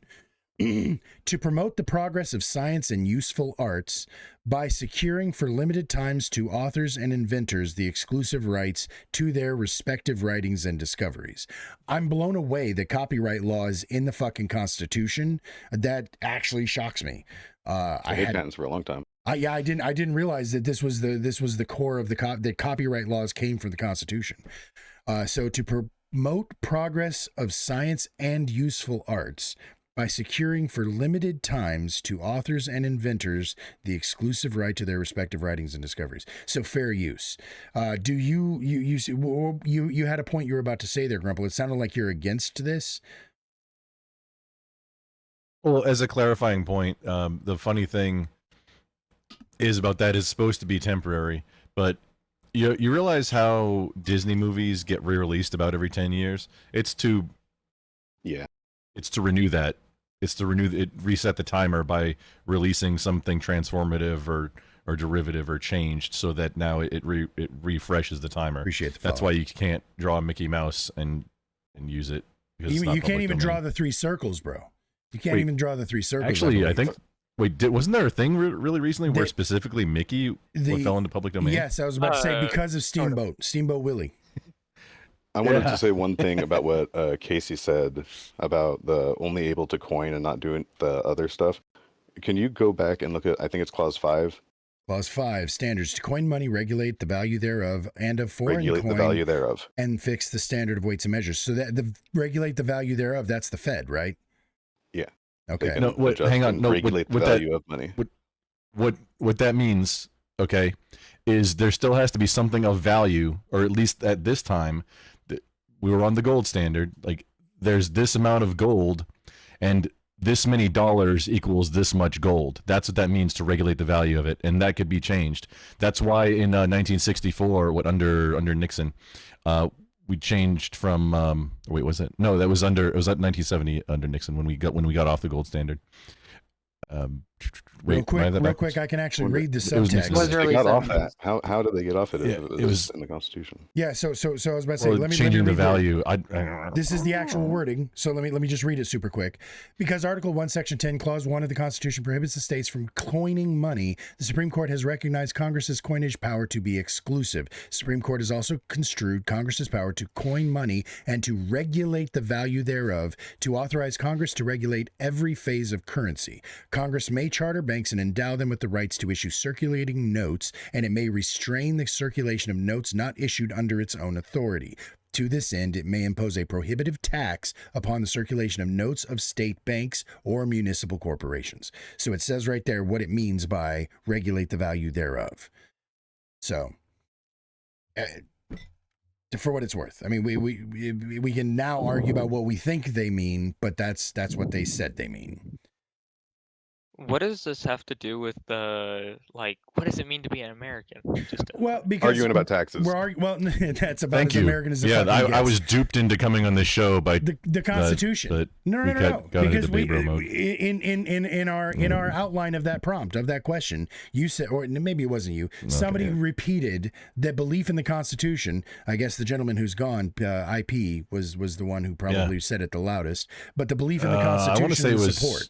Horseman. I don't think that's what an Horses? American means. Kind of dumb. No, okay. So I can go back and play back everybody's answer, but I guess since we've got two new people, I never actually asked the core prompt. Let's circle it back now. You first, Game Boy, since you obviously think that our assessments have been dumb. What does it mean to you to be an American? Well, I don't really. Well, to outline first, You I are think American, can have- correct? I guess I've never clarified this. I've lived in Texas my entire life. So you were born here. You are an American, right? Yeah. Okay, got it. Go on. For now. Got a little bit 1/12 Mexican. We'll see how far back it goes, bro. Don't worry. That's coming. Go on. Your idea of American. I don't think it's to the belief in the Constitution, because I think that's the exact opposite of the purpose of the Constitution. If you were to Bold be statement. critical, if you were to be critical of the Constitution, you were doing exactly what the founders were doing. The Federalists came with the Anti-Federalist, and you can't just go along with every single amendment as if it's holy scripture. I think we should keep to a limited government, but I don't think we should keep to the limited government provided to us. And I think if we're going to say, unlike the Europeans or unlike almost every other country in the world, that we have to pertain to some values to being an American, which I could have my debates about that, rigid kind of definition. But then it can't be we hold to those values, and one of those values is the Constitution. We should hold to the value of constitutionalism, probably, as pertaining to limited government. But I think there's many different parts about the current Constitution that I'm critical of. I would say I don't like the income tax amendment that was brought up. But being critical of that can mean that we want to repeal certain amendments, like prohibition. And we should also try to strive for new amendments, or to be critical of how the government's being run, because that's not what it means to be an American. We're not a nation of a government. We're a nation separate of the government that should influence the government to govern it properly. So I don't think what it means to be an American is being loyal to the nation before any government or any authority. And that's what the founders were. We were loyal to us and our autonomy separate from Britain. And we were loyal to expanding our nation westward. And we should be loyal now and onward to a nation separable from the government. Okay, so real quick then, just so that you know, now that, because you did come in a little bit late, and the reason we were talking about the Constitution specifically was because Grumple had said that the behaviors that we were discussing were beyond the scope of government as enumerated by the Constitution federal government. of the federal government. Correct. So we were looking at what the Constitution says I is the actual scope of the United States government.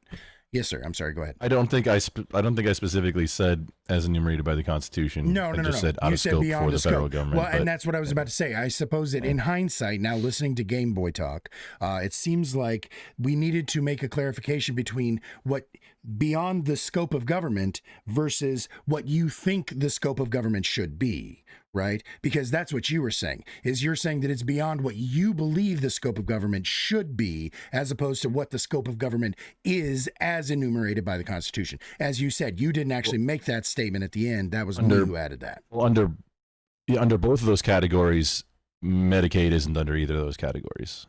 But it could no checkbox here, no checkbox here. But it could be as long as we get a new amendment then it's going to be Medicaid. because according to and Medicaid, right? Exactly. But Well, because that's what that's he all we're just talking about expanding Medicaid, right? That's when or Medicare, Medicaid for all. It's Medicaid for all. I don't know the fucking difference if I'm being honest with you. What Koina, Medicaid is already the biggest line item on I think every state's budget. Koina, can just you give us FYI. the TLDR Met- back of the napkin difference? Medicaid, part of Title 16 of the Social Security Act. It is what you pay into. Or wait, I don't know. I don't remember which title. Medicaid is what you pay into on your taxes. Right. Medicare is what is like is from the general fund. That Like is what unemployment when and they're talking SSI. about cutting things, it would be that is SSI. Yeah, Okay. pretty much that. Okay. And then Medicare is the one that is What you entirely pay into like SSDI if you know that, I the do insurance side of it. So it's like Social Security or retirement. It's part of the OASD fund, old age, survivors, disability insurance. That's what we're all paying into on our paychecks. So we fund that. The government collects that fund, and when you see it as like a debt line item, you're seeing them buying U.S. bonds. So they're just buying our debt. They're not like something we're paying for. Gotcha. If that makes sense. Kind of. I think so. So which SSI one is it? is from the general fund. Which one is it that people want expanded to cover all people? Medicaid, Medicaid for all. I believe. Medicaid. And that's the one that we that is tax funded that we Yes. all pay into. It's basically Yes. like the government insurance. Yes. Okay. So basically instead of having, because that's really to me what the Medicare for all or Medicaid, I keep fucking it up.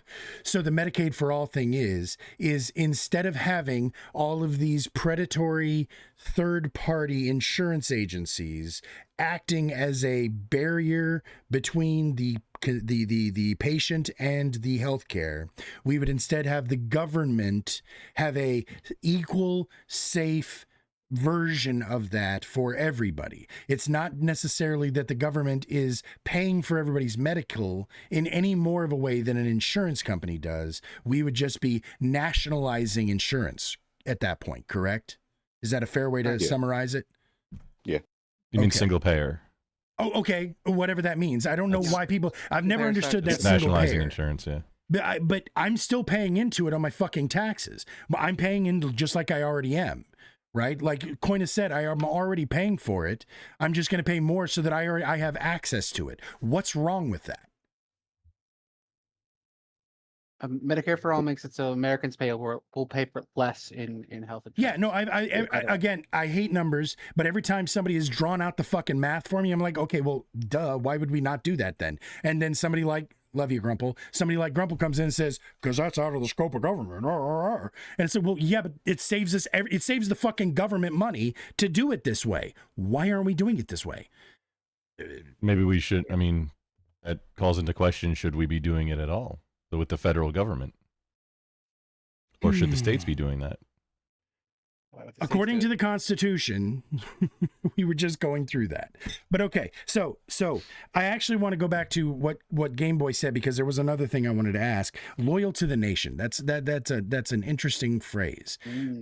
So what does that mean to you when you say the nation?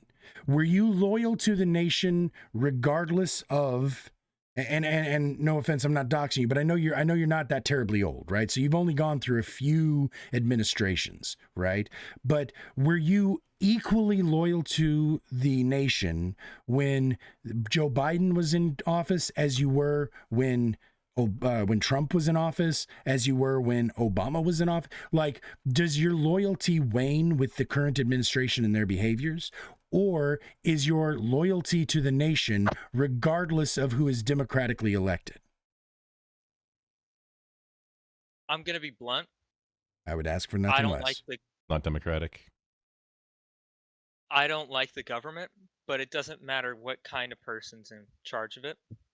So my behavior, and I assume the vast majority of people's who are normal, sane, does not change from administration to administration. Now, how we may view the world might change, but I think whenever I act out my life, how I go to work, how I treat my family, and I treat my neighbors and everyone like that is all the same. And that's what matters.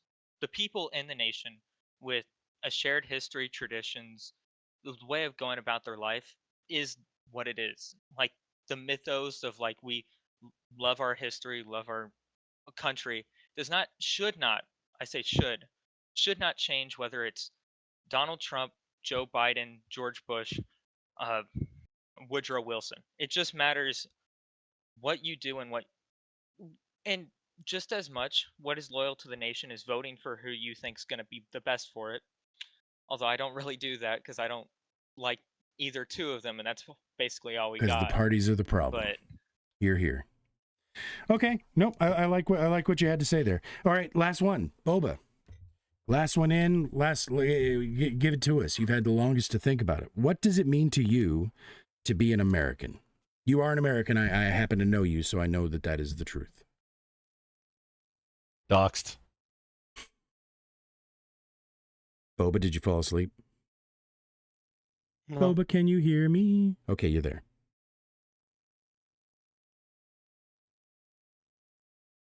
I'm sorry, did you ask me a question? I did, yes, sir. I said so. Oh, I'm sorry. No worries. Cheers. What Cheers. does it mean to you to be an American?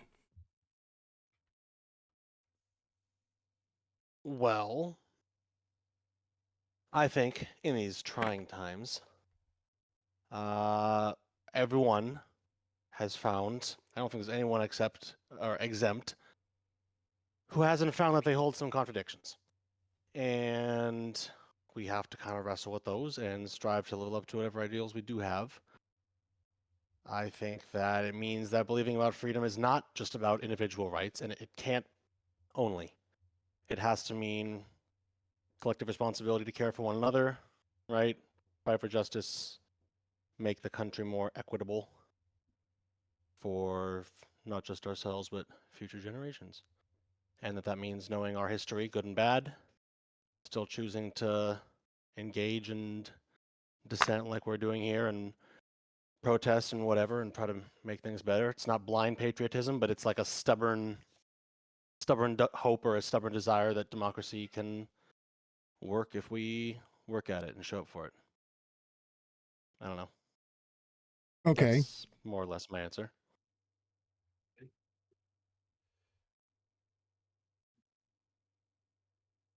Standing in solidarity with marginalized people. If you want me to just sum it up, I mean, I think that's what we kind of have a responsibility to do. I feel like me and Grumple both look.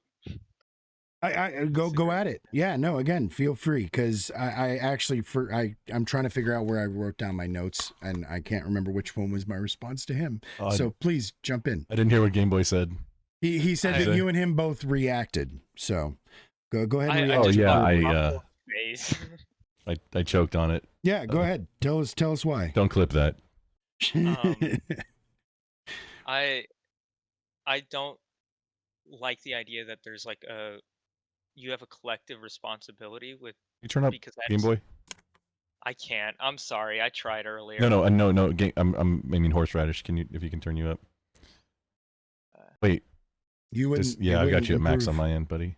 Yeah, it wouldn't improve on here. So unless you're listening to my stream, that's the only way you'd hear him. And I'm hearing him pretty loud. Yeah, it just occurred to me like, wait, when you change the volume, it doesn't matter for me. Okay, I'm sorry. I didn't mean to. You had a good start. I just wanted to hear it better. I'll turn up. Always lower everybody else.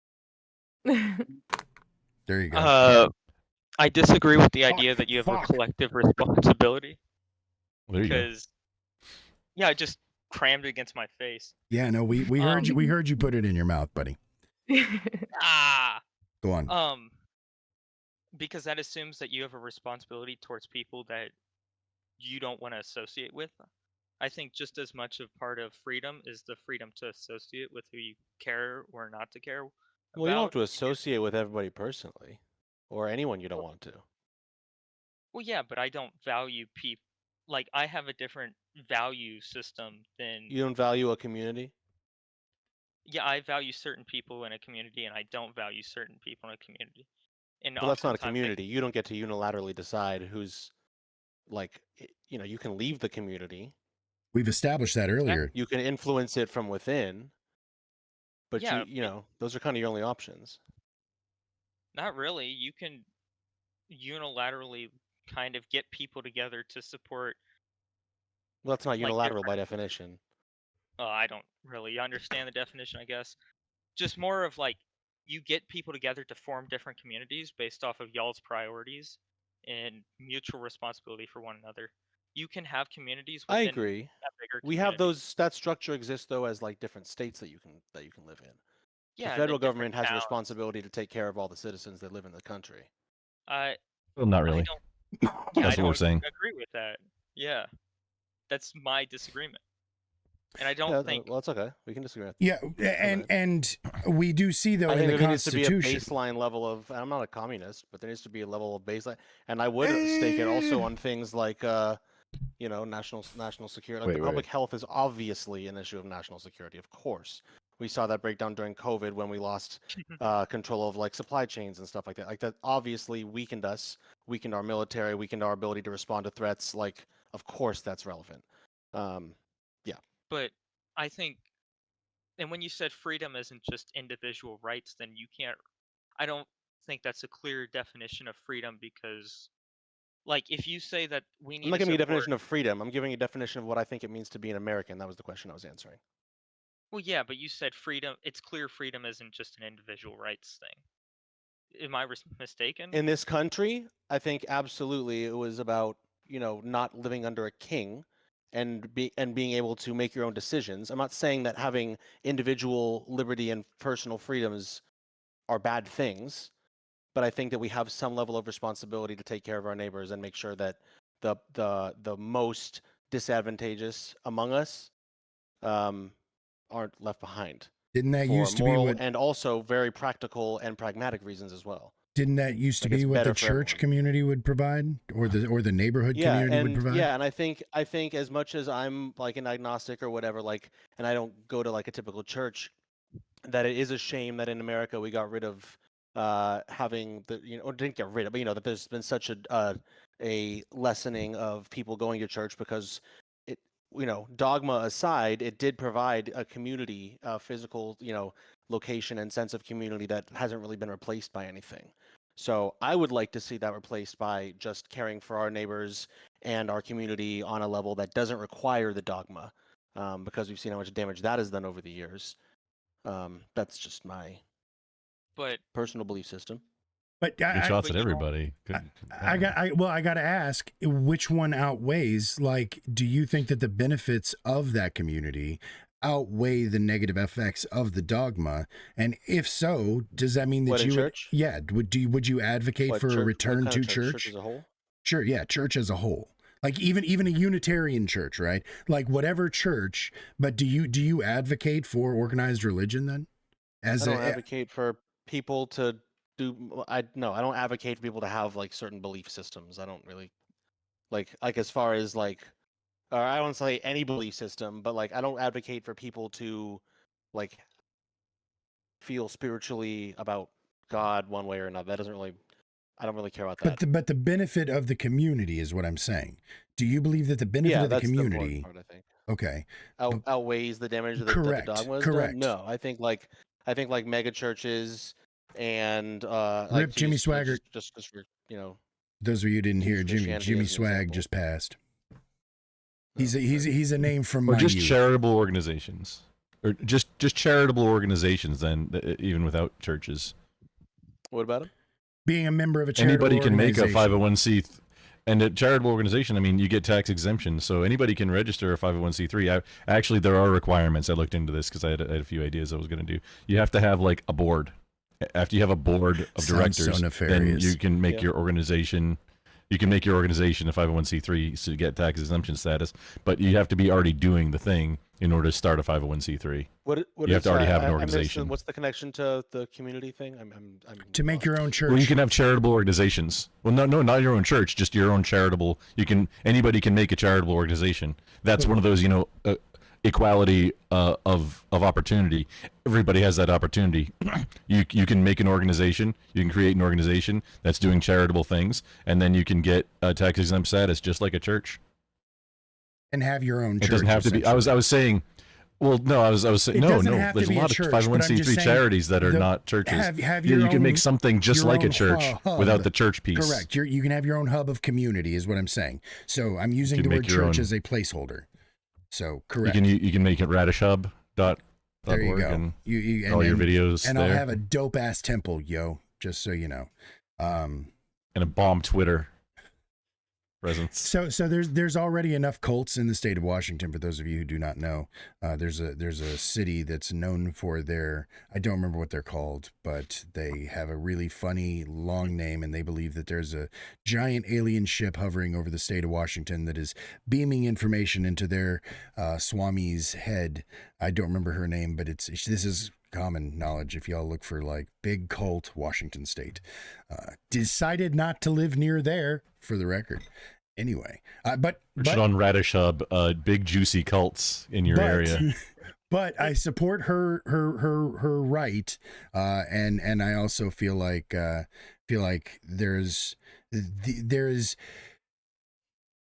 feel like a church as a business should be treated as such. So again, I know that's an uncommon or a hot topic, and Grumple disagreed with me last time we talked, so we're not going to fall down that rabbit hole, because that would be un-American to separate church and state, right? Well, if it's for profit, it is a business. If it is a not for profit, I think what we landed that doesn't on mean was the that doesn't mean church- people don't get paid. If you're selling merch, your merch is taxable, but if you're just paying the bills, that should not be taxable. Like, to make yourself a more Well, tithes opulent aren't- temple. Mashallah. Tithes aren't merch. So if you're saying that 501c3s shouldn't be able to sell T-shirts. merchandise for Correct. fundraising, Correct. but they can accept donations, and then the correct. donos are not taxable, but selling merchandise. that I is mean, what I that's think I would that's something support. to talk about. I think you can sell the Well, I merch don't think as long that's as where we you're landed using the last time. proceeds for the charitable efforts. Right. I'm not talking about how it is. We're talking about how it should be. But No, I mean, no, I agree with that. Like, What you a- should be able to sell your own merch if you're putting those proceeds to the That's charitable what efforts. Horseradish was saying. Well, that's the But premise that that I part just would be said of like, hey, the taxable is what I'm tithes saying. Oh, I thought you or were the saying you were against donations. that. I'm saying And my premise tithes- was the tithes. Go ahead. The tithes are exempt, but merch is not. And that's what Horseradish was like saying, and I don't think that's where we landed last time. But then, I thought that's yeah, what I we mean, had. what if you're No, using the merch I'm- money for like more charitable things? No, I'm saying that's what it is So, right now. that- Like, Well, that's then- the exemption. If they're selling merch and using it for charitable stuff, it's fine right now. Okay, Yeah, fair enough. for- I agree. Yep. But It's just if they're using it it's just for like a profit in the business side, yeah, then that it's, gets taxed. well, It's a lot of perfect. churches would Horseradish just do has- it, like, the right way.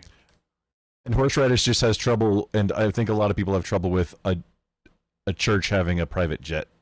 Yes. Yeah.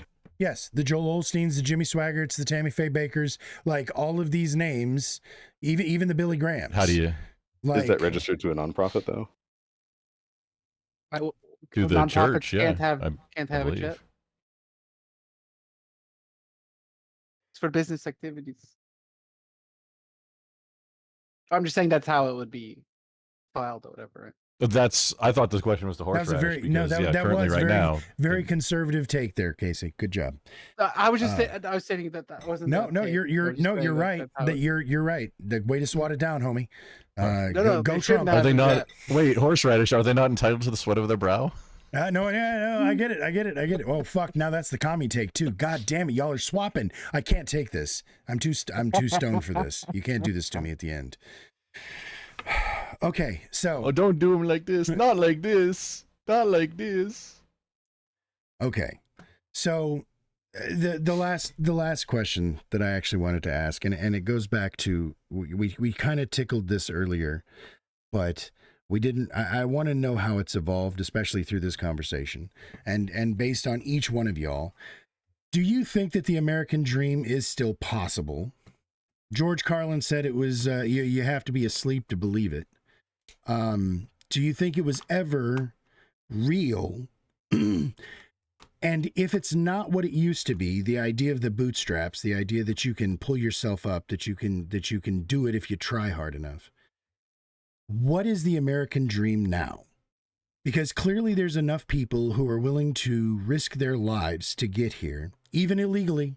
They're so fucking desperate, Grumple, to be an American like you, to have what you take for you don't take it for granted. I shouldn't say that. Most people take for granted. What a vast majority of Americans take for granted. These people are willing to risk their lives to try to get as close to it as they can.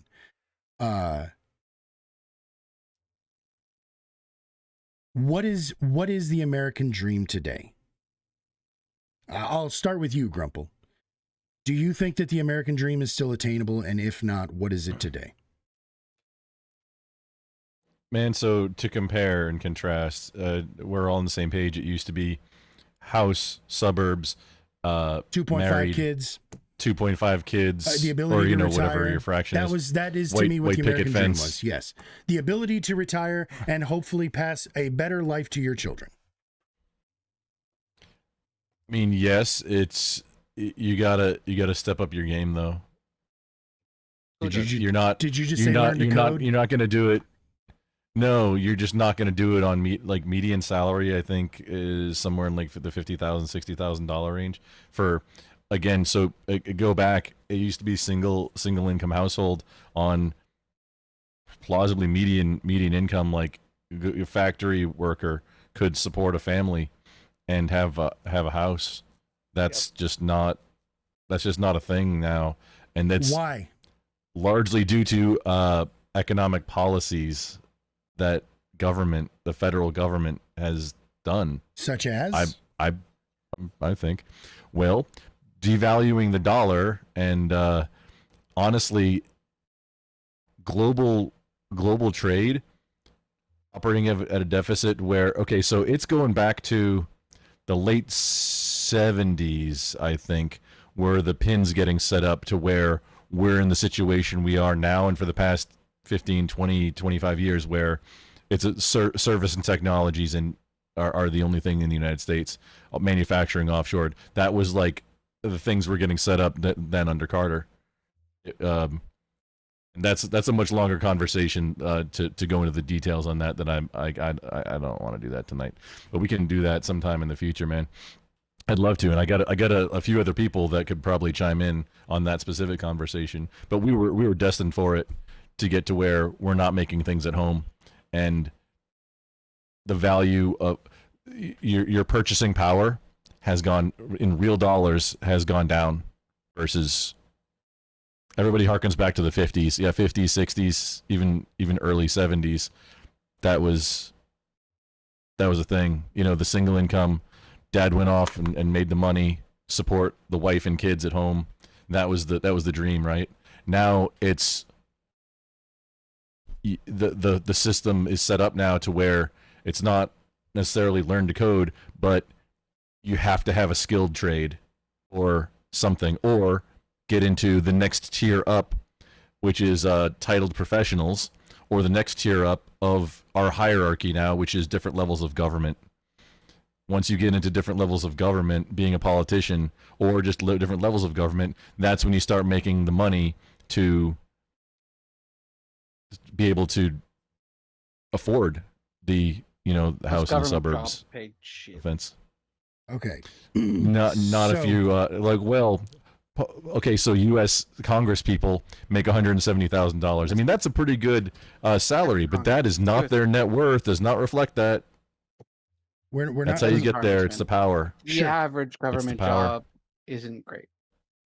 If we could redistribute the 50% of the wealth of the top 1%. Yo. If Yo. we Drop in the bucket. That's no to them it's a drop in the bucket. But what No, that would do to the everybody else, bottom- it's a drop in the to bucket. the bottom 50%, that would be life changing. All we would have to do is implement some sort of pay caps, such as through taxation. We don't have to call it a pay horseradish. tax. Yes, sir.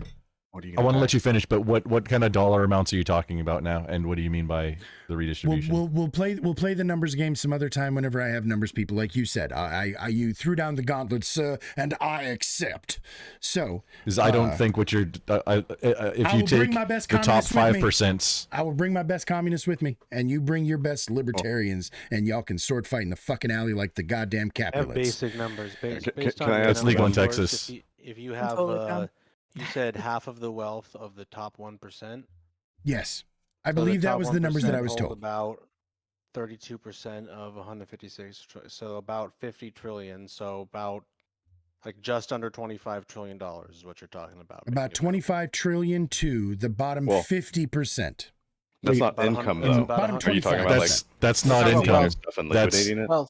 So No, if it's I'm this isn't actually just like- talking this about isn't just liquid cash. so Kay is actually the Yeah. one who sold me on this, and Less so than I'm going to your do face. my best to give his explanation. But instead of universal basic income, making it a universal basic services. This is what socialism in its purest form would look like, right? Is if we take that money, we recycle it to everybody's betterment, because even that CEO, as fucking gross as this is going to sound, it's true. They don't have to step over the people who are dying in the streets to get to their high-rise apartments, right? It would be a net benefit. Like, again, that's the most crass depiction of why everybody's net health is beneficial to everybody around us, right? This is the social contract. We live in a fucking group. We live in a community for the community's good. We understand that not everybody is going to work as hard as the rest of us, and it sucks, but we also can't just be like, well, fuck, sucks to suck, bro, go fuck off and die, right? Like, that doesn't sound like the That's where ethical charitable human organizations come in. should come in. And those That's where the charitable ethics come in. organizations, yes. But now think about what you're saying. So you are beholden to the generosity of that top 1%. What their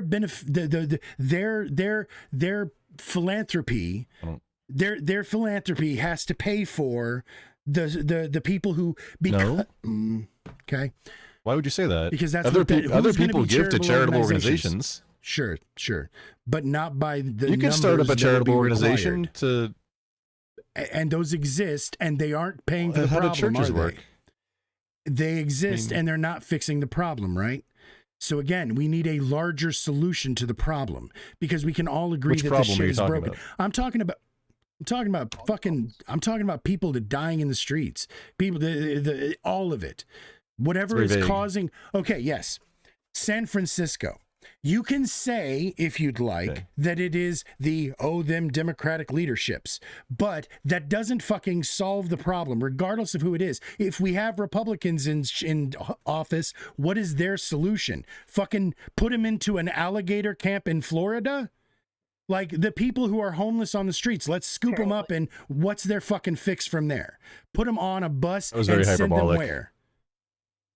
It's a little hyperbolic, but that's how they make policy these days. Like, is it RFK Jr. hyperbolic? wants to put mentally disabled people into like special camps. Yeah, it's that's Due all process hyperbolic optional. shit, but that's how they means test those ideas and get the public to kind of consent to them. And they've been doing it for years at this point, so let's not pretend that that's not what they're doing. Like, hyperbole is how Trump manufactures consent, if you will, for policy. He says something bombastic, gauges the reaction, and then decides if he can get it. He's improvisational, but he knows how to gauge what the public reacts to it. Reacts to him on. Like, that's, if people push back hard enough, then he doesn't. He changes course. Yeah, and I got to be real. A Trump supporter accusing me of hyperbole is ironic to me, because like I thought that's what his skill was hyperbole.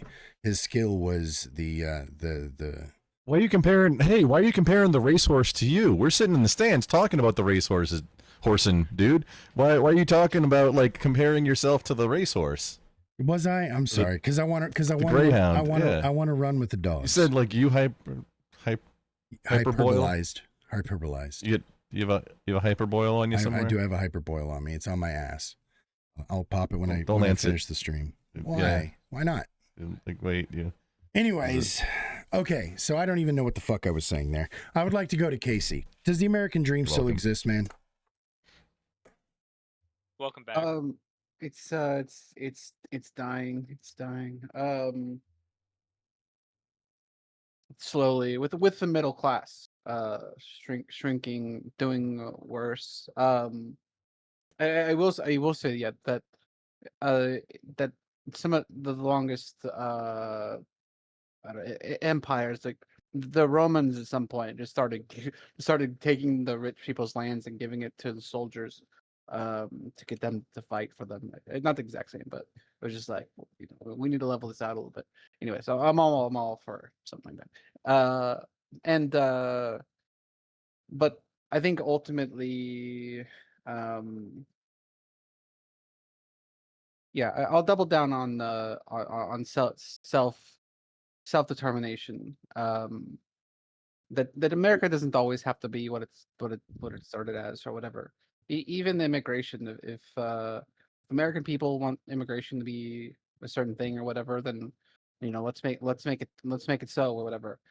So, the and that's what we're missing the most probably today, I think, is the will of the people being instilled in the actions of their representatives is sorely lacking as of late.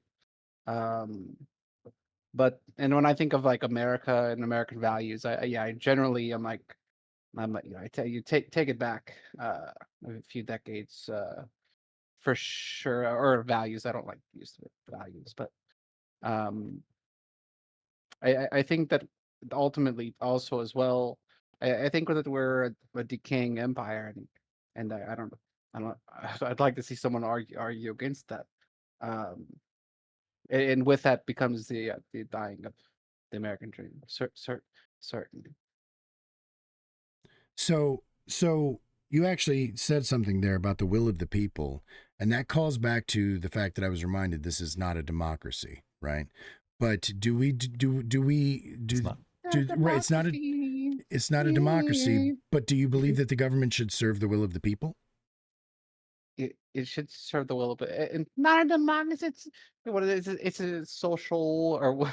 It's They say please. it's a constitutional republic. Constitutional republic. Constitutional Please. representative republic. Yeah. Colloquially, we refer to such a government How do we get as a those representatives? democracy. Representative be realistic, democracy. all Yeah, of us. colloquially, Yeah, that's It's an wrong. oligarchy, right? So I mean, there's never been a direct democracy government. So I mean, please don't give me. I hate the fuck. It's not a democracy, fucking bros. Like, I feel like shut this up. should have been part of the conversation of what does it mean to be an American, right? Like, What is a democracy? what is it? Yeah, what even is America? We can't even agree on what America is. Okay, so back to my question, Grumple. Does no, you do not believe that the government should serve the will of the people? Consent of the governed. I mean, yeah, that's. Consent of the government just Hang means on. that we say yes. This is a loaded. This is depending on your follow up. This is a loaded question. So depending on your follow up, we're gonna have to go back and readdress to clarify. Okay. It's a pretty 'Cause simple I know there's a few question. different ways this could go. Mm-hmm. No, it's not. It's not a simple question.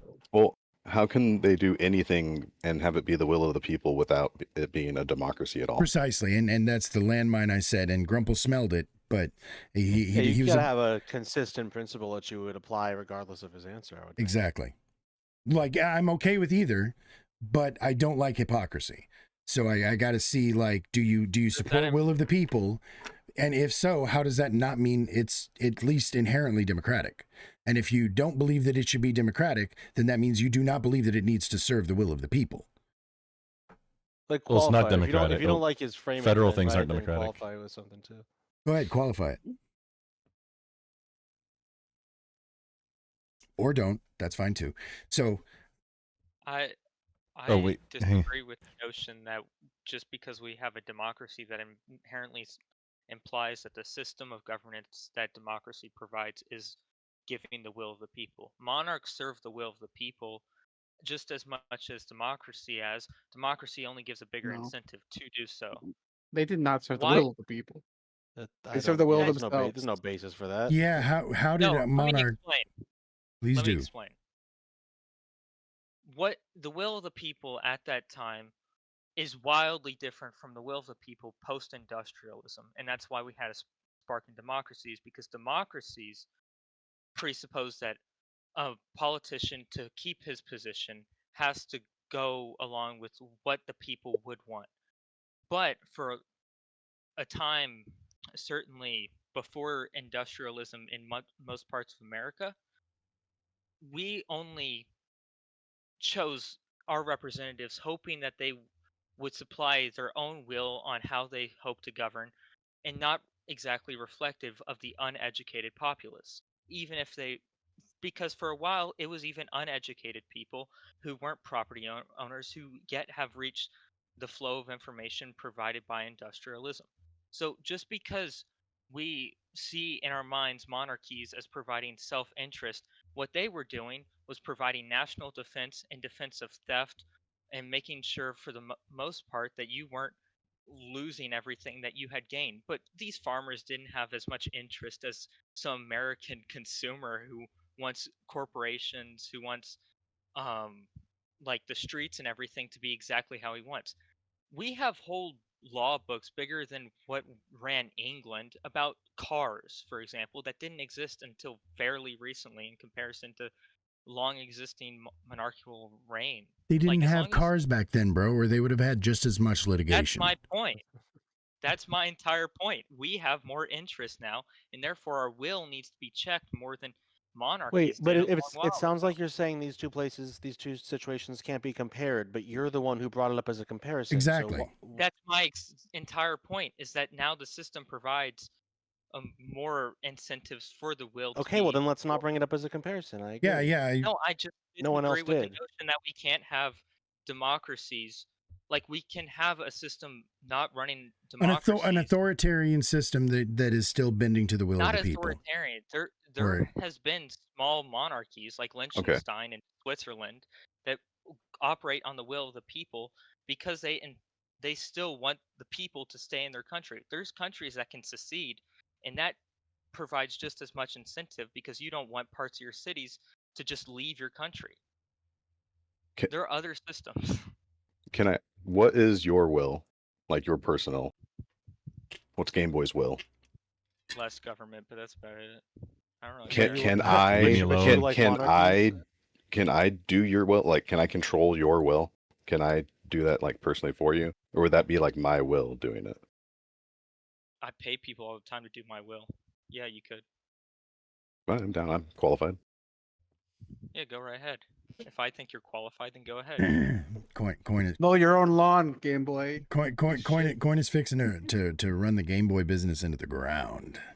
All right, so I do have a bedtime here eventually, so I'm happy running past because I'm enjoying the hell out of the conversation, but I do need to tie it up and go snuggle up here in a few minutes.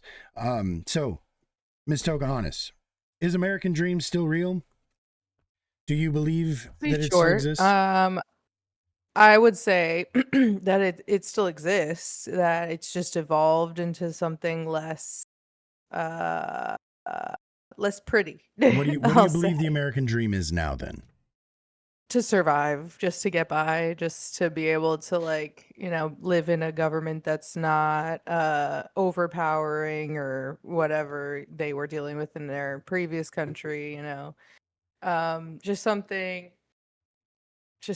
to, like, how it's always been kind of a beam of freedom, to where, like, people kind of look to us as like a place to go, I guess, to get away from any tyrannical government or anything like that. But yeah, that's about it. I mean, To just get by. So basically, you think that the American Dream is just the fact that it's better to suck here than it is to suck anywhere else? Yeah, exactly. All right, cheers to that. All right, and Boba, what is the American Dream today? Do you think it still exists? And if what do you think it is today? I think it exists, but it's on like life support, at least for a lot of people. Can you define? Grumple defined earlier what he believed the American Dream to be. Can you define what you believe the American Dream to be? I actually defined what it was a long time traditionally, ago. right? Correct. I Yeah. asked you to define Oh. what it was, and then there was like a whole thing about like the Constitution or something. So if you can give me a better answer, I'll come back to you. Back to you, Boba. I think the part that's still alive is the belief in opportunity. Right? That with enough grit or whatever that you can improve your life. I think probably today for most people it means stability over wealth. Right, like owning a home, living wage, having healthcare, giving your kids like a good future. It's less about like making it big and more about like making it at all, like with dignity and I think that's probably for most people where it's at. I don't think the dream of like the way that we fancy it is like everyone's gonna be rich. Like obviously that's not reality. I think most people these days would just be happy to have stability in their life. That's more than a lot of people have. So it's not too far from what she said that it's better to suck here than anywhere else. Like it's not. Yeah, about you think that there's a little bit more opportunity than that though. Than a lot of places. It depends where you're going from, but yeah, there's a lot of things that make America great. A lot of them are being tested right now. If we don't like immigrants anymore, like I don't know what. So that's actually like if our unemployment is like lower than we want it to be, but also like I don't understand how if we don't have enough labor, we're gonna turn down a better source of labor, and we're not gonna like make these people citizens. Like it's just so backwards. It's so ideologically coded and there's no basis in. It's not results based, except for the results of giving Trump and his cronies like authoritarian power, and it's obviously very frustrating. What? Being someone who doesn't, who feels like other people don't see it that way, but it's kind of the only direction that we're going. I'll calling this shit a rebellion and all this shit, like acting like we have 60 million illegal immigrants that are all rapists and criminal. Like it's all just fear shit. It's all the same shit that's gone on for centuries. So, we'll see it. Maybe too late, maybe not. But that's how I feel about it. So I just want to drill into a question there because, and just a real quick, just a few answers would be great. But I know that most of the conservative leaning audience probably assume that you are a dyed-in-the-wool communist. And so for you to I know, but nevertheless, for you to mention the great things about America, July 4th, this is the time. What are some of the things that you think are great about America, real quick, Boba?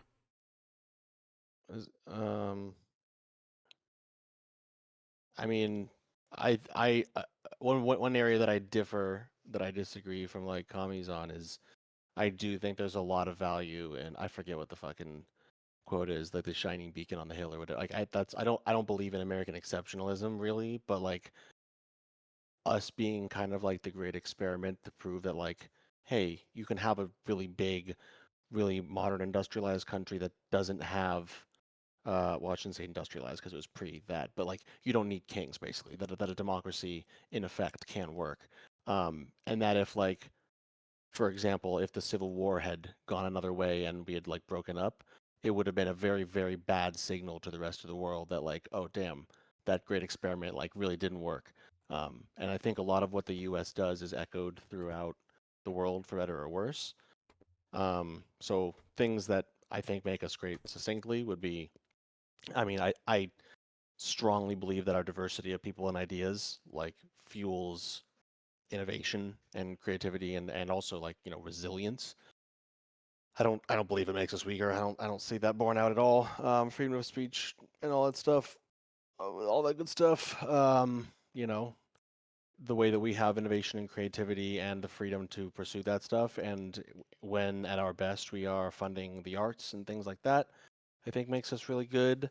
I think we have shown a really good capacity for reform that a lot of countries have not done, and that admitting that we were wrong in major ways, i.e., slavery, is a powerful signal to the rest of the world.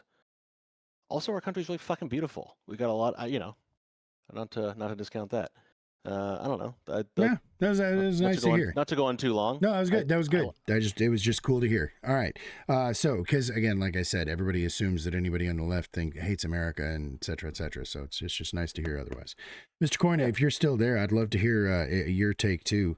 Do you believe that the American dream still exists? What does that mean to you in the modern context?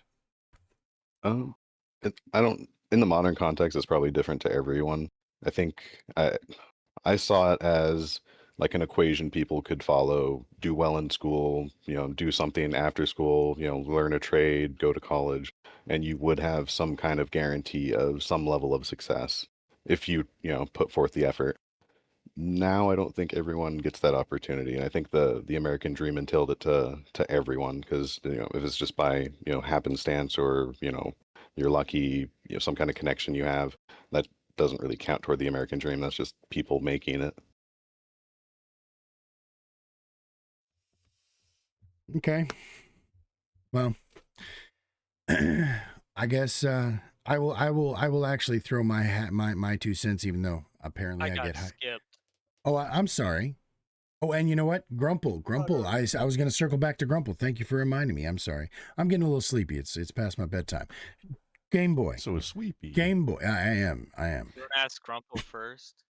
You want to ask Grumple? No. I want to end on Grumple, actually. I want Grumple to bring it home for us. So go ahead, Game Boy. Tell us, do you think that the American dream still exists today? And if so, what do you think that means?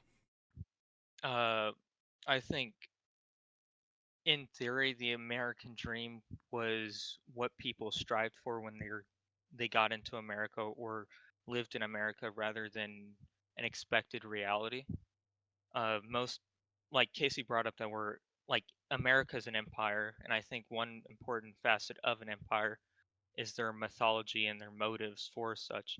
Like, Rome had the founding story, we had the independence story, and just as much a part of that, America has like the ideal life and the ideal man, similar like Greece and stuff, of like, you kind of want to live as an American according to the values of America. And so when we think of the American life, we do think of like how that has been perceived in the past, of like nuclear family, suburban house, and everything like that.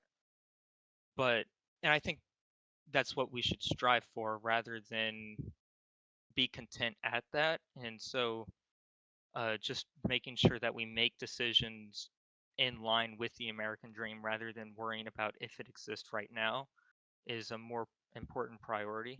And I don't think it ever was. I don't think people have ever been content with the American dream as they had it, and I think that is the most American thing about it. Okay. Well said. Grumple. Does it exist? What does it mean today? There's been a lot of really interesting things said. Some I agree with, some not so much. The concept of the American dream as it was, like I described it previously, the historic, suburban house, white picket fence, 2.5 kids, single family income on like a single family or single earner median income ish, can get you a house and like achieve all that. That's not happening now. Maybe we can get back there. That's going to take a lot of fixing federal government and policies. I don't want to believe it's too late. It's entirely possible that it is. It's, as a lot of people in chat, and I think some other panelists here have said, it's on life support.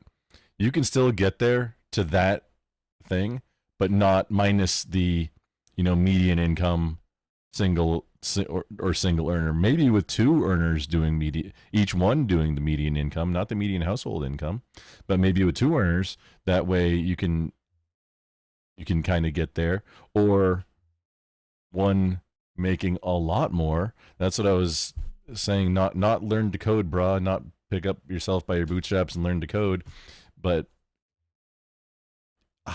you got to climb up that.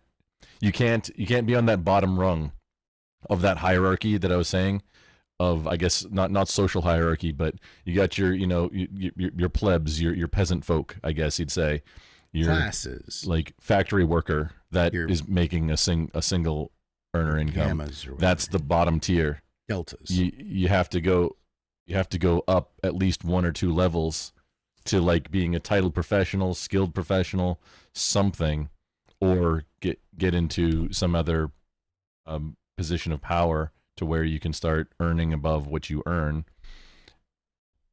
And then I mean, you have Do you believe have that to everybody is manage your able wealth. to do You that? have to invest. It's about educate. Like capable. anybody can, but educate. Not 100%. Like no, not like there are people who just can't comprehend it. But those people probably weren't going to be doing the factory worker, white picket fence thing either. Going back, so I mean, I can push a button. is it I still can pull a achievable stamp. by?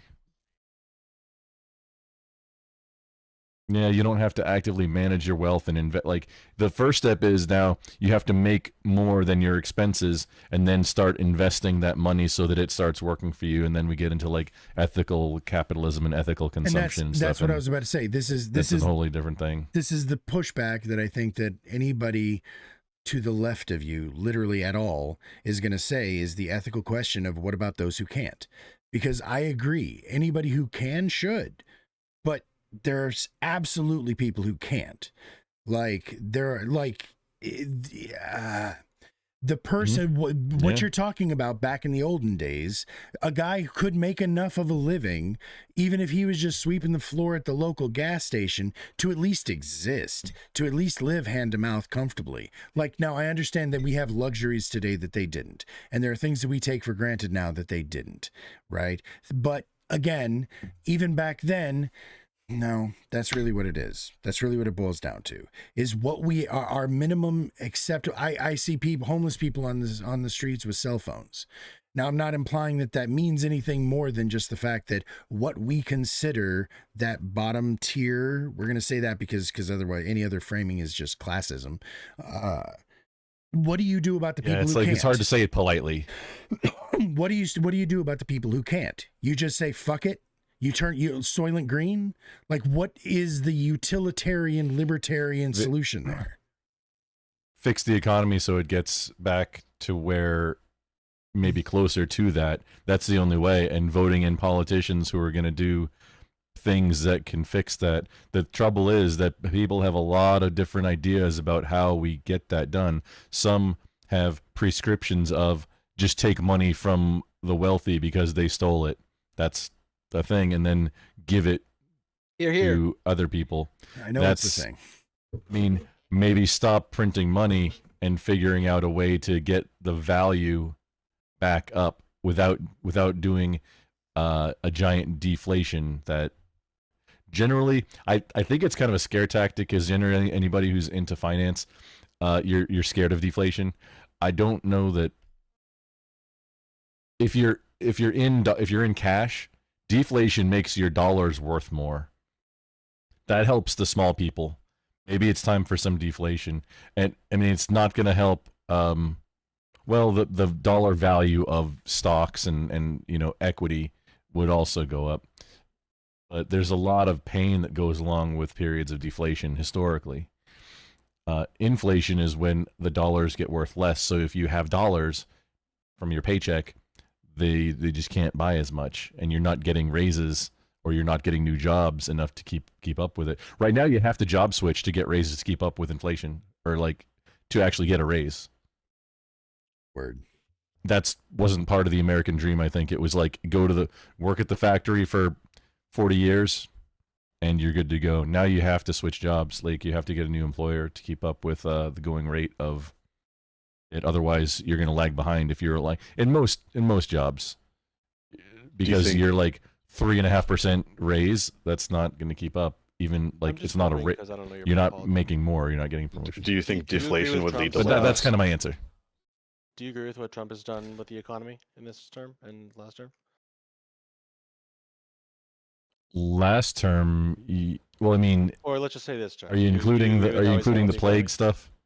No, I do you don't. agree with how he's I handled don't the agree. economy, and let's just keep it on this one, I guess. So far, do you agree with how he's handled the economy, the tariffs, and all that shit? Honestly, I haven't been and the big beautiful as bill paying and attention. ballooning the deficit, because you're talking about stuff that's like, yeah, I mean, we just raised Yeah, the no, deficit by I an insane don't. amount. No, printing. Oh man, what's it? The last roughly something like 20 years, 80% of the dollars in existence have been created. I don't agree with that. Is that true? Damn, And pretty crazy. that's yeah, it's somewhere right around there as the numbers. It's something Over how much? drastic and like what the shit. I think it's the last 20 years. So is I that want to say less than somewhere in that 1% neighborhood. inflation?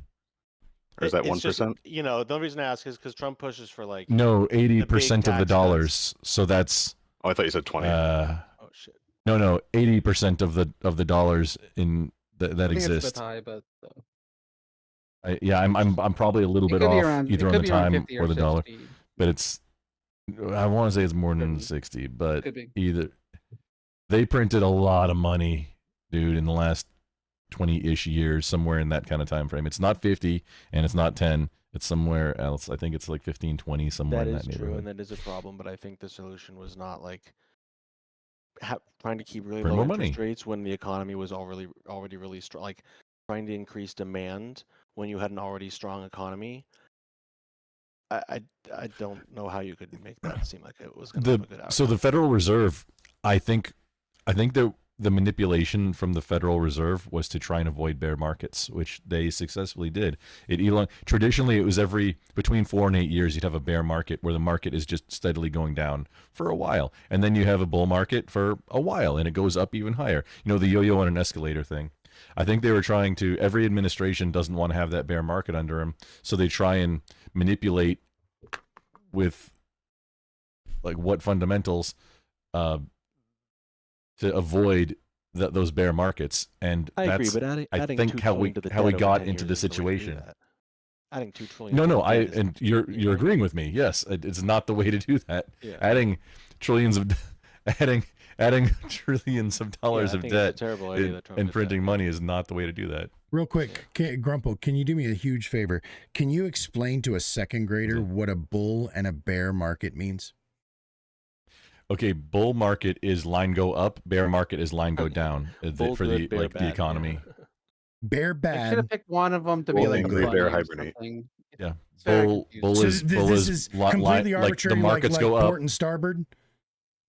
Sure, bear Well, hibernates. okay. Bear doesn't invest its money because bear doesn't like the economy. Bear goes and hides until the next season. Bear hibernates. The bull attacks everything. The And Bull invests attacks, rushes bull in. aggressive. Yeah. Rawr. Mm. Got it. And if you're depending on what index you're looking at, I mean, you can actually look at the lines, like of like the Dow Jones or the New York Stock Exchange or the S&P 500, and if it's steadily going up, that's bull market. this isn't exactly, but that's a bull market. If it's kind of steadily going down over a period of time, recession used to be defined as 2 consecutive quarters of negative GDP growth. That means line go down. That becomes effectively a bear market. And Biden had that, but like, no, we're just not going to call that anymore. We're going to change the definition. Got you. Regardless of what you think about that. Did he start calling it a was giraffe too- market? I mean, that would have been just as. I mean, why not start Rhinoceros. just calling things whatever? Just to be Which clear, years was that? was that during COVID, or as a result of COVID? Excuse me, the I plague. think it was during the after. plague is what we call it. 'Cause my Oh yeah, understanding was Biden grew up I'm live on YouTube. Biden recovered the economy incredibly fast compared to Yeah. other COVID countries that were hit hard by COVID, and that he had a very strong economy that he gave the Trump, Irrelevant. Yeah. A comparison to other countries is kind of irrelevant in this context. Well, I'm just But talking I about the believe it rate was of after recovery, and Biden it's declared that relevant.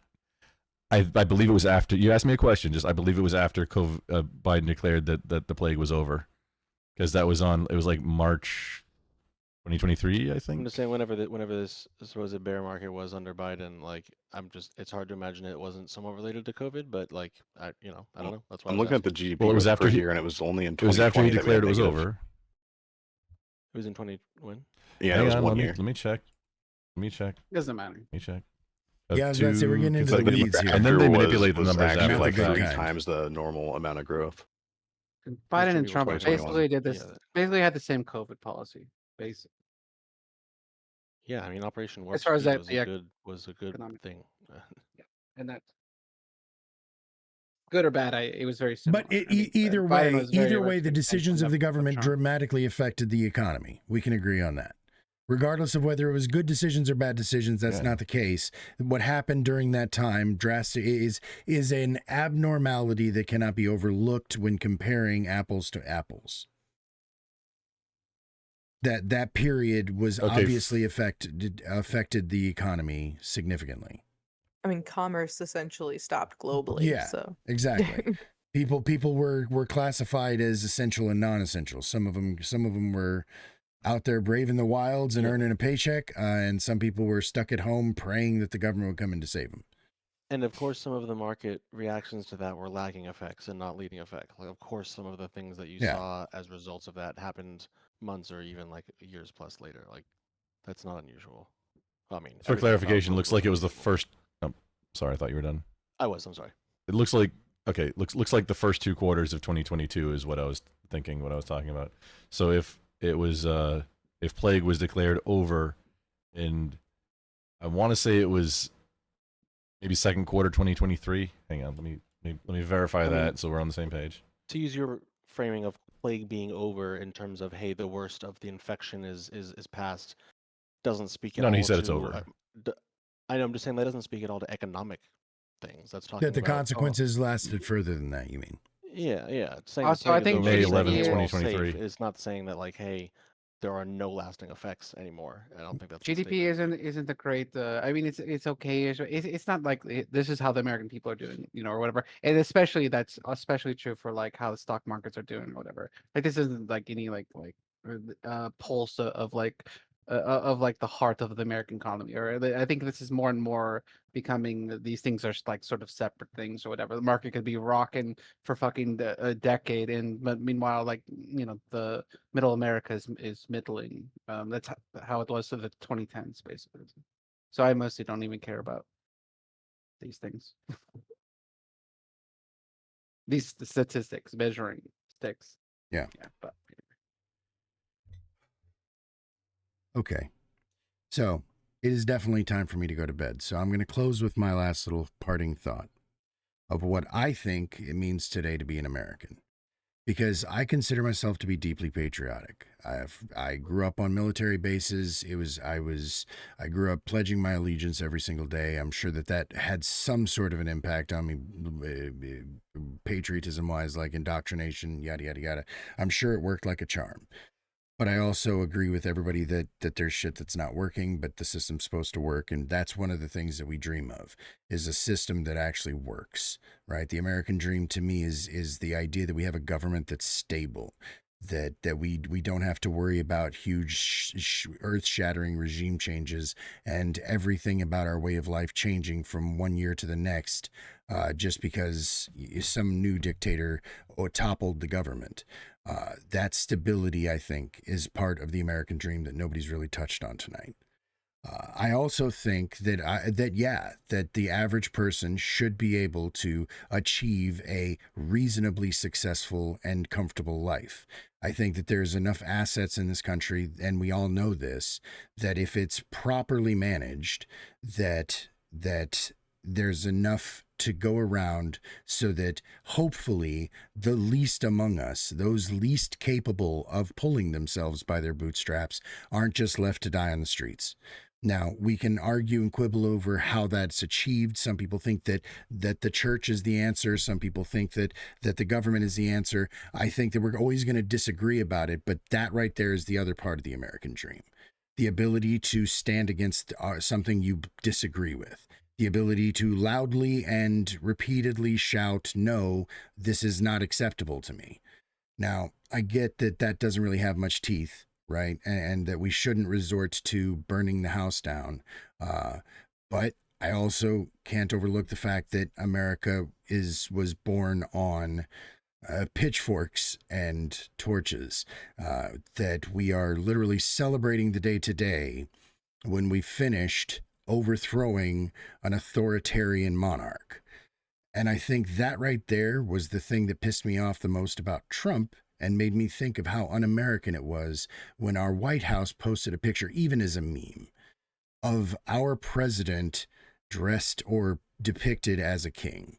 Like, to me, that was peak un-American, because America was literally fucking created to escape a monarchy. So to me, what does it mean to be American? Also means that we have the ability to stand against an authoritarian regime that we think is unjust, and that if it comes down to it, government's supposed to fear us, right? So I think that we still have the right to bear arms, and that the reason that exists is because we are supposed to be able to defend ourselves against a tyrannical government. And if we believe that our government is being tyrannical, then that's our right. Right? So happy 4th of July, everybody. I appreciate y'all hanging out. I cannot tell y'all how much I appreciate each and every one of y'all showing up tonight. And please, if you could, throw your name in the chat. Just say something, anything, and it should show up on everybody's. And we can all kind of click each other's names, and we can homogenize, because, you know, assimilation in Twitch is what we're here for, right? So this is the I haven't figured out how to do this shout out thing, so this is the easiest way. Appreciate all. Last drop of England. England was the good guys in the American Revolutionary War. Okay, bye. Oh, fuck command you! too. That was Team so horrible. Don't worry. I'll stalk him down. Yeah, that was the worst way to fucking for him to dip out, to give credit to them and walk away. What a Benedict Arnold. Right? Thank you. That's perfect. All right, y'all. Again, thanks a bunch. I'm gonna go ahead and try and do my raid out thing. And since I did it to Casey last time, I'm gonna drop into Grumple this time. Thanks again, everybody who showed up tonight, and I will see you guys next Friday. Same Thanks bat for time, having me. same bat channel. Yeah, no, appreciate you showing up. All right, doot. I think. Have a great night, guys. You too. I'm gonna Yeah, jump we- over to StreamYard. I'm Word. I'm gonna keep going. Good night, peoples. Yeah.